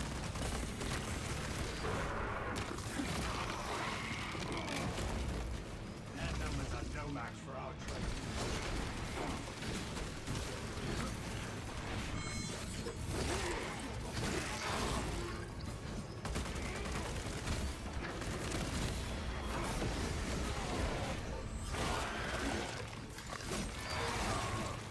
Inserting fresh magazine. And installed Dark Tide again because I remember how much I hate Havoc. Back to Space Marine 2. Not the test server though. I'll play that stuff when it officially launches. Reposition quickly and stay together.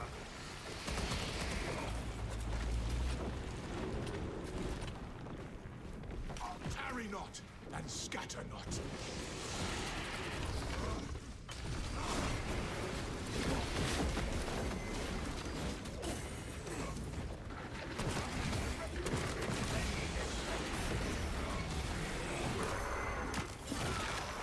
train map, press a button and a horde on train dies. World War Z, you had to shoot. Yeah, that bit is like especially like I don't get why they're just like, oh, you can do the train and it dies and you only have to do it once. It's like I feel like the train would have been fine if it's like you could do it once. It was on a really big cooldown, but you had to like either really big cooldown or you could only do it once in that defense bit as kind of your like, oh shit. And you have to keep defending the train the entire time. The fact that you don't have to defend the train the entire time is like so dumb. It's one of the reasons Ballistic Engine is so fucking easy.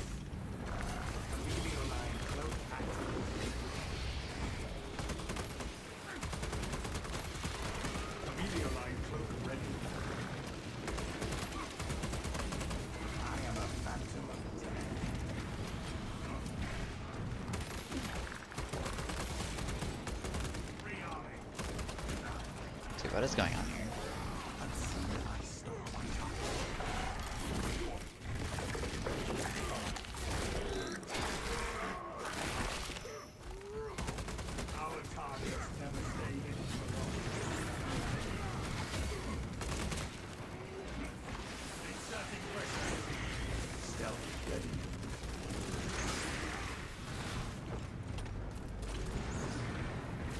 Coolest look for your class build? I don't know. Saitama, because it's a meme.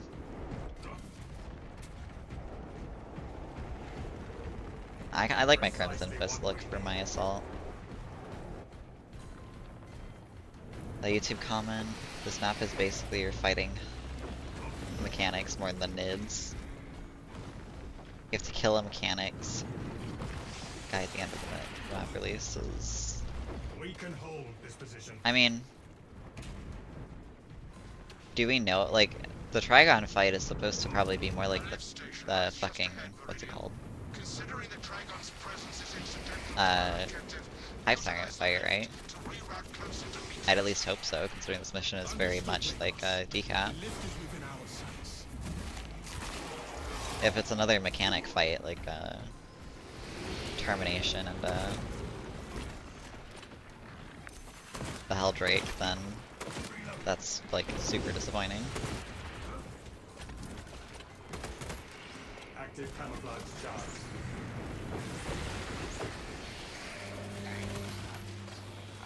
I think the Trigon boss will be mechanic in the game files rather than dodging boss attacks. If that's the case, that's super disappointing, because I actually like this mission a lot.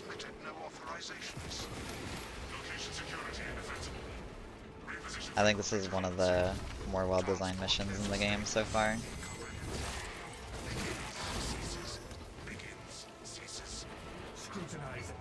Do we know if in the... Yeah, they said in the official launch that... Like, they said just in the player test server we won't be able to fight the Trigon.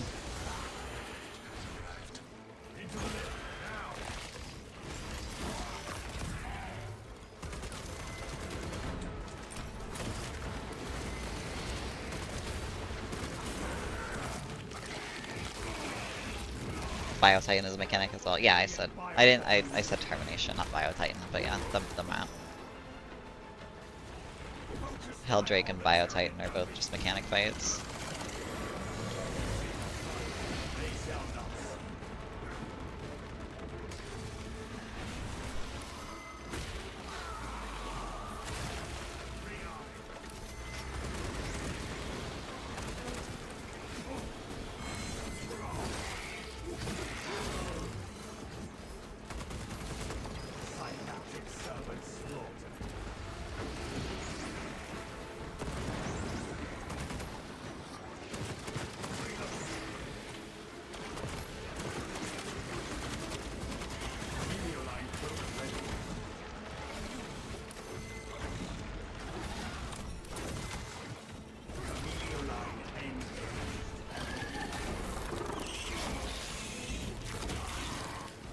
And I have the buff. The buff block power sword. Shit. Trigon fight. Shit. The only bad block up in it is the power sword. Yeah, I mean, I think Power Sword is a pretty, like, not great weapon in general, honestly. It kind of hard crutches on parries.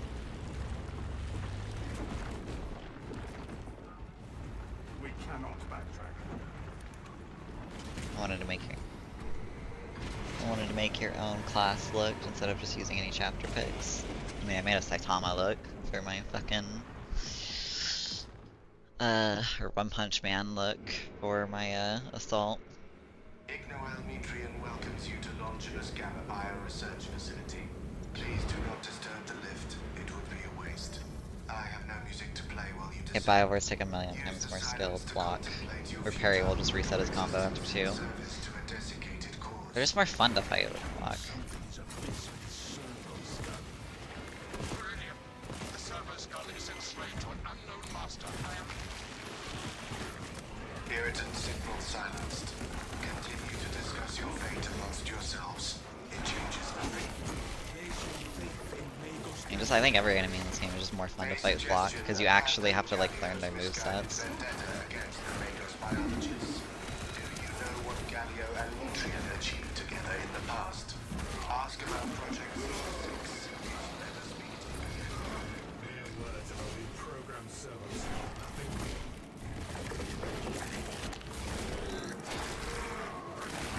You are pawns of a redundant system gridlocked by bureaucracy and blinded by flesh face.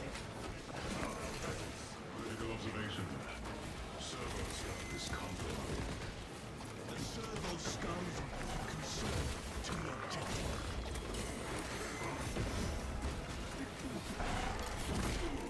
Souls are Elden Ring, cannot parry with all weapons.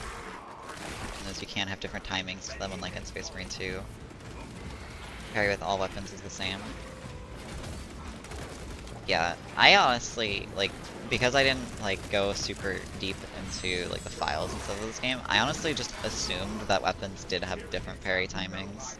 And it was kind of a placebo where I just tricked myself into thinking that. Must turn back. It's like, I don't know why they didn't do that. Make, like, it's another route of balancing weapons.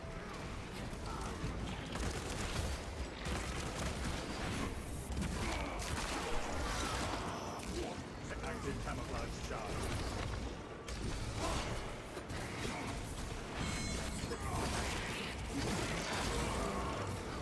You could do that, make a One Punch Man build for your assault. I already have. I've done a few videos on it. Amelia line program ready. I hereby order you to turn your weapons on each other. Only twisting Xenos carapaces remain.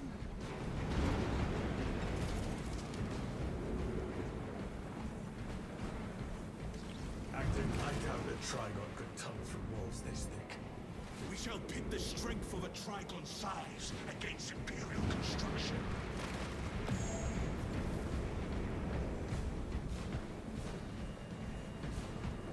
I hope they just rework Power Sword completely. Why are the Power Sword stances attacks so weak versus armor? Joris is literally an anti-armor, anti-elite weapon. Your brothers think you are the weakest among them. Yeah, I don't know. Something. Darkseid is pretty much dead though.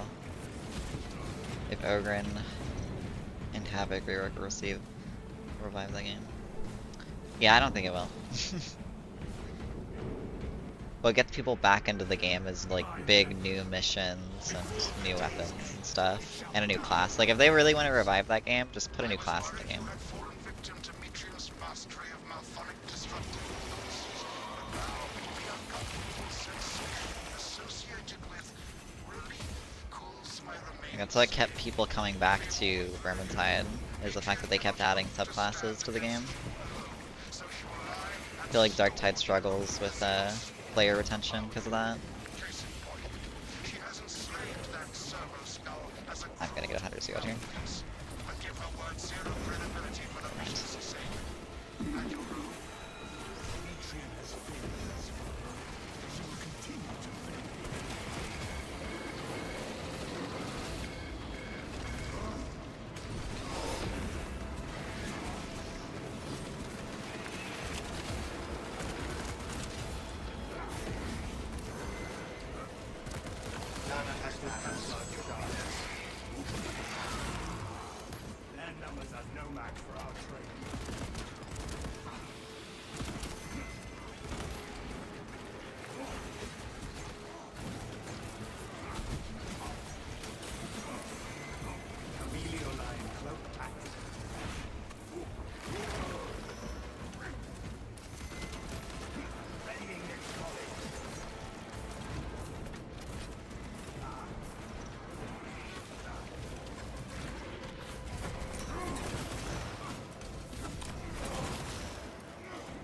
Someone power axe and chainsword are like too good.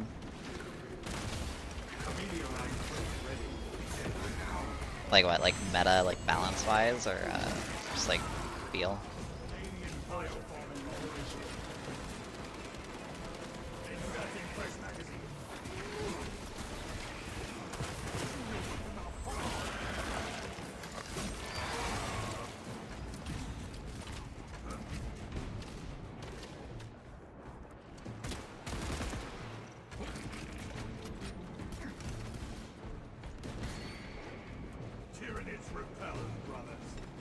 Should increase the number of ultimates that every class gets. Problem solved. Literally like introducing a new class. Yeah, but is that gonna get the masses back into the game? Probably not.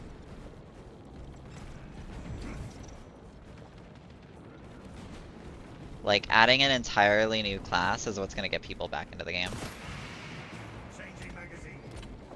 Like ultimates are cool. It'll probably have a big boom of players coming back, but it's not. It wouldn't be as big of like as like actually introducing an entirely new class to the game.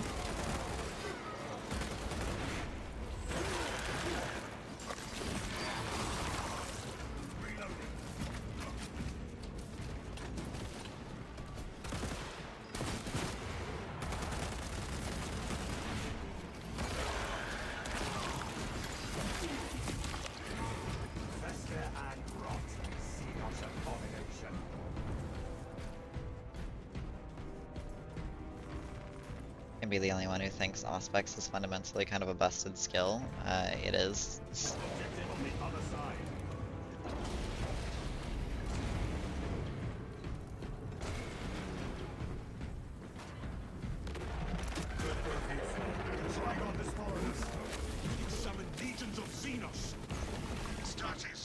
The facility is well stocked in mining gear. Oh my god. Requisition melter charges to eradicate the tunnels. Like they had the iframe fucking perk there.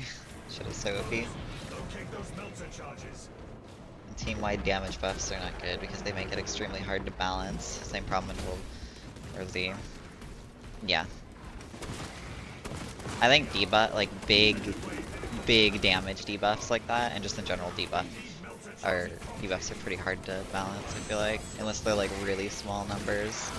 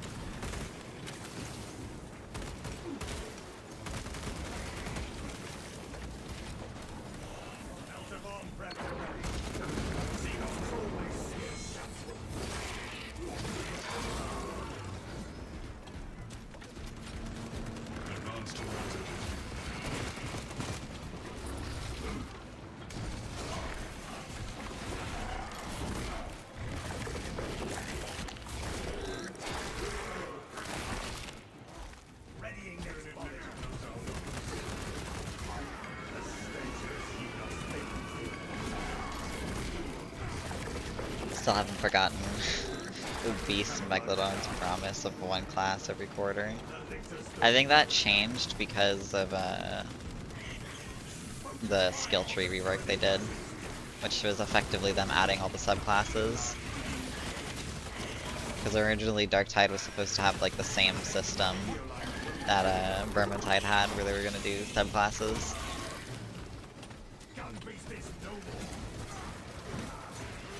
And then they switched over to the skill tree system.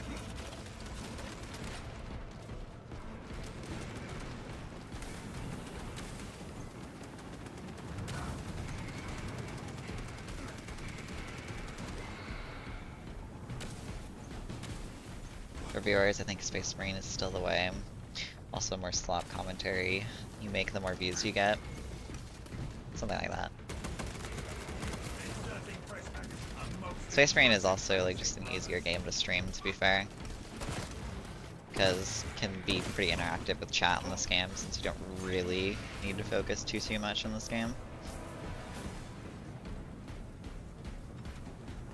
I'm being generous, I'd argue the keystones, the classes, but let's be honest, it's pretty much a lie. I mean, the ultimates are what the other classes were gonna be. They just like put the ultimates of each subclass into each tree and stuff. Friend of mine, if you missed our binaric discourses, you could have sent communication. I observe you still emphatically cling to views of soft tissue. Remember, meat lacks efficiency. There is metallic alloys Played Bolt Gun. I mean, I played Doom, so I've just never played it. So it's definitely my thing. I've just never played it. Must drag you back into the light. Probably I'll play it at some point, but.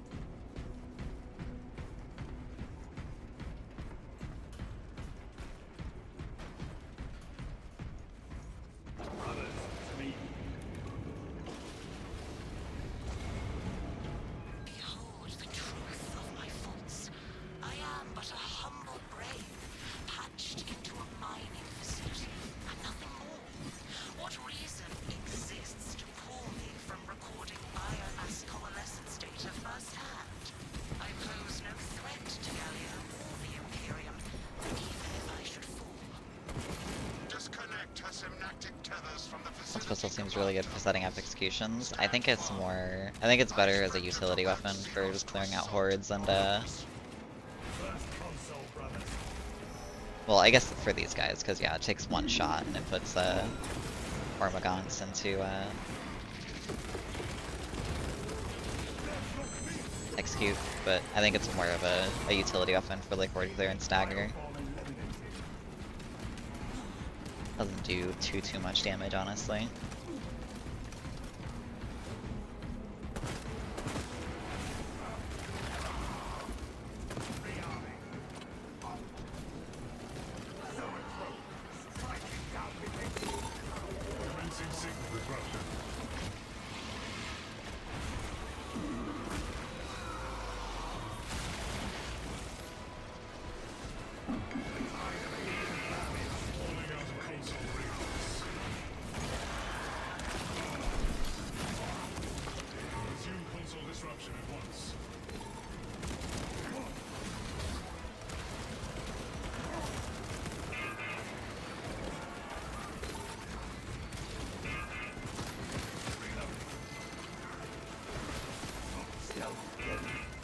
Game is exploding.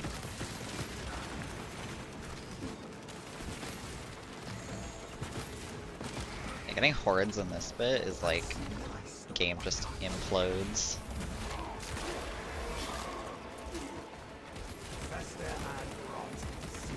Active camouflage charged.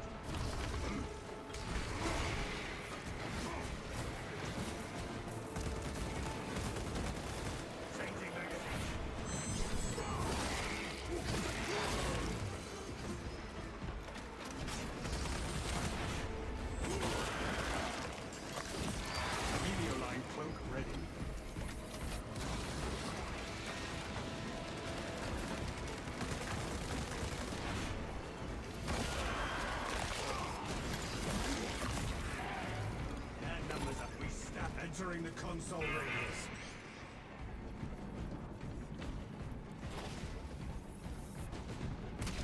Dig in and defend!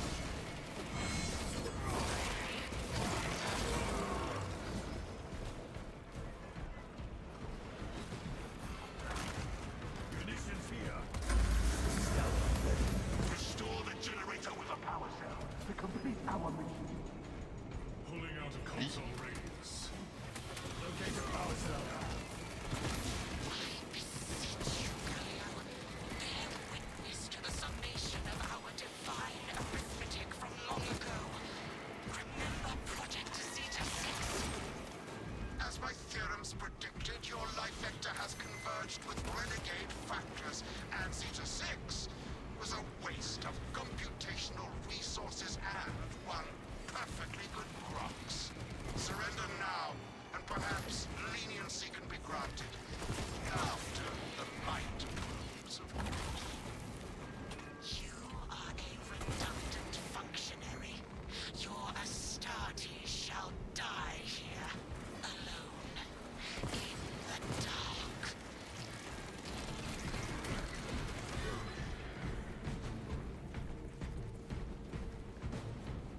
Herd mode is gonna be so epic with all the enemies coming after you in each wave.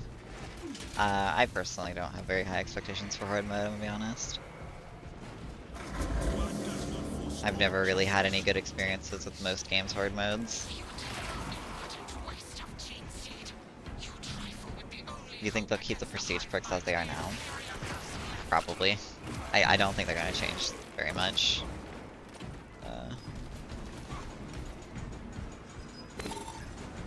Maybe they'll change heavies, because heavies I think is getting the most flack right now, and maybe assaults, but I feel like everybody else is fine. And also, nobody's really complaining about the other ones, so...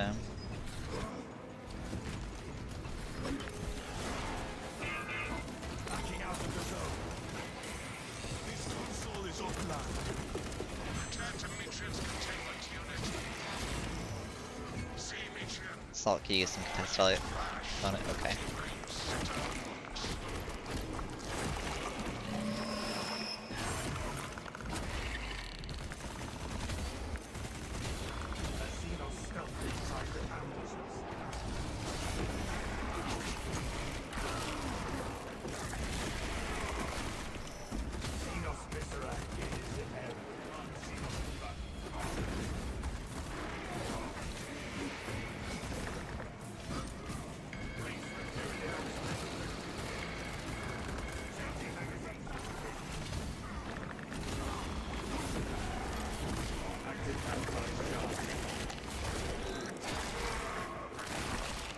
It's just gooning as you're pummeled. Bruh.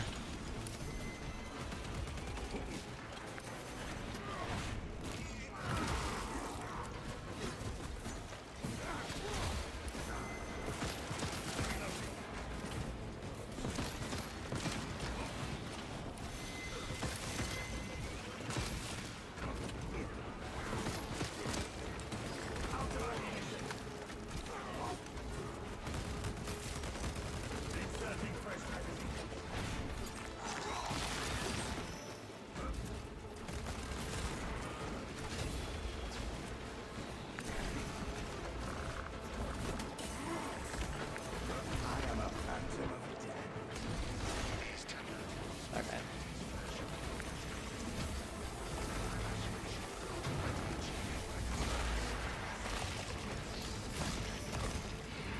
Silence, Mitrian. Aurelia, confirm possession of her quivering mass of computational gray matter.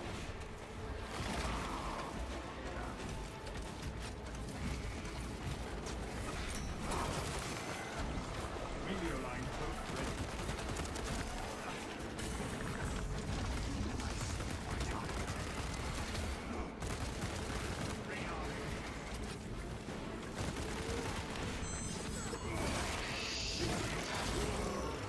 Clear stealth ready.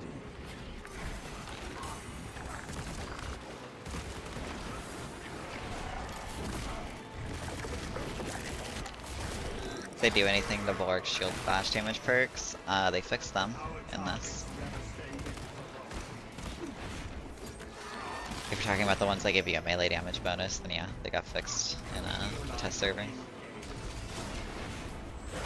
So if you can deal with the clunkiness of the shield bash perks, then I'll need to start using them when this patch comes out. Unless they somehow break again by the time it comes out, but we'll see.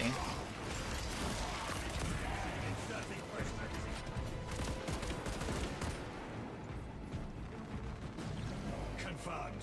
We have the mind matter in hand. Pilot, Aurelia. Shield bash stagger and damage shouldn't be two separate perks. Yeah, I don't know why those are two separate perks. It's strange.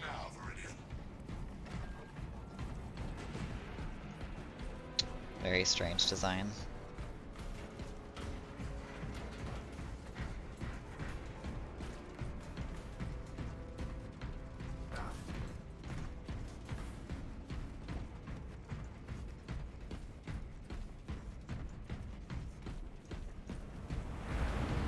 Objective on the other side.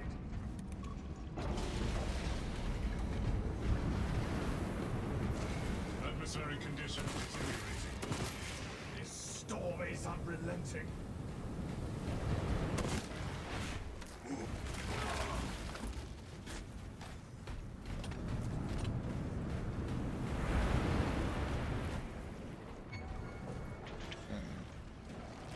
Someone throw it. Active camouflage charged.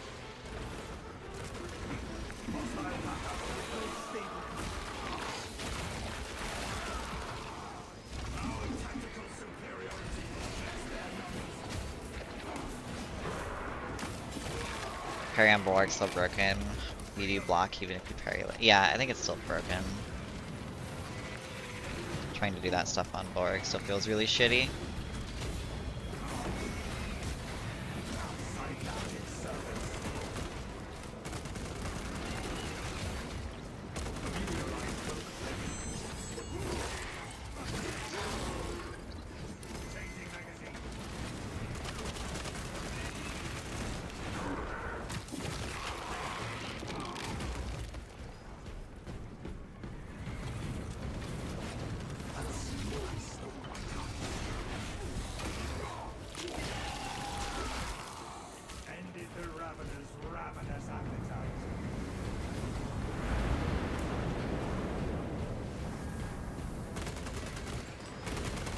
You can kind of just straight up hip fire this thing and it's like perfectly accurate now basically. I think it's more accurate than this.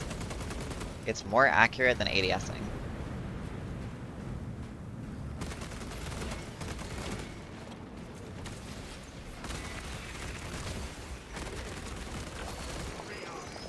Okay, I'm just gonna hip fire this. I'm just always gonna hip fire this thing then.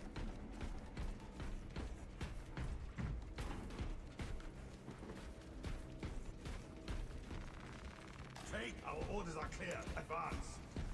Picking up equipment. Melter installation done.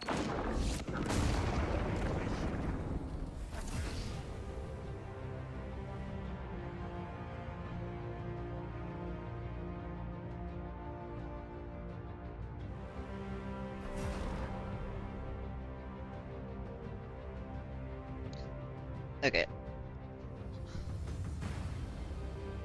I think I am going to hop out of here. Holy shit, I've been streaming for almost 5 hours. I need to go get some food. Have not eaten shit all day today.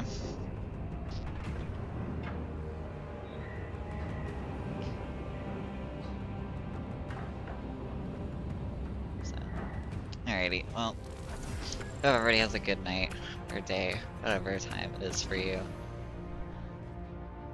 It's not a full map. It's not, but it's fine. Anyway, I'm out of here, guys, so have a good one.